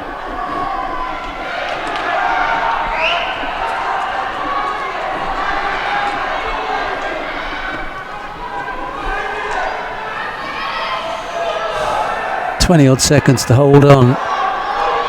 Good grip. Okay, Hoy really driving. Silva driving back and coming in. That'll be nice. It now. Yep. 10 seconds left to go. 10 seconds. Now, if Silva maintains a positive game and doesn't make any mistakes. Got to come up with another strong grip. Hoy's driving in. Whoa. You can't pull the gi right off. That only took 4 seconds. Oh, close. Hoy almost gets the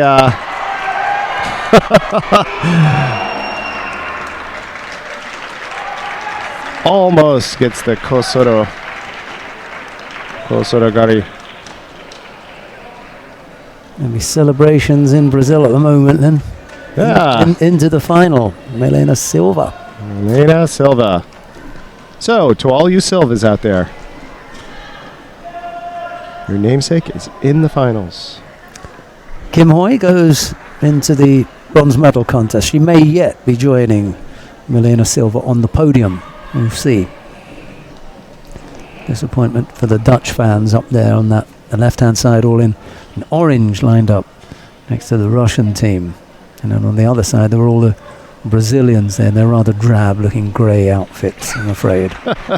Really doesn't do it for a country with such colour and spectacular sights. They've sent them out in grey. Poor effort, mate. That's up to the winner in blue for Milena Silva. So I didn't see what the result was on the other semifinal.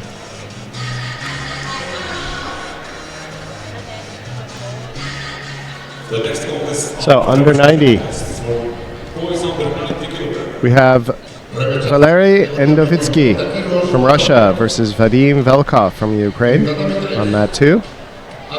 Said Gadjev from Russia versus Enrico Bergamelli from Italy. I think we should go with the Russian here. Thanks. Thanks a lot. Gotcha. Good guy.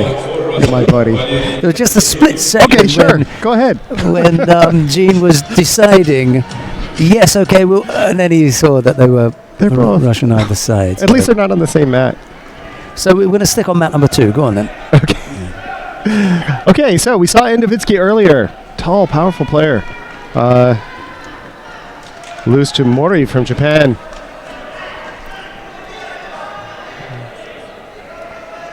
So let's see how he does against Ukraine. Again, as I was mentioning before, regardless of what's happening in the wider world, we have these great contests between young people just enjoying the judo.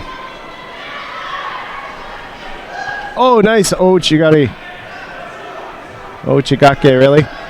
Okay, but not going anywhere. Endovitsky coming down. Velkov immediately coming down into Shimiawaza, trying to get Endovitsky to tap or choke him out. I don't think he's quite got it. So, nope. Chokes are difficult things. They've been called the most esoteric of all judo technique, and if you don't get it just right, it doesn't matter how much pressure you put, it won't go anywhere. It won't have any effect other than discomfort. And you can learn to live with that. 3 minutes to go. Endovitsky, Velkov, still no score. Endovitsky in white from Russia. Velkov from Ukraine in blue. Velkov trying something a little different to break the stalemate they had locked themselves into, but Endovitsky driving him down. Oh, can you hold on to this? Okay, thanks.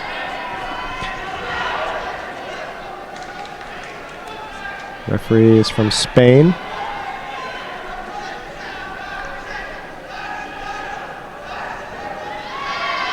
Okay, you're not allowed to keep the other person from getting their grip, so you can't hold out your hand and basically block their hand with yours and just hold it there. So that's what Velkov was just penalized with. Endovitsky then stepping in with a big shaking attack. Just shaking Velkov like a terrier. Endovitsky clearly has this huge height advantage. Not quite what we saw yesterday with Turoboyev, but still, it'd be interesting to see those two guys stand next to each other. Endovitsky again shaking Velkov down to his knees. And some more bits coming off. And here's another one. I think it might be Endovitsky has taped his fingertips. This activity is really rough on the skin. It just causes all kinds of havoc with one's manicure. Velkov has just stepped out there. Yep. Good call. 2 Shidos for Velkov. And having already collected one, a second step out was really amateurish. He was under no pressure at all.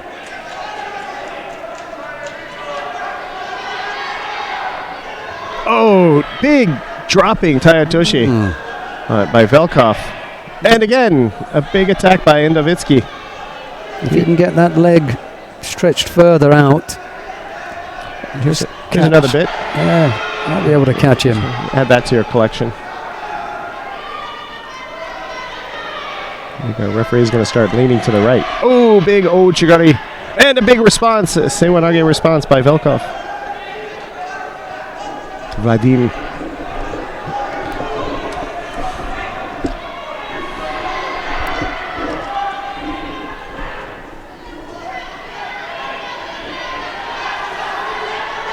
And Davitsky really likes shaking his partner up. That's a push. And he tried to attack. But for me, that one is a push. On Davitsky's part, you mean? He was lucky. You know, if we look at that in slow motion, you'll see that he just pushes him out. Oh, nice. Kuriyashi Harai. And again, trying for this Shimewaza. That's rarely called, though. You know, it's not called nearly as often as stepping out. Yeah.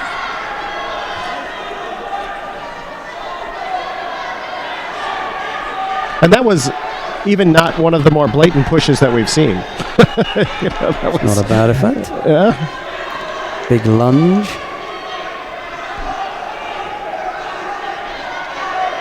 .43 seconds left. Still no score. Velkov down, or still laboring under 2 Shidos. And Davitsky really. Oh, come on. You have to know where you are on the mat. Oh, man. That's just unfortunate. You know, and it's just, if he gets called here, that's just too bad. Well, he allowed himself to be dominated in the positioning of the pair on the mat. Every time Endovitsky wanted him to go to the edge of the mat, he went. Yeah, that's true. And he was more or less just trying to keep up with Endovitsky at that point, and in doing so, he stepped out. There are 4 directions in which you could go: forward, left, right, or back. And the one direction that he didn't want to go was back. That's where he went. On 2 occasions to pick up those penalties. So I think that actually that was very, it's not, terrific, but very clever play on Endovitsky's part, getting him to do that kind of taking those missteps. I think it was very deliberate the way he was shaking him up and dancing around to the sides. Which is nothing to do with judo. He just positioned himself tactically to ensure that his opponent committed errors. Right. And the Ukrainian played into his hands by just stepping out. So not the stellar judo that we'd like to see, but that's the way it is. Not. And it's going to be an all Russia final. Oh, that was repechage. That was a repechage contest. That was repechage. Yeah. Gajev over Serban. So both the Russians end up in the bronze medal matches then. Gadzhiev. But we come now to the semi-finals in the under 90 kilo category. Mori Kenshin of Japan faces Emil Skerkens of Latvia. And then down on mat number 3, it'll be Benjamin Kendrick of Canada to face Eduard Serban of Romania. We're going to stay here on mat number 2 to see the contest between Mori Kenshin of Japan in the white judogi and Emil Skerkens of Latvia in blue.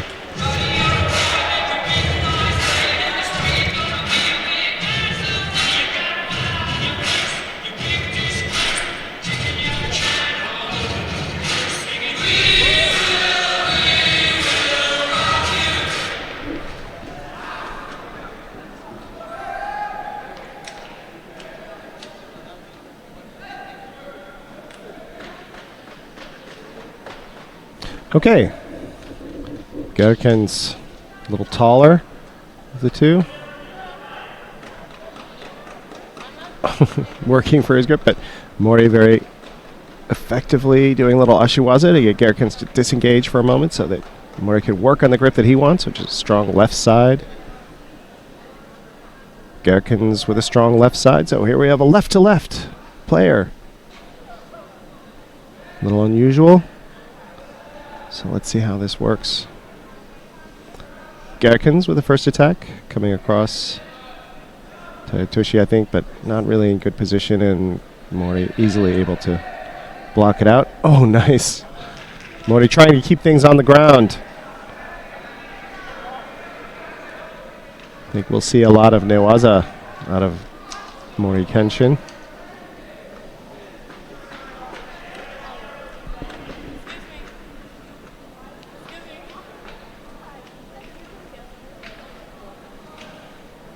Gerken's taking a strong over-the-shoulder Mori again doing that strong interior ashiwaza, trying to get Gerken's, see, kochi, ochi, de ashiharai. I'm sorry, sasai tsurukomi. Oh, nice osotogari into osaikomi. But Gerken's just able to get it out.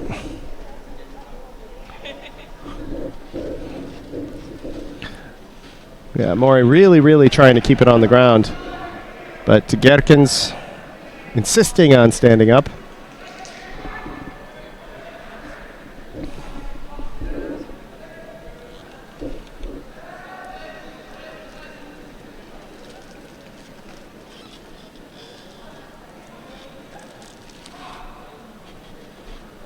Oh, nice! Mori Kenshin with a big throw, bringing Gerken's completely over, but Gerken's turning just enough to keep him from being an ippon, making it land on the side instead of a solid back. Mori working for the turn, trying to get that sankaku lock, and he's got the sankaku around the upper body. Now if he could just get around, and there, almost, the legs came out. Gerken's giving a really good fight. Struggling out of that sankaku is no small feat. Okay, he had the osaikomi, but it's broken now. Not enough time. Really briefly. Really brief, but it was close. Managed to get the leg trap. That was good defense. That's something from Gerkens. Getting out there.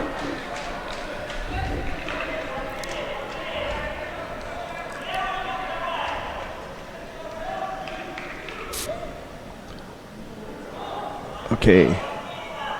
Gerken's clearly trying to catch up.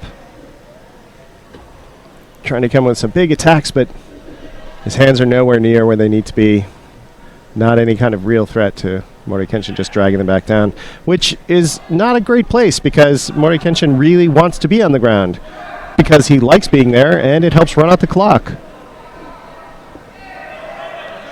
Mori Kenshin in a very comfortable spot at the moment, but you can't get too comfortable because you never know what will happen.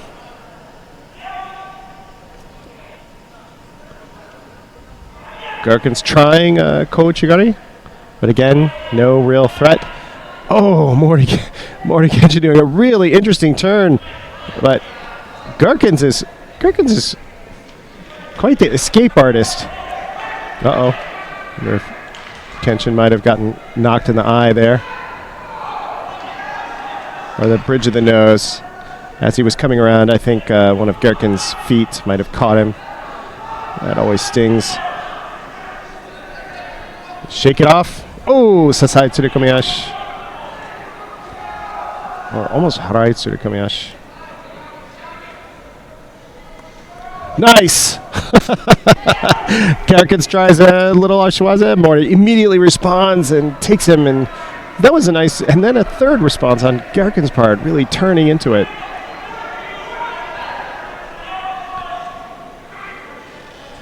Really tough. Okay, big diving throw with absolutely no chance. But he's got to do something because there's only 9 seconds left, and Gerkens is behind. At this point, it's really trying to get something at the last moment. And there was a nice little hook there. It was close. But Mori Kenshin will prevail. Over Emils Gerkens from Latvia. This will give us a chance to have a look at the second semi-final. That's down on mat number 3 between Benjamin Kendrick of Canada. He's up against Eduard Serban of Romania. Kendrick in the white, Judogi Serban in blue. There's no scorers yet as we go. Obviously not. Well, no, they could have been. They could both have had Rosari, and we would have gone into golden score. But there is no score as yet. Kendrick has picked up 2 penalties, so he's skating on thin ice, which is a nice metaphor for the Canadian, who's probably adept at ice skating. Probably adept at avoiding thin ice. They tend to be, winter sport people, don't they? Yeah. Oh, nice big diving Tayotoshi. He was the fighter this morning that defeated Xavier Jones, wasn't it? So Kendrick was, yes. Yeah, from Trinidad and Tobago. Yeah. Threw in for Ippon with that nice Tayotoshi. That was nice. Left-sided Tayotoshi. That's right. Blisteringly fast, so quick that when he missed planting his leg the first time round, it was almost there again. He was very quickly into it. I actually think that he might have been trying to use that as a way to start elevating the hip on the near side and then continuing the drive across as he drove it up. Yep. Well, I've seen that as a variation. Xavier went over anyway, so... It was very nice. It was a really good pin. Throw. Okay. Just missing out there. So Nage. Serban is looking at the referee as though, come on, what's Come that? on. That's an attack. But you can't, That was an attack. It was an attack. So, but as I was saying earlier, the athlete is not supposed to communicate directly with the referee, not even by gesture or look. Yeah, he moved him. He did. I don't know what there was the pause for. Maybe they were thinking about penalising Serban for belly aching. Nice! Big Osodo. But Serban turns out. Completely If onto his front there. So that that's a little testament to the power in Serban's upper body. He was turned completely away in the opposite direction from Kendrick, completely breaking all grips. That's just power. That's a lot of power. Because Kendrick had him tight.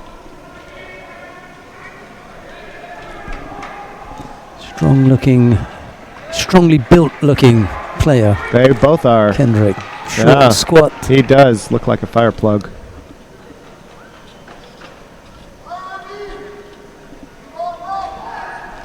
And yet, he's probably right up there, 198 pounds. Big Sewanage. But not enough tension, not keeping it taut enough to really bring Serban down and forward. He had one of those reaching Osodogari efforts before that. Yep. So 2 in a row, another one here to put some pressure on Serban. Yeah, Serban will be kind of a deficit. Got to be first, though. See how Serban's on his heels? That would be a good time to do Ochi, Kochi.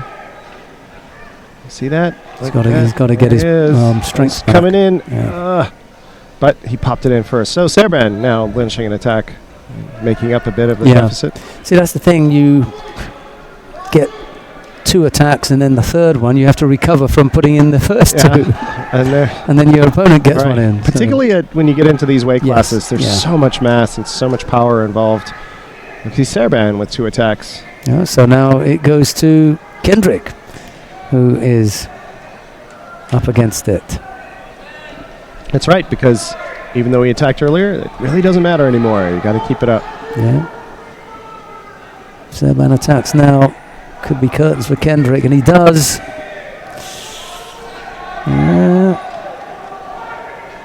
And there's a lot of time left in this match. 2:52. That's the amount of time that they've had. Oh, I'm sorry. It's a golden score. There's a lot of time going into this golden score. Sorry. I forgot that we were in golden score. No, it's okay. That can happen. Oh, there we go. It wasn't the strongest. No, but it did give Serban to shift. And the other thing was that Serban had more to do with Kendrick's missing than Kendrick failing with that attack. Right. He avoided it, so right. That's why they wouldn't call that one. So it's a failed attack as opposed to a false attack. Almost came up with the counter. Almost. With the Tewaza there. This has okay, not that I want this to be an epic battle, but this is starting to look a little like the one we had yesterday. Well, I mean, it is golden score 320 odd, so 40 seconds away from having a second period. Yeah. Now that looked not good. No. Especially as it came after one that was close to not looking good. That one did not look good. Yeah, I'm afraid he's done for. That's too bad. Yeah. That last one was too desperate an effort. Oh, I hate that.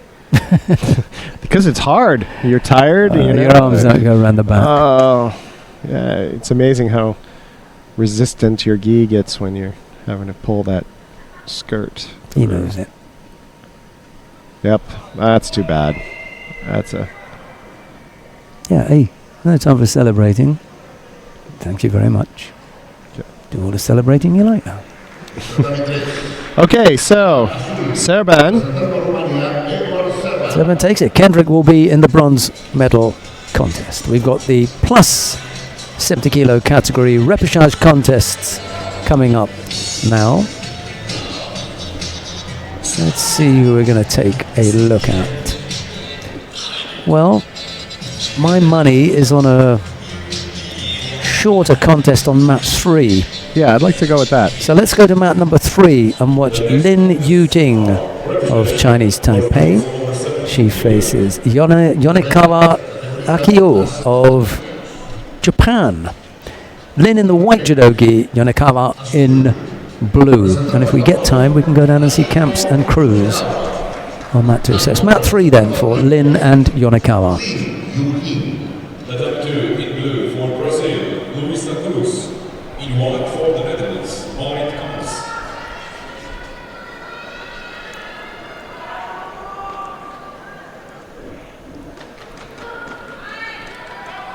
These two look rather evenly matched as well.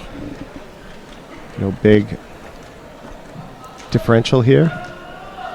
Size differential. They're just mirrored except for their gis. Stance, hair, everything. If anything, I'll just say that Lin appears slightly more rotund than Yonekawa does. That's probably I it. think she has the edge in mass, I would say. Yeah, not by much though, but just a little bit more full in the cheeks, I think.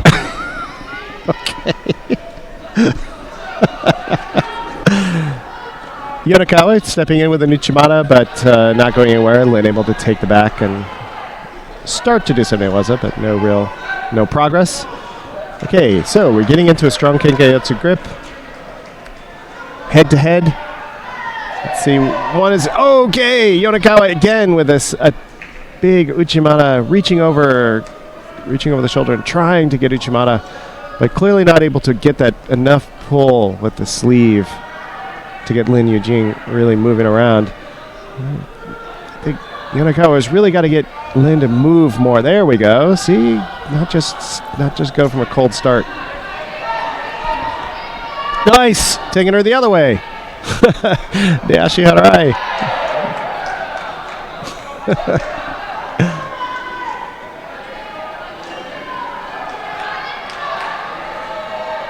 Uh-oh. Looks like Lin got bonked in the nose. Anyway, Yonekawa's got the first wazari. Lin able to turn out of it. I'm a little surprised Yonekawa didn't just capitalize on it and just drop into newaza. That would have been the perfect opportunity.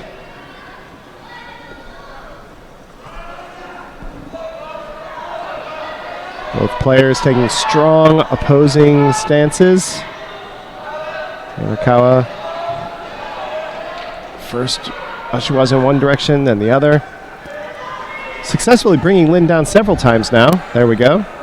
Lin Yujin being admonished.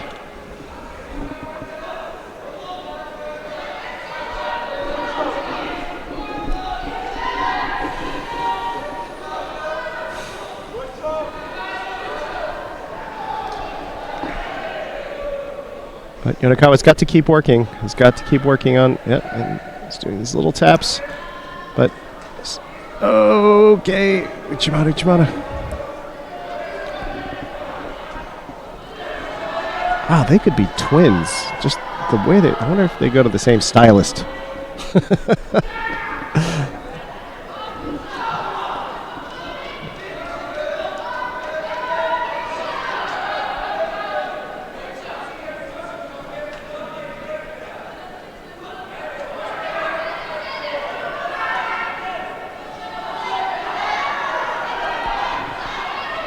Lynn is just not. Oh, nice little shift. Good shifting and tapping. Okay, Yonakawa in with Ashiwaza, bringing Lin Yunjin down, able to get that Shimiwaza going. Looks like she really might have tweaked her knee a bit. Yeah, knee's definitely giving her a little bit of trouble. So, Yonakawa Akiho from Japan over Lin Yujing from Taipei.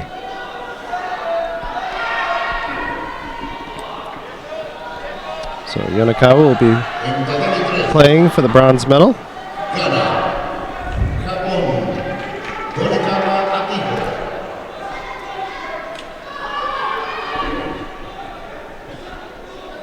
Just in time. Just in time. We're waiting for our chief to get back. Right? Yeah. Brings us neatly down to mat number 2, where we can have a look at Marit Kamps of the Netherlands. She's up against Luisa Cruz of Brazil. There's no score in the contest. We've got half a minute left. Kamps has picked up 2 penalties. Cruz just the 1. Here is Jean Shin. Cruz trying that big winding entry that we've been seeing so often. Maki Komi.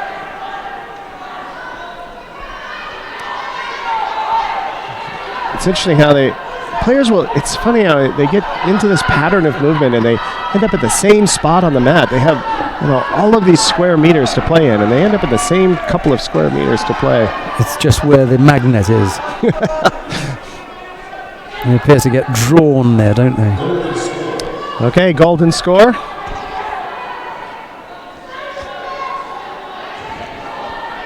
See, look at that. They're right there at the same spot. I think the mat must be tilted in that direction or something. Like when your billiard table is off. Let's see if they come down to this corner. Nope. Look at that. Guess where? I like this spot. Okay, let's play here.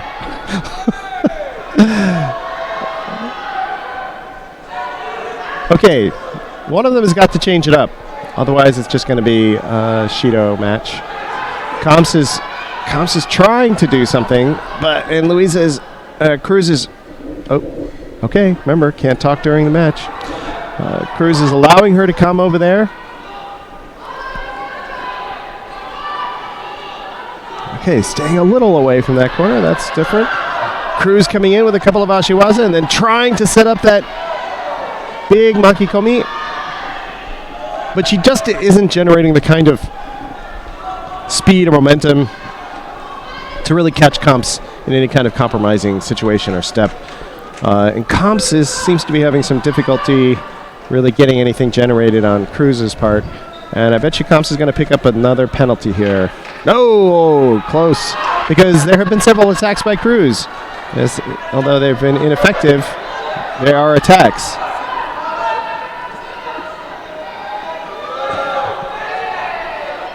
Okay. Kamps looks like she's going, okay, I'm going to get this.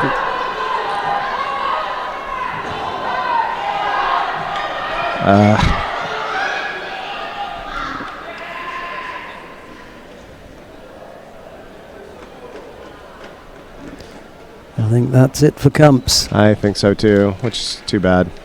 Yep. Which is too bad because she was the one who was advancing across the mat to Cruz, taking the match to Cruz. And Cruz's attacks were, I mean, they were attacks. They were definitely attacks, but oh well. Okay, so Cruz will be playing for the gold medal. I'm sorry, the bronze medal. And now we have the semis, plus 70 semis. Semi-finals of the plus 70 kilo category. Fatma Abidi of Tunisia is up against Sofia Sonkashvili of Georgia. Down on mat number 3, it will be Helena Vukovic of Croatia to face Hanna Holvaga. The choice is yours. We haven't seen Holvaga and Vukovic. Why don't we look at those? Okay, we're down on mat number 3 then. Vukovic of Croatia in the white judogi, Holvaga of Germany in blue. And we never did get that message from Ilyana Marzog. We didn't. But we worked it out ourselves that Miss Galandi is the sister of Philip Galandi. So thanks very much, Illy, for not sending us a message. Probably too busy today, it being Saturday. Okay, so plus 70 kilos, Vukovic in white, Holvaga in blue.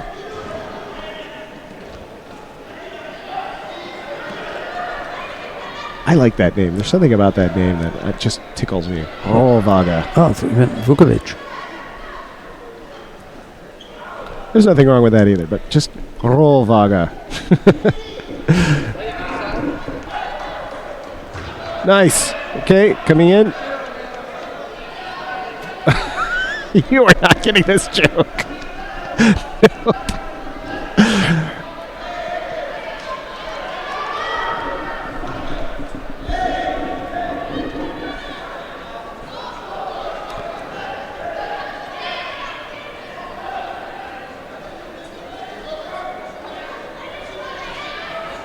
I was walking down the hall earlier today, and I was passing, I think I'm not sure which one it was, but both of these young women are taller than I am.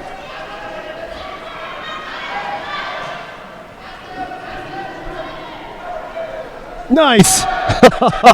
Vukovic coming in for a little bit of a hip throw, but not doing anything with Kazushi. So Holvaga catches her, brings her back. I think we're going to see if there was...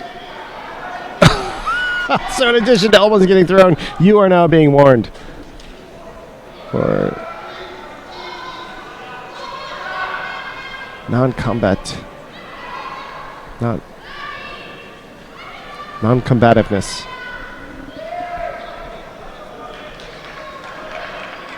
So she's coming in. Nice! And there she goes. Beautiful. Nice Uchimata. Very nice. And into the Osaikomi, but it was an Ippon. Oh, so she's holding it, didn't realize it was an Ippon. And yeah, let's take a look at that again. That was just nice.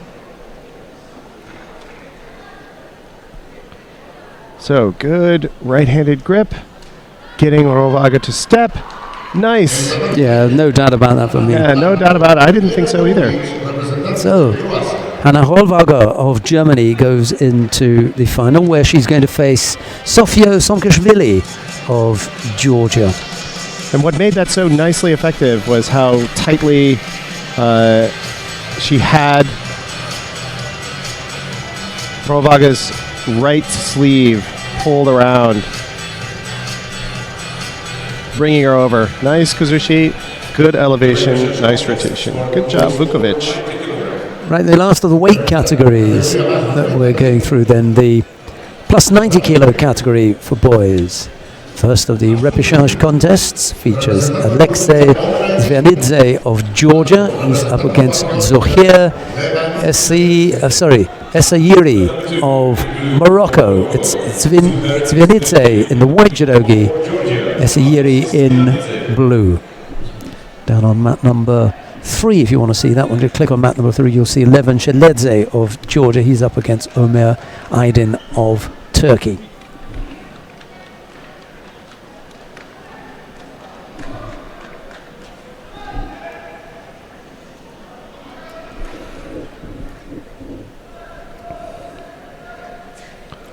Sheledze in white, Essayiri in blue from Morocco. Watched him play earlier today. Really brave match. I think it was against Mexico.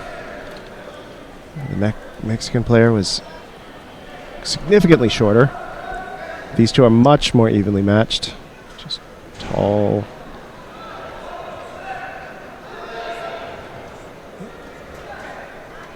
Svadne being very careful, being very aware of the edge. You know, as soon as you stop out, popping right back in, making sure he doesn't get called. Working their way to the middle of the mat, much smarter. Then you can just play. Both letting each other know that, you know, you're not going to get away with tapping me. Okay, Esereri in with a big harai. But not able to convince Zvadnidze to break his balance at all. Zvadnidze coming in with a strong right-hand grip, trying to come over. One thing that's interesting, big players is, you know, they're so used to using their mass. Nice big harai makikomi there. Sometimes if they don't get a chance to play other big players, they get used to doing things where they could use their mass and really come in and overwhelm their partners. But then all of a sudden you play somebody who's even bigger than you. That can be unusual, and you find that the things that you've learned to do don't always work so well. Got to change it up.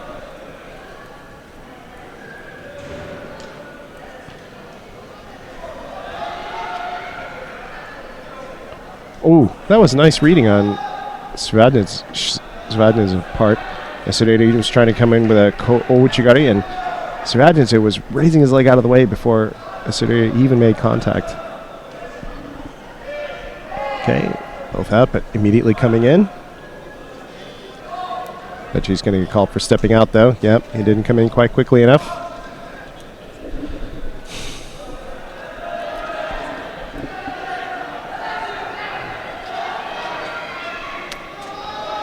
Zvadnidze being driven back a bit. He's trying to circle.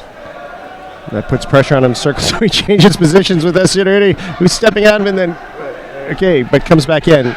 Okay, coming back in again. Good. Okay. Oh, a little bit of an exchange there with Esereri, able to get a Wazari out of driving Zvadnidze back down. Now he's got an osegomi position. Oh. So they didn't like that arm bar. Probably, well, there are problems now for Zvadnidze. He's got to dig deep here. There's a minute 15 left to go. He has to come up with either a tying or even a winning score. Down on mat number 3, the other Georgian has lost out as well. Chalidze in his repechage contest. There may be no medal for Georgia in the plus 70 kilo category if they're not careful here. Georgia was pinned by Omer Aydin. Yeah, so Levan Chalidze has had his day. He may have another day tomorrow, however, with the team event.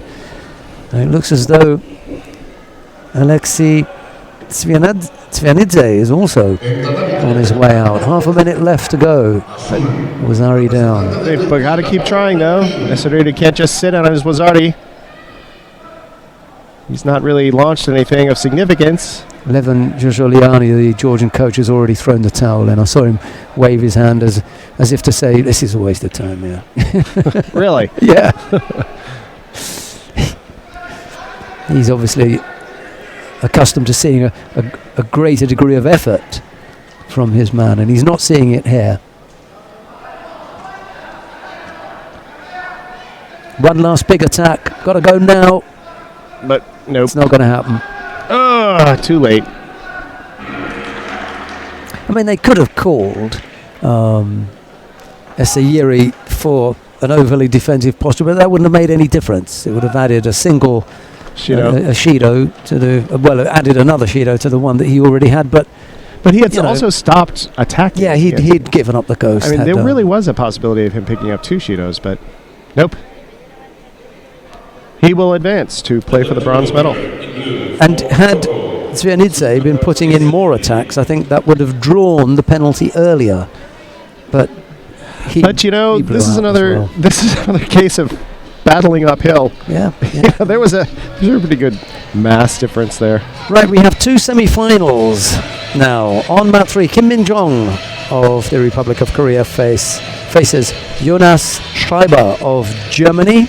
On mat 2, it's David Babanyan of Russia to face Leonardo Santana of Brazil.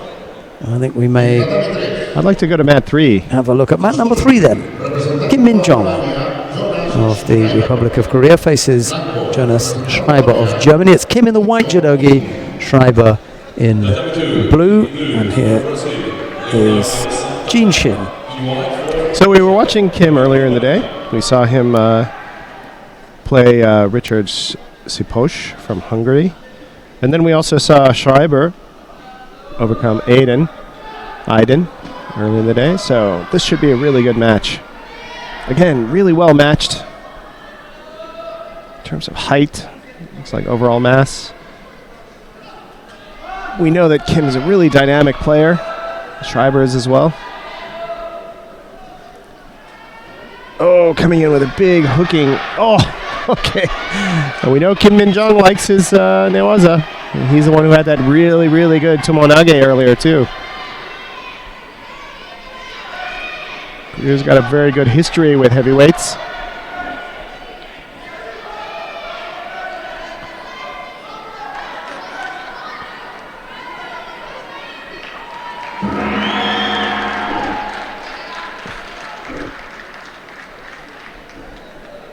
Okay, it looks like Babayan of Russia has pinned Santa Ana from Brazil. And mat 2.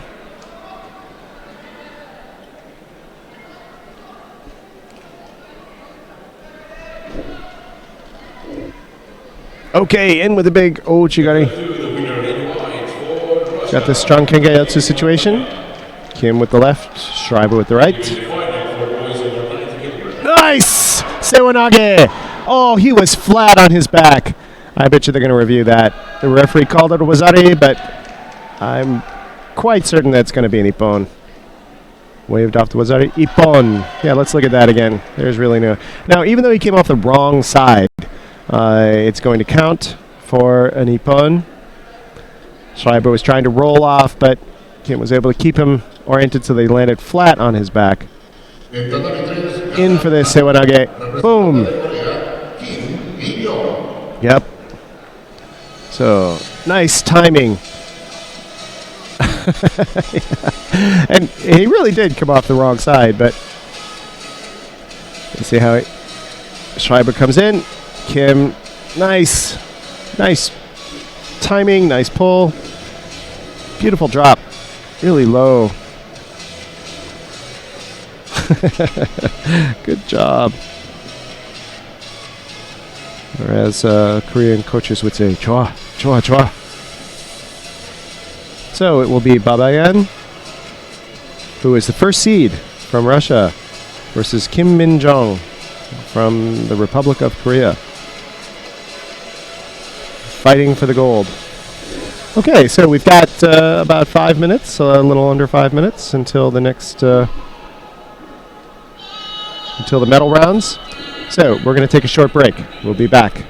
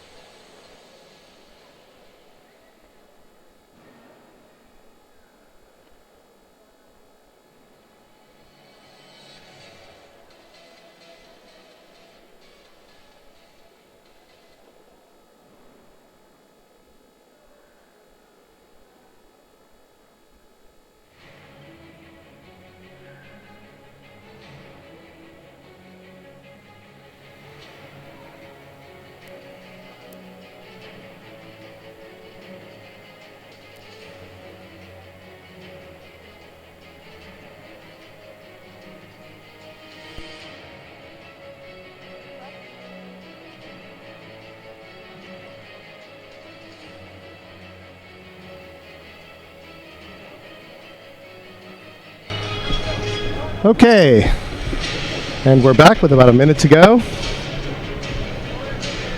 First, we're going to have the under 70 kilo medal rounds, medal matches. First, we'll have the bronze medal matches.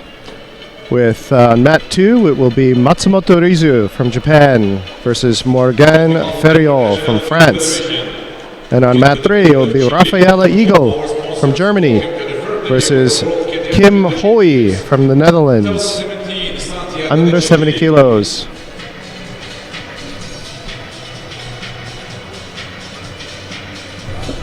I think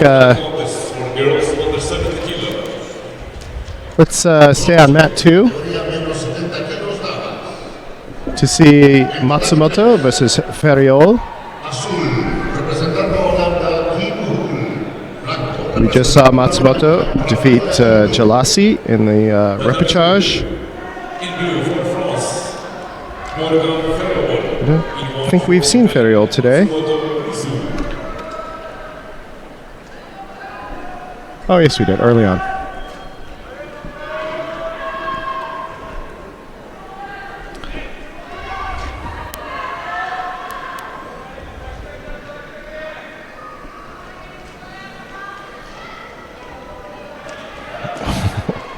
Ferriol looks very strong.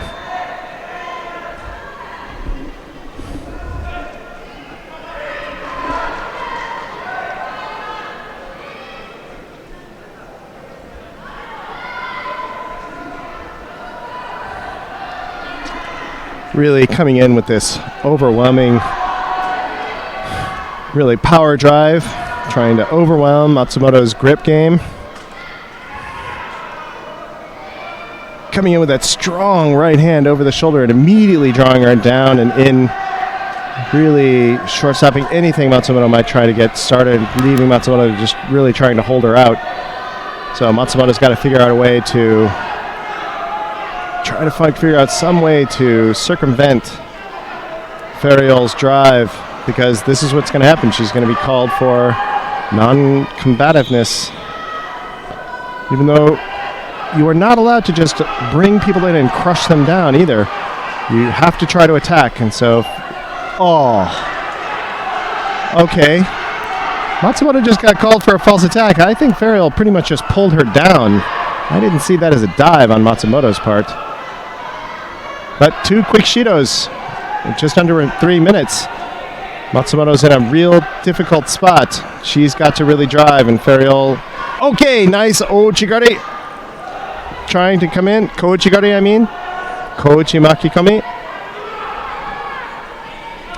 And she might actually pick up a third penalty here for you putting the leg on. Yep. She grabbed Ferriol's leg. Oh. Wait, what? Okay.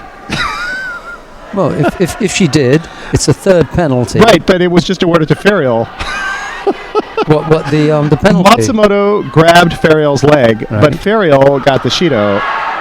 So there's a little confusion here. Well, but the referee was about to award the contest. But he pointed at Ferriol. Oh, and they've left it. So but it was... Okay, let's have a look. Okay, yeah, something weird happened there. I don't see how Ferriol could possibly... He looked at Matsumoto and gestured grabbing the leg and then pointed at Ferriol.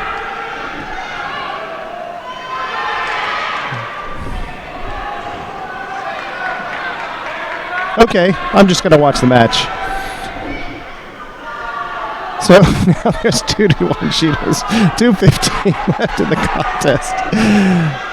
Matsumoto coming in, getting more of the grip that she's interested in now. Ferriol's not quite able, she's definitely gathering in on herself, allowing Matsumoto to come in and get some attacks going. I don't know that I've seen a big positive attack on Ferriol's part yet.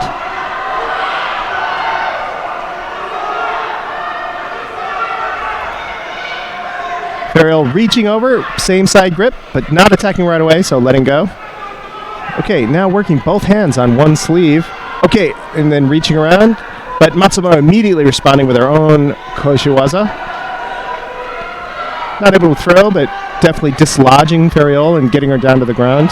Not trying to do any newaza. I'm a little surprised, but oh, nice Kochigari on against Feriol, but Feriol turning out. Feriol clearly playing this big power game, which is a little unusual for a French player. They're not normally so power-oriented, but Feriol's a big, powerful girl. Maybe it's the kind of play she likes. Oh, nice! Matsumoto turning Feriol's entry into a big Harai Goshi and getting the Wazari. And Feriol immediately trying to do some newaza, but being stopped rather quickly. Oh, fingers inside the sleeve. So 2 Shidos for Feriol now versus 2 Shidos for Matsumoto. They are now even in Shidos, and Matsumoto's ahead in Wazari. 1 minute to go. Matsumoto with a strong right grip, Feriol with a strong right grip, both leaning forward, seeing who can get the better position. They've just got to get the other person just a little out of place, and so they can get their Matsumoto trying to do a little Sasai Tsurukumiyashi, Kochigari.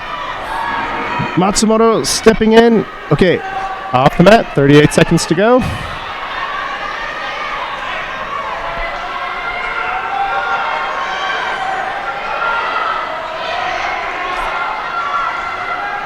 Feriol getting a strong grip and trying to drive in, but Matsumoto able to convert it with her own hip attack. 26 seconds. Matsumoto got the strong right grip. Oh, immediately in with Kochigari. But Feriol just driving her forward, even though Matsumoto then turns and tries to do an Ichimata. 13, 12. Feriol in with a right hand grip. Matsumoto getting a, they both have strong right grips. Matsumoto coming in for the trying to turn for okay, time is out. Whew, what a tense match. That was just tense. So did you see? I did indeed, and just before the action that you saw with Matsumoto, right, the reason that it was Feriol that picked up with the penalty was she had blocked first of all, and they were calling the mate to give her that penalty. As Matsumoto came down with the leg grab, so you see her blocking with the left arm, and that's what they were. That's what they were calling. Look, yes, I see. She's already blocked there twice below the belt. Right, below the belt. It doesn't matter what happens after that. Right, and I didn't see it. That's okay. Right, we're watching the contest between Rafaela Eagle of Germany.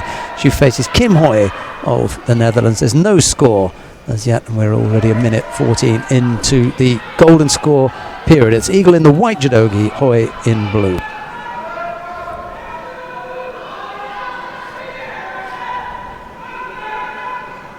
So Matsumoto picks up the bronze.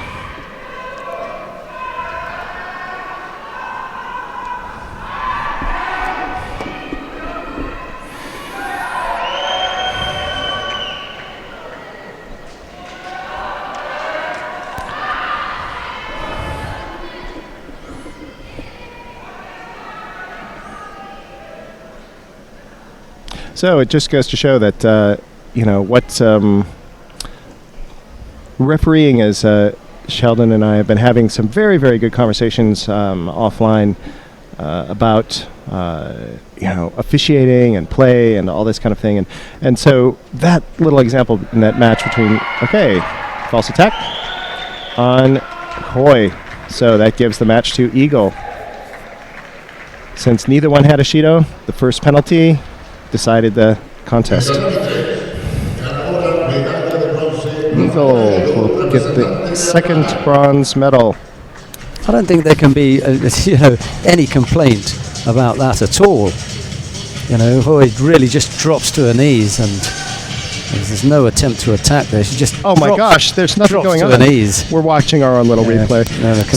So this idea of refereeing and officiating, sometimes when it does seem as though a call doesn't follow the action immediately preceding it, or it doesn't seem to jibe with the immediately preceding action. This is what happened. Is there was an action. It was under review. It was something that the on mat referee was directed to do, and I missed it. So it was something that was very quick, but in review it was very, very clear that one player had been blocking the other player's leg a couple of times, and so it was very appropriately called by the commission. Now the final of the under 70 kilo category, Milena Silva of Brazil faces Marlena Galandi of Germany. It's Silva in the white judogi. Oh! Galandi in blue, but Galandi not hanging around here. Oh my goodness, I looked away for 1 second and I missed it. So let's look at that again. Silly me, writing down her name. All done within 20 odd seconds. Oh my goodness, yeah, 24. Very good. In 2017 World Cadet Champion, in blue for Germany, Marlene Galandi. Really nice, deep koga type sewanage. See how this From the left, back leg doesn't just wait, drive yeah. through, Yeah, she- really good. She hardly moves the right at all. Yeah, she just pivots in place, drives with Yeah. that. Right, yeah. beautiful. Really unusual, As but soon as the grip, and, Bam! and then go. nice. Really catching Silva flat. Nice, well done, Galandi. Okay, next up. Right, we've got the bronze medal contests in the under 90 kilo category. If you want to take a look at the contest on mat number 3, that's Said Gadzhiev of Russia. He faces Emils Gerkens of Latvia. On mat 2, it's Valeria Endovitsky of Russia. He's up against Benjamin Kendrick of Canada. Where are we going? Let's say with Kendrick and Endovitsky. Okay, it'll be Endovitsky in the white judogi, Kendrick in blue. And as I say, if you want to see mat number 3, you can just click on there and you'll be able to pick that one up. Although the Gadzhiev-Gerkens match will also be good.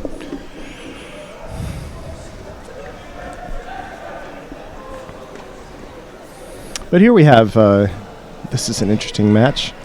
The short but stout Benjamin Kendrick versus the much taller Valery Endovitsky, who we saw really manipulate the last match so ably.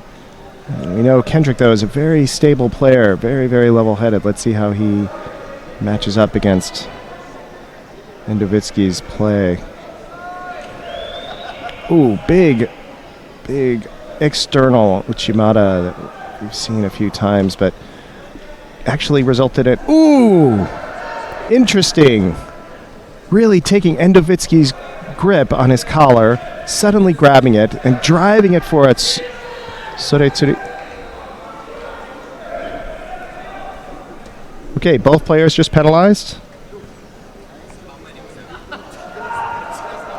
Really nice attack, though, on Kendrick's part. I think that was an interesting. Yeah, both players were guilty of just guarding their gi. Their So gis, right. that is as good as avoiding to take a grip, because what you're doing is you're hiding that part of the Right. of the jacket. Now, Endovitsky, see, trying to do the same thing to Kendrick that he did earlier. Sorry. Well, he had some success with it. Yeah, yeah, but it's not working with Kendrick. Kendrick coming in for Uchimata and Endovitsky rolling him for the Wazari. Ooh, is it only a Wazari? I think it's being reviewed. Yeah, it's being reviewed. Brave attack on Kendrick's part, but that's risky with such a tall person doing Uchimata on somebody so much taller. And because you ride you run the risk of not being able to quite elevate them enough. Wazari, no score at all. Oh, Kendrick was lucky.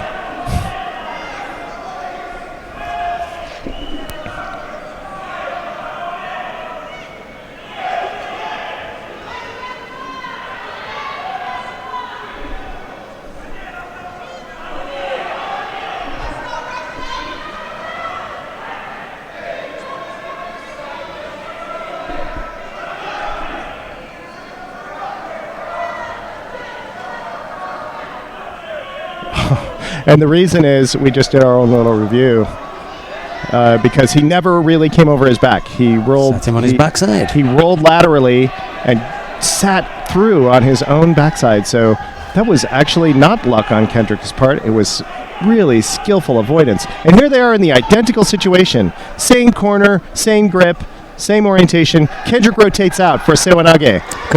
He was off balance when he went in for that Sewanage, that low Sewanage, and he got pulled to one side. Yes, but it was an excellent escape from that situation.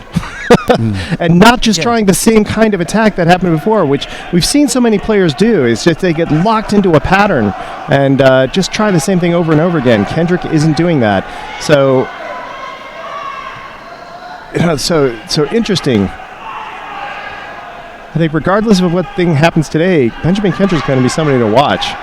And Endovitsky, too. I mean, the way his movement and his use of the mat space, his clear agility. He's clearly a skillful player, too. Plus, he's just big. He's just tall, strong. And that's one of the points of this particular contest, is to see who are the people that we want to be looking at in the future. These are the Olympic hopefuls. These are the ones who really want to be playing at that level in the future. So exciting to see them here at the beginning of their careers.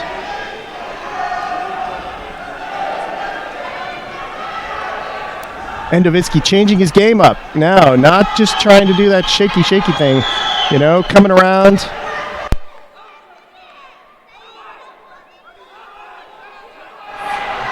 He's been warned twice. Second warning was for non-combativeness. Kendrick doing this really interesting drop, Sode-Tsuri, one-handed Sode-Tsuri Komigoshi. Not really an attempt to throw, I think, so much as disrupting things. He's got to be careful, though. If he doesn't move Endovitsky enough, it's going to be called a false attack. But he's really laboring under, I talked about fighting uphill. This is more like fighting up a tree.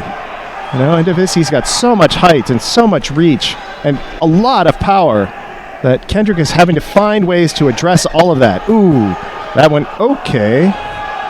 That's interesting. A little push at the end. Yeah, a little push. Yeah, nothing wrong with that. No, you don't think so? Oh, getting Endovitsky tripped a bit. I think we're going to see another penalty here. I think probably something that Kendrick did a bit ago might have gotten reviewed. I wouldn't be surprised if it's a false attack.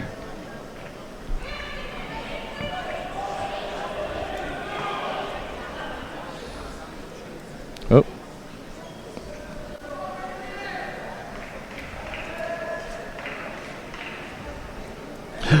Ooh, non-combativeness on Endovitsky. And being disqualified. And the Russians are not happy with that. But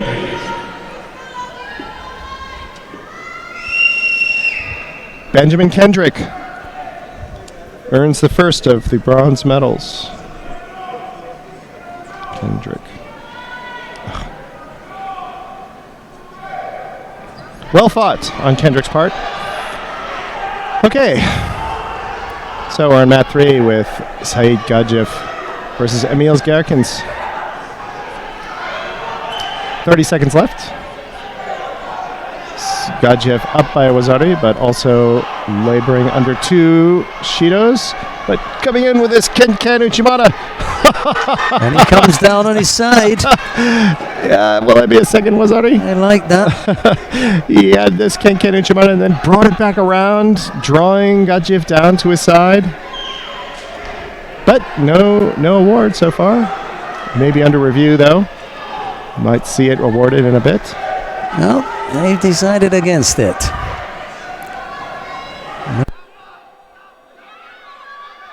A push down. But he sat him on his back. He sat him on his back, first, and then he was sitting there for a while.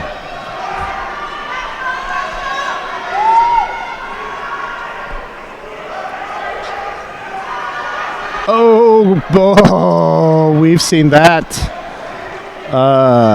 Gherkins. Yep, bear hug.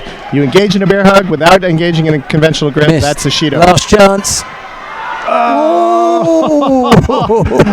Oh, Gherkins might have almost got Gajev onto his back there.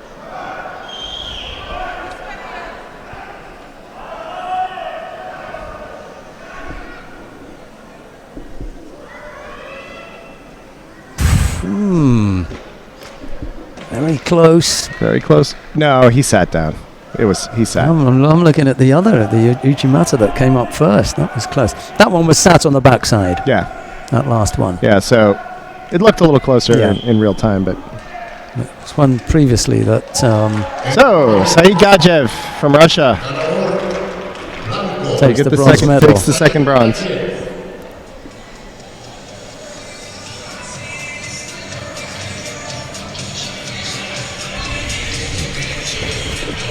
That was... He had this.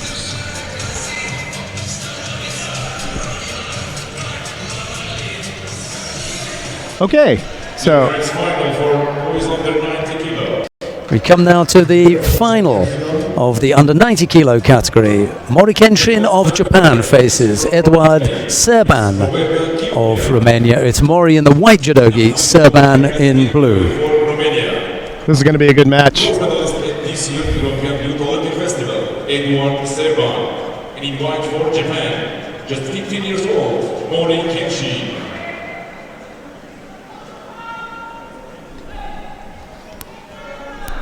Right. Okay. 15 years old. The Japanese. Really? Mori Kenshin? Yeah. Wow. He's 15? Yep. Holy moly.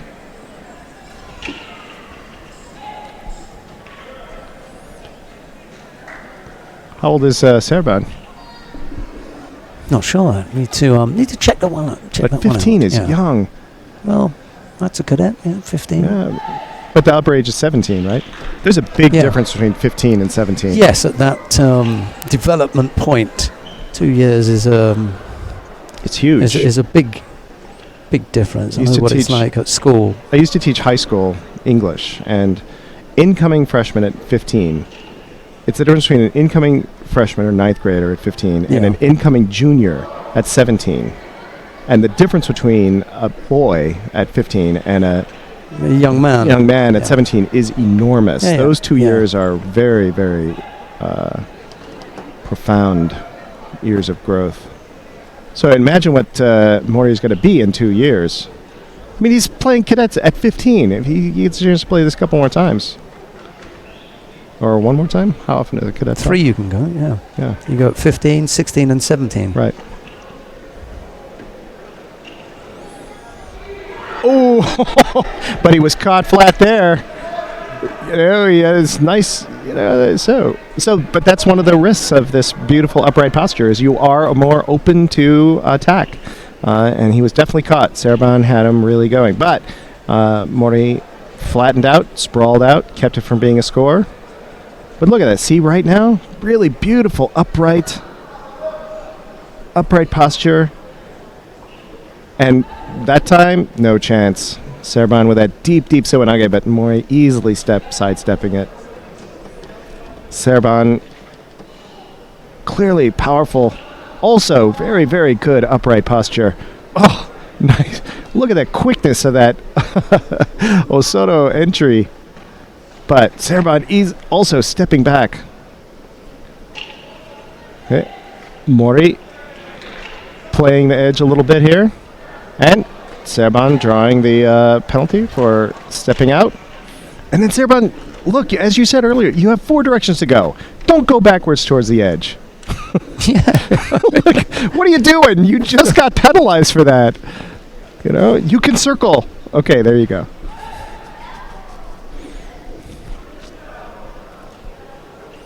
Okay, now Serban penalized a second time for winding his gi, winding his sleeve.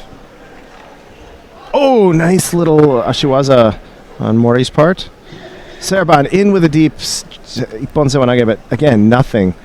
See how much more off balance Mori is getting Serban with these little ashiwaza than Serban is getting with those big, deep sewanage attacks.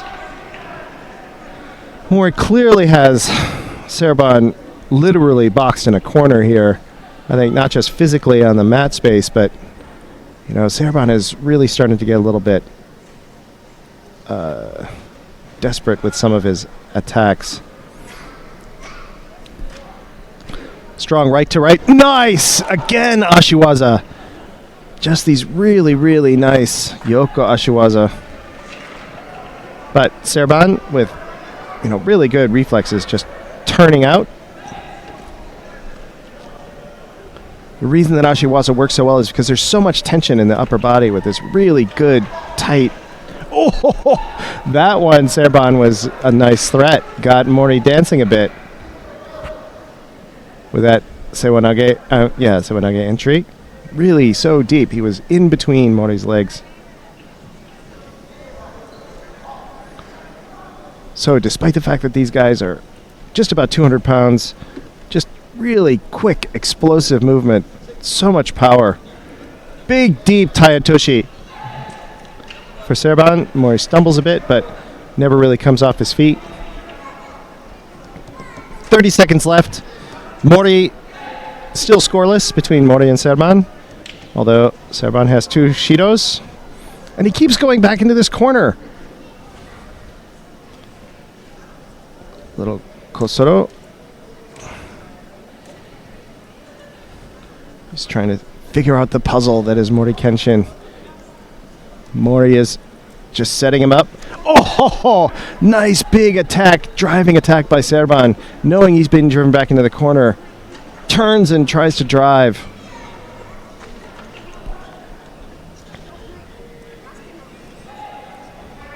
Five seconds left. Neither player really rushing at the moment. But Mori keeping a nice pressure on him, though.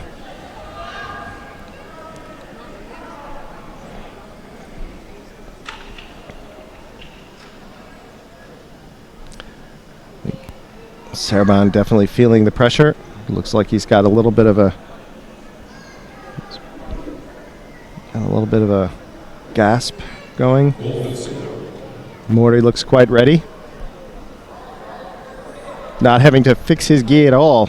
He's still perfectly neat.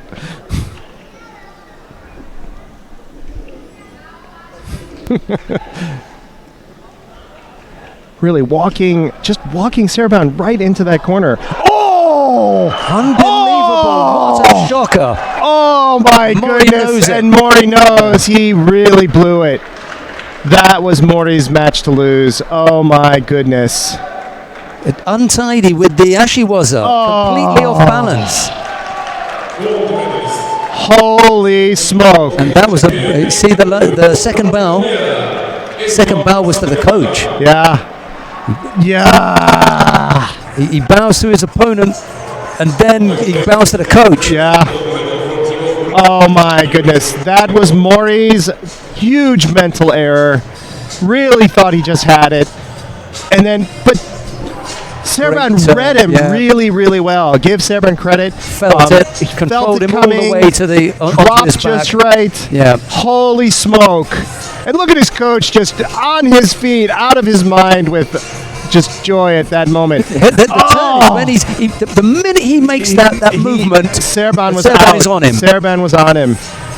Mori just did not set it up the way he should have set it up. The right hand, you can see it in the right hand. He knows what's coming. He knows what's coming. Steps it out the way. There's a big read gap him there, beautifully. and down he goes. Oh, beautiful, beautiful judo on Serban's part. Oh, Mori's not going to forget that in a hurry. No. Well, man, what a surprise. We've got the awarding ceremony for the girls in the under 70 kilo category now. Let's take a look at the medal presentations, and we'll come back to the behavior of Mori at the end.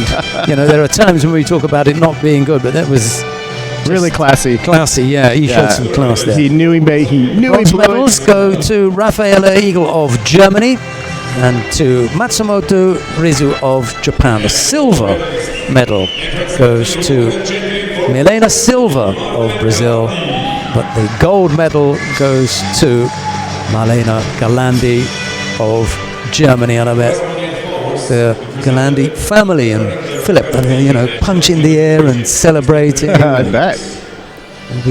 With that gorgeous sewanage. Yeah. Bit of champagne popping. Oh man.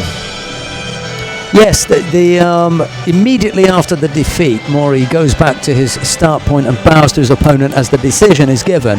But before he moves over to shake hands, he turns to his coach and he gives the deepest of bows as if to say, I'm so sorry. I'm so sorry. And that's a very standard practice. Yeah, and all of this is running through his mind as he's got to, deal with defeat. The first thing that's in his mind is, I'm sorry. I'm sorry. I've seen that. Presence, I've seen that both in Korea and Japan when a player has. And now the national anthem of Germany. We'll come back to Mori.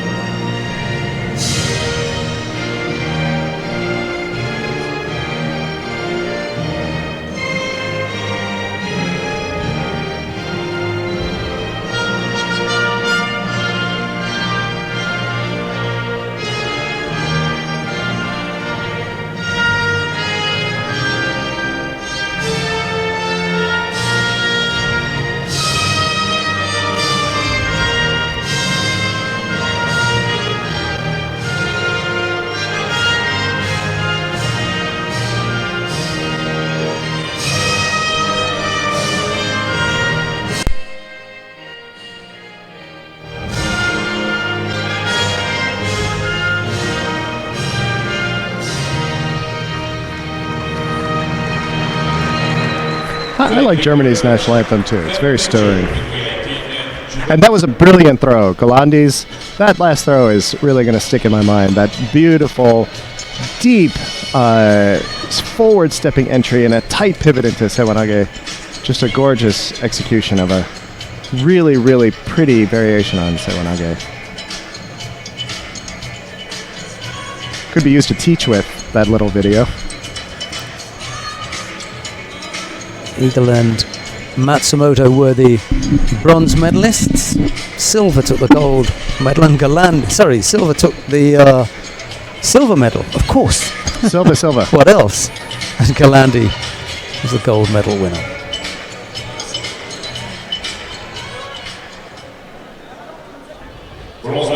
Now, I know we can only watch a certain number of matches a day, but, it's like seeing that finish by Galandi. It's like, what else did she do during the day? So I encourage everybody who, when you look at matches, you can go to judobase.org, you can go to ippon.tv, and you can watch any of these matches you wish and trace a particular athlete through the tournament. Right, we've got 2 bronze medal matches taking place. The choice is yours. We mat 2 or mat 3. On mat number 3, it's Yonekawa Akiho of Japan. She faces Fatma Abidi of Tunisia. On mat number 2, it's Luisa Cruz of Brazil. She's up against Hannah Holwager of Germany. Choice is yours.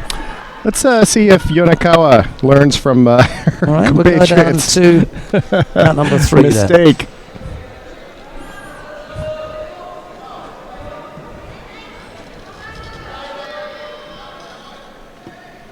So Yonekawa Akiho versus Fatma Abidi. Okay.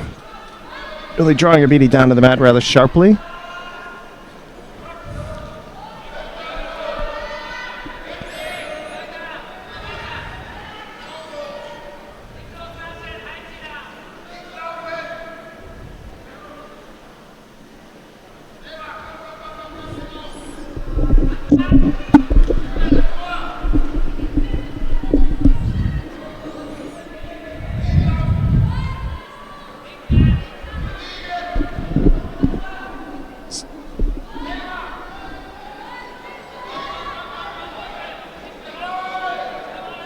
Neither player seems to be able to get much of an advantage in their grip. But Abidi has a small edge. drawing Abidi down. I'm sorry, Yonakawa has a small edge, drawing Abidi down a couple times. Oh, big Uchimata. No hands though, so sort of an abortive attempt.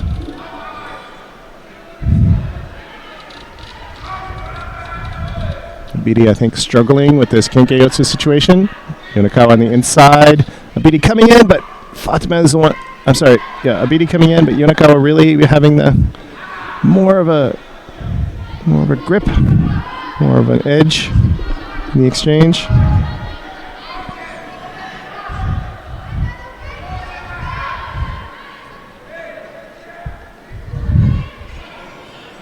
See how Yonakawa has that inside. She's gripping on the inside, forcing Abidi to reach around, giving Yonakawa the opportunity to really dictate where things go.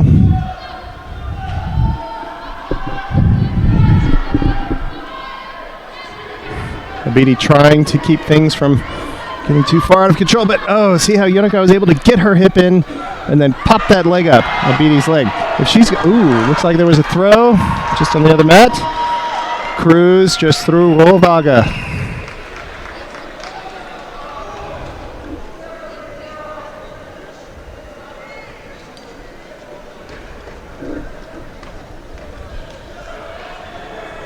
Throw or pin, I couldn't see it. Okay, Abidi being penalized for non-combativeness. I'm sorry, defensive position. Just holding the other partner out. Nice! Yonakawa really wants to get this Uchimata, which is a favorite technique among taller and larger players. She can get so much power and speed and torque into it. One of the most famous practitioners of this, of course, was Yamashita Yasuhiro, who had just an amazing Uchimata.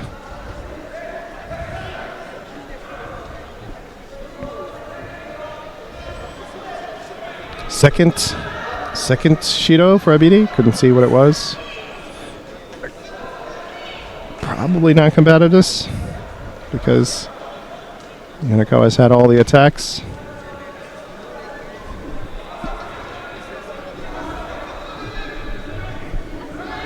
.115 left in the match. Still scoreless. Yonakawa clearly has the momentum though. Abidi really hasn't been able to get anything going. More or less trying to play catch-up. Stepping in, but kind of a weak step there. Yonakawa being pushed out of the mat, but trying to circle in, but being called for stepping out.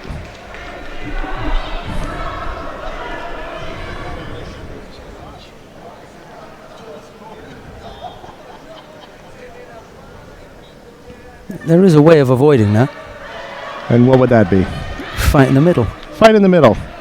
Jan Schneiders, the IGF head refereeing director, reminds the coaches to tell their players to fight in the middle. Nice! Nice little Ashiwaza there, bringing Abidi back. Uh-oh. Okay. He says that at every draw. Tell your fighters. Fight in the middle. Fight in the middle. Yeah.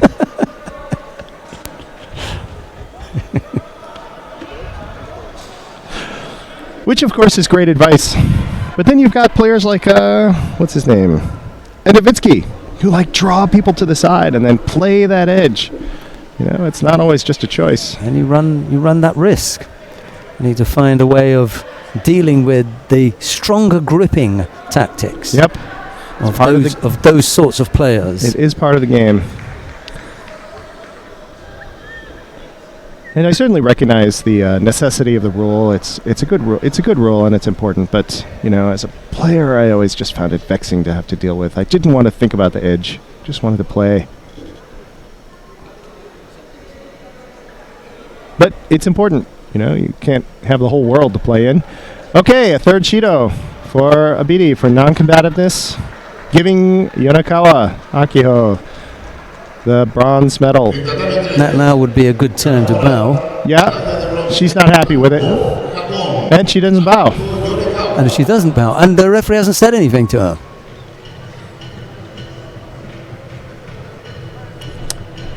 Okay.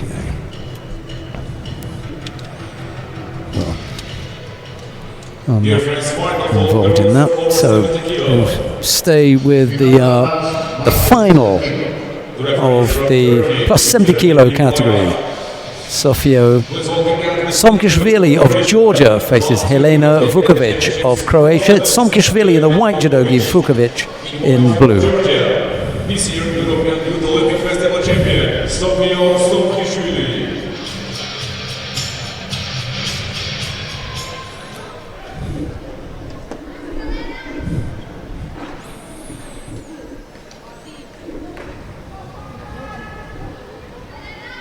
Sankashvili.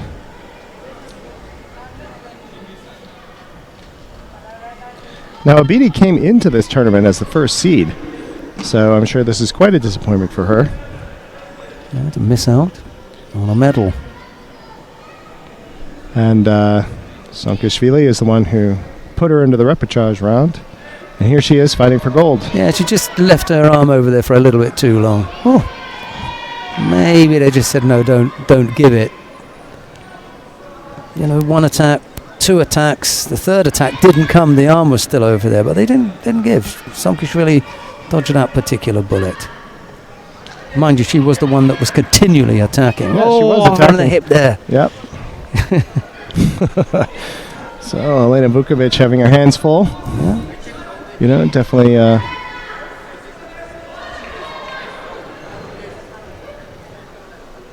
working against a stouter opponent.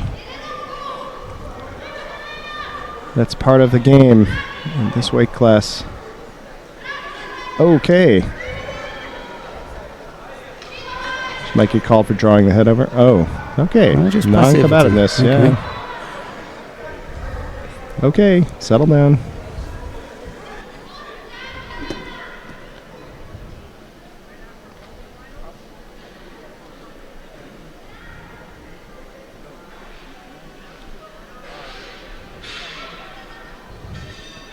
Vukovic getting a good handle on a good position now. Now's her chance to really move around.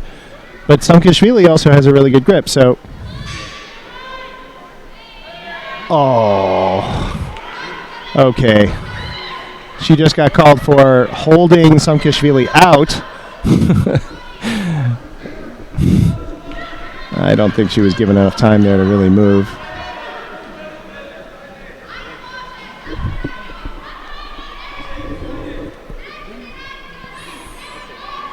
Given that Somkishvili wasn't doing a whole lot in the moment either.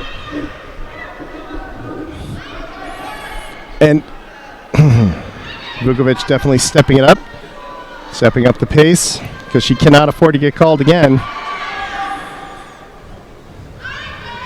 Somkishvili the one allowing Vukovic to come meet her.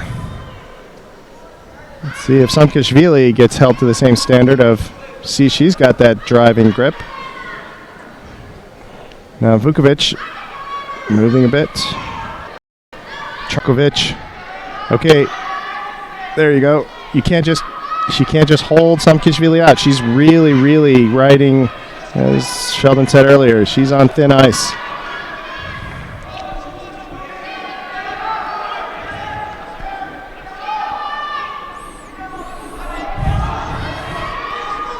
.46, 45 seconds left.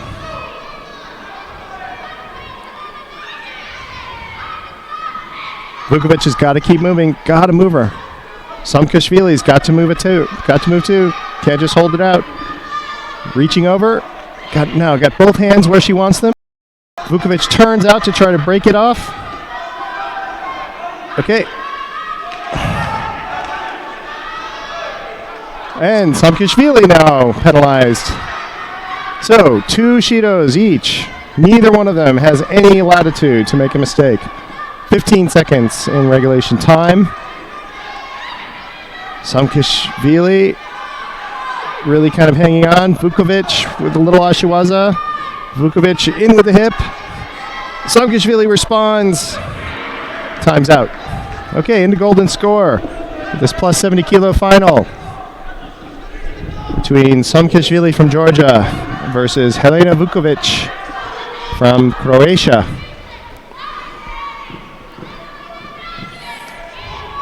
Vukovic getting the grip first. Got a really well-established pattern now. Kenkayotsu, Samkishvili on the right, Vukovic on the left. Samkishvili changing off. Oh, Vukovic driving with the Ochigari, getting Samkishvili to stumble. Not quite.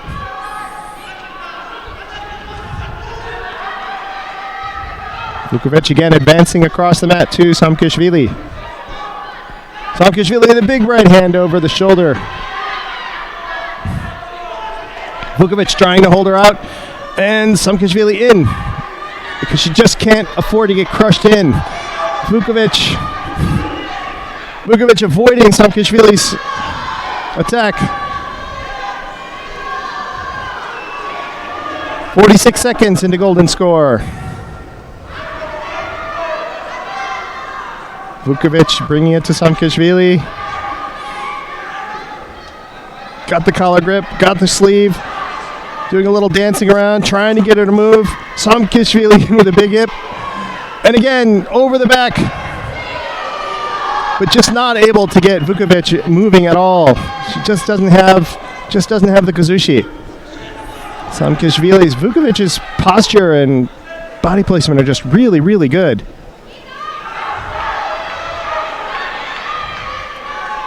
Vukovic, in! That's it! Yes. Nice! That's really good!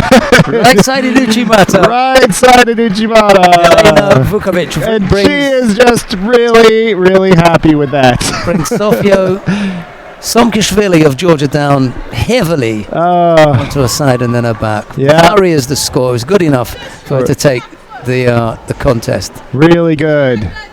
And it's Croatia who take it.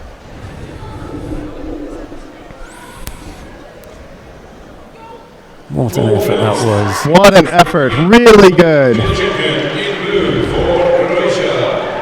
So in with the grip and this Ken Uchimata getting it up. And the reason it worked is because she had it, Vukovic had in her left hand. Look how she draws Samkishvili through with that sleeve grip. And that's what allows her to finally drive it through.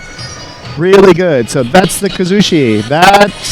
Getting her up. But then the pull is the key. The pull is the key to the off balance that allows that Ken motion to tip it over. It is the combination of these two things that makes a judo throw what it is. We've got the awarding ceremony now for the boys in the under 90 kilo category. Let's take a look at the lineup. Mr. Kendrick from Canada is up there, Benjamin Kendrick. Quite a day, didn't he? Yeah. And the first of the bronze medals goes to Said Gadzhiev of Russia, and then to Benjamin Kendrick of Canada. Oh, Canada. Good job. Good job. The Canadian. Neighbors to the north. Silver medal goes to Mori Kenshin of Japan. Who was Distraught. really expecting something else. The gold medal goes to Eduard Serban of Romania. Who deserves a big hand for that really beautiful response to Mori's really overwhelming judo Well, up to that point. we had Moldova yesterday.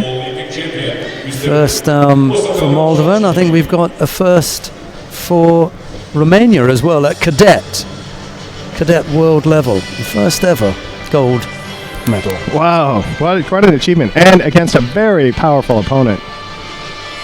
You know, by all rights, Mori should have won that match, but it was really, really well done by Serban to continue to play with the tenacity that he did and to read that attack. Such facility.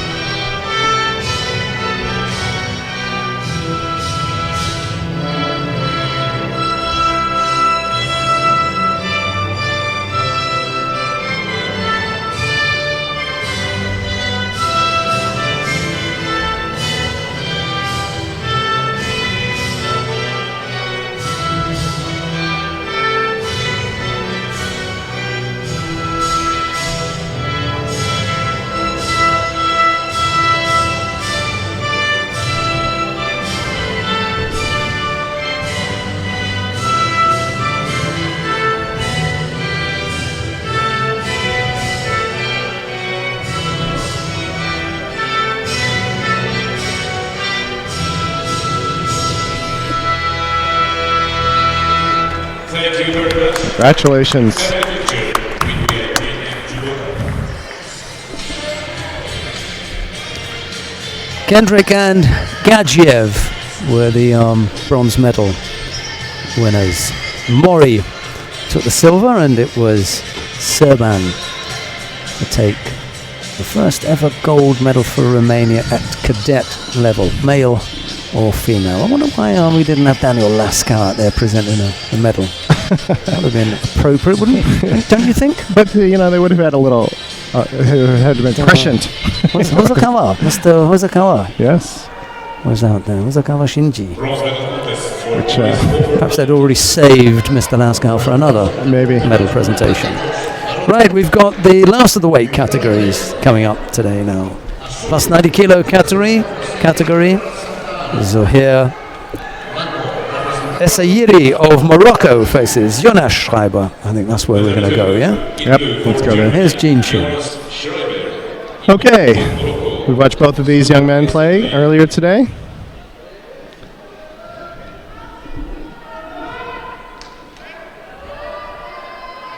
Both big, tall, powerful men, young men.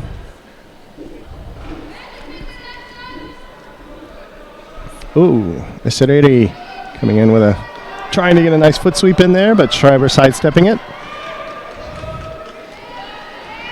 Really trying to establish gripping early on at this weight class. Okay, Essayiri getting the first penalty for non-combativeness, even though he's the one who launched that. Yep, okay, being waved off. They're only 30 seconds into the match. Both really still trying to work out how can we get the grip that we really want. Each one has a grip low in the sleeve, and there we go. Essayiri reaching over. Whoops.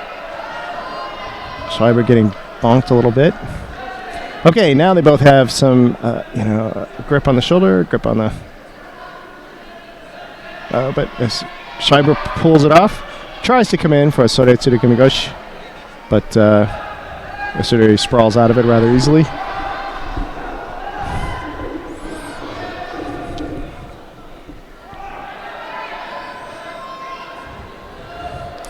Okay, Essayiri has his grip. Schreiber has his grip. Now we'll start to see a little bit more action. Oh, and Essayiri, rather interesting choice. Tries to pull Schreiber into some kind of Sutemiwaza, but Schreiber immediately settles into Osekomi, and it looks like this is going to be it, because that is a really tough place to be. Oh, but Essayiri just gets Schreiber's leg trapped. Very good. But not enough to avoid the Wazari. That was a mistake. Essayiri was trying to do something, but it was a positive mistake. He was trying to do something. Nice Sutemiwaza, but execution allowed Schreiber the opportunity to get this Wazari through Osaikomi. So, Essayiri is going to have to make up for that. Schreiber has to capitalize on it.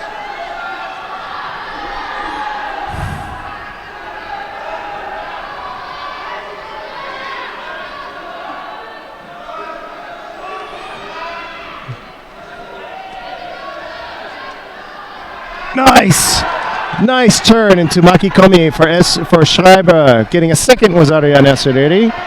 And then pulling him, trying to get him back onto his back for Osaikomi, and he's got it. Osaikomi. And Essayiri knows that's enough. You've got it. And Schreiber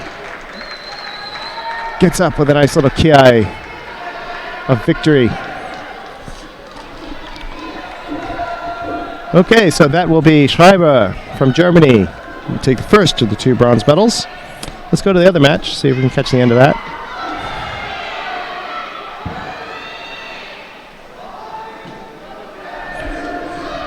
Where we have Aydin from Turkey versus Sant Ana from Brazil. It was scoreless with one Shido for Sant Ana in blue.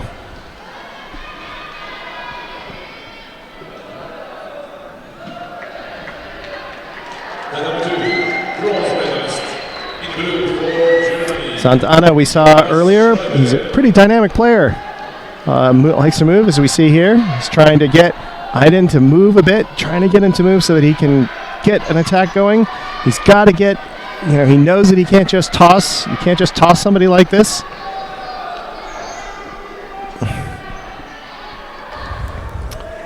Both players penalized for non-combativeness.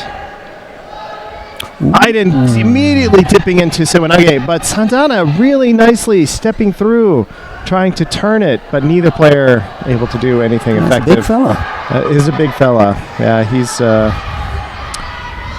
not insignificant. Aiden, oh, nice! Nice! Doing a Koga Sewanage. Underneath Santana, getting it moving. Santana responding with a Makikomi, but Aiden immediately disengaging. Seeing some big attacks there. I bet you Santana is going to be called for a false attack here, although I believe it was a genuine attempt. It just, okay. Gets away with that one. Yeah. It just failed. Aiden was able to disengage. Yeah, there's a really thin line, isn't there, with that failed and false. Yeah. Now that one wasn't quite so convincing to me. It was the wrong side for one thing. I was okay with that. Okay. Yeah. Well, we can agree to disagree. Well, you make a nice! There's no doubt about that one. There you go. That's what we want to see in heavyweight. Oh, beautiful, beautiful Sewanage by Omer. And I'm calling it a Sewanage even though he drove way across for like a Tayatushi entry, but he was driving him up as he was throwing him. It wasn't just a drop. At most it was Seoi Otoshi. See? Yeah, definitely. Yeah. See how he's driving him? It's not just a drop. Look at that. And he's going Seoi up. Otoshi, that's a classic. Seoi Otoshi. Seoi Otoshi. He buries him, doesn't he? Nice. Gorgeous. Oh, I love it. And once he starts going, he doesn't stop. Doesn't stop. Good job for Aiden. From Turkey, Omer Aiden. The little fella. The little one's the big man. Yeah, little in relative terms. Seoi Otoshi. Oh, and look at this. Santana being made to bow. I guess he did not bow, so he was brought back to bow off the mat. And now he's taking his belt off while he's on the mat. He's upset.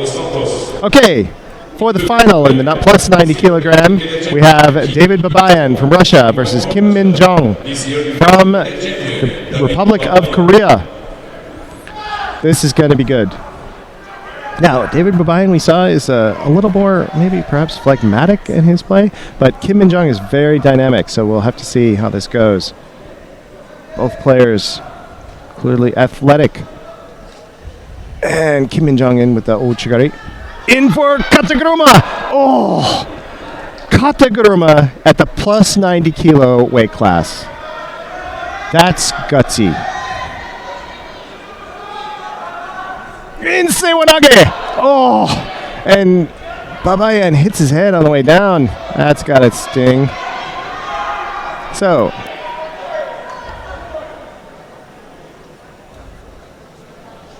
getting some direction.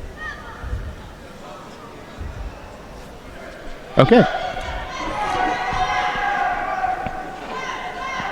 The referee in the middle is from Brazil, just out of interest. You couldn't have a Russian or a Korean referee in this one. No. Well, of course we could. The referees are always chosen from a neutral country, as are the two contest judges who sit by a table at the mat edge. They used to sit in the corners. Yep, David Babayan being called for non-combativeness. Now, Is it also me, but do they seem to choose the smaller referees for the heavier weight classes? No. They choose any referee. The referee just looks smaller because the people get bigger and bigger. Small. The fighters get bigger and bigger. I swear, they seem to be choosing the shorter referees too. Turkey are having a whale of a time, aren't they? Picked up that medal there in the no pun heavyweights. intended. Uchimata effort. The Ojigari. Ojigari! Comes back to the but he Uchimata. steps out of it. Kim Min-jong just steps out of it. Saying, nope, you're not going to get that. Tomonogi! Almost. Oh my gosh! I have Onto his never front. seen a heavyweight do so many of these low internal throws as I have seen Kim Min-jong do. Have you? Can you think of a heavyweight No. who does that typically? That's just so atypical. I love it. Maybe the heavyweight from the Ukraine. There's a current Ukraine heavyweight who's quite short. Yahiv Kamo. He's of a similar type. Huh. But that's the only one I can think of. You're quite right. A feint into Tani Otoshi, but didn't go all the way down. Could read that it wasn't going to work. Drawing him into Sewanage. Kim Min-jong really plays like a smaller man. You know, he plays like he's in the lighter category. He's got that kind of movement, that kind of pattern. It's not the same kind of speed at all, although it's very explosive, but it's that kind of pattern.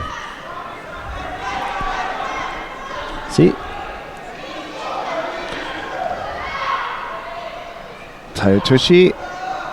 Sayotoshi, actually. I couldn't tell. I couldn't see where the left arm went. Okay, yeah, David Babayan has got to get something going. I really want to see a throw. I don't want to see David Babayan get Shido'd out here.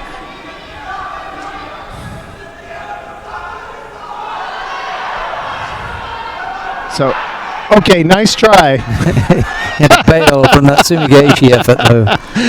But he had the grip on the belt. Yeah. He had to attack. He knew he had to do something. And then he turned onto his And front. then he turned onto his front. Just in case Just in he case. got in any real trouble. Yeah. Because you know that Kim Min-jong will pin you as well. He likes his newaza. We've seen him do that today.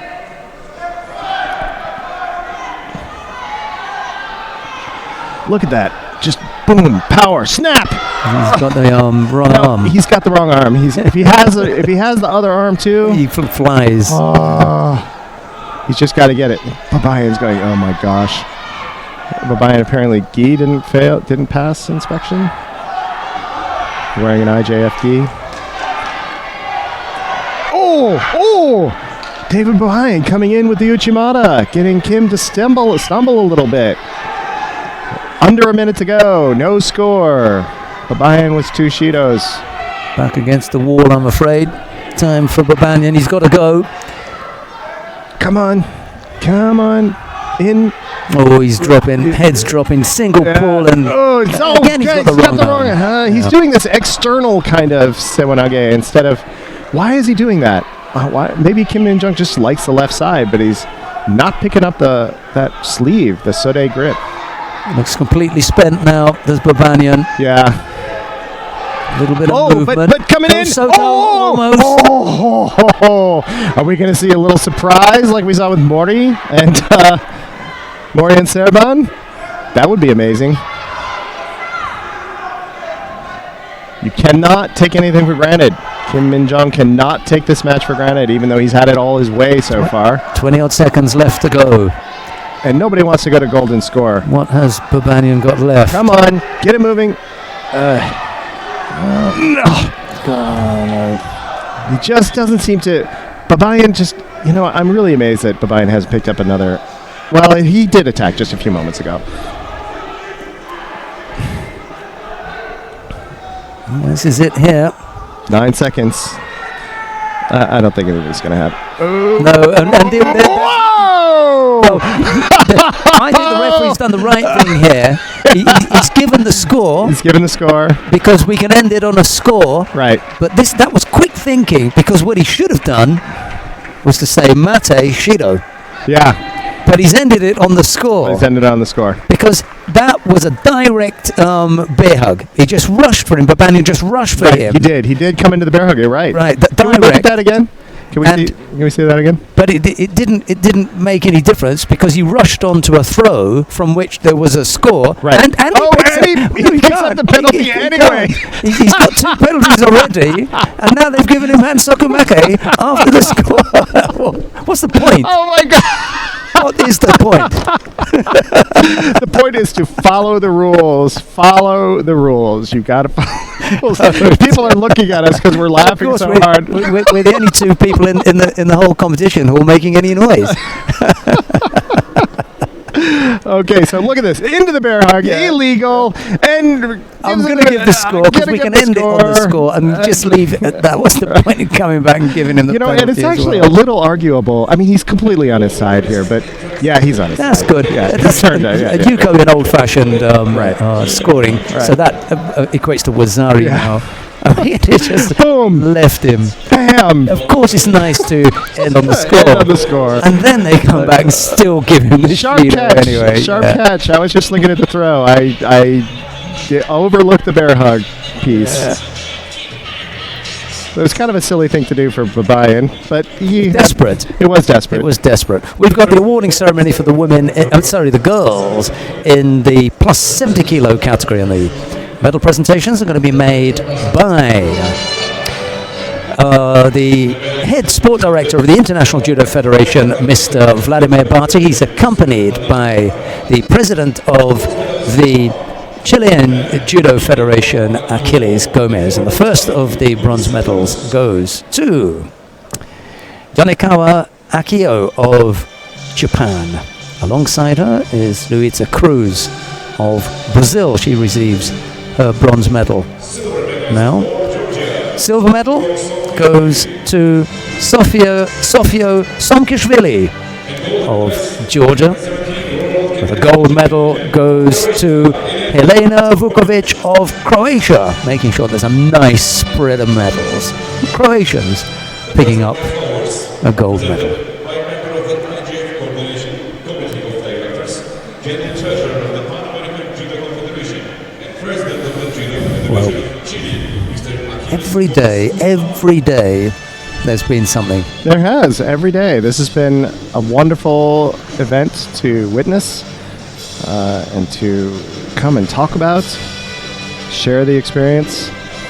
Ladies and gentlemen, it ain't done yet. No. Because we've got the biggest and the best that we've saved to last. That's going to happen tomorrow when we bring you the team event, a mixed team event. So for the first time, we're going to be broadcasting a mixed team event. But before we give you information of that, and we come back for one more awarding ceremony, we've got the national anthem of Croatia.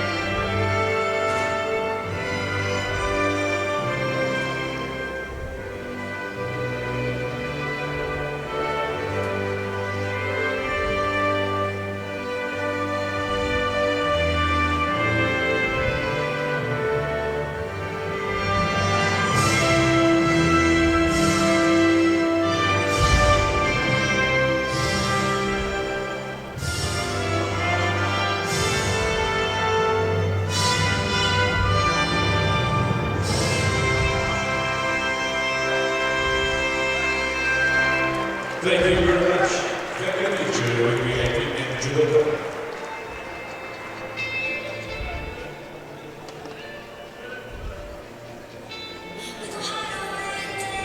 Yonekawa and Cruz were the bronze medalists. Somkishvili took the silver, and it was Vukovic to win gold. One more weight category to bring you. Gene.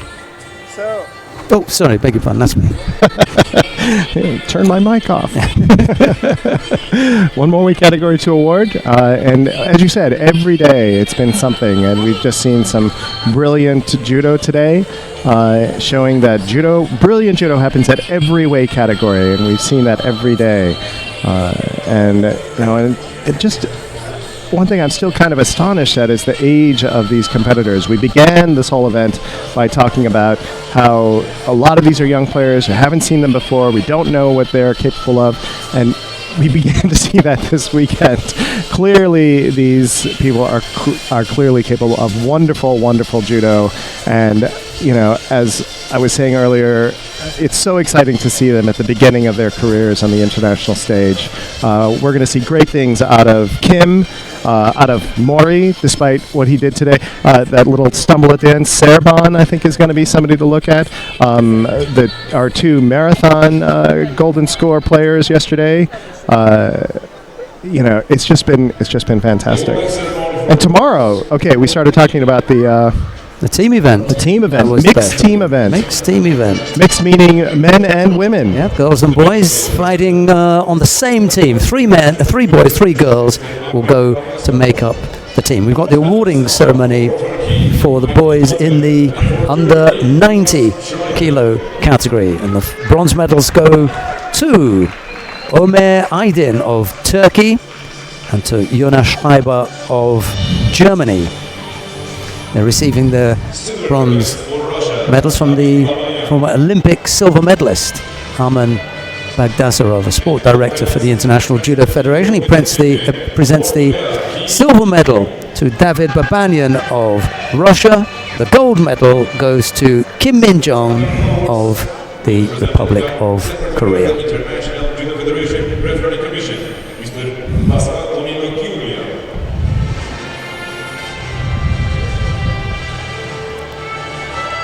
Tonino Cirillo is now presenting the floral tributes and the checks, I believe. I think he is. Oh, yeah. Here we go. Tonino just forgot about the money. Hey, there's a huge smile on the face of the Turkish fighter as he realizes, hey, I am going to get a check after all. He was looking at the tray that was being held by one of the hostesses thinking, is one of those for me? I'm sure everyone else got one on the Turkish team. Where's mine then? Yeah. Hey. I'll have some of that when you're ready. Now, the national anthem of the Republic of Korea.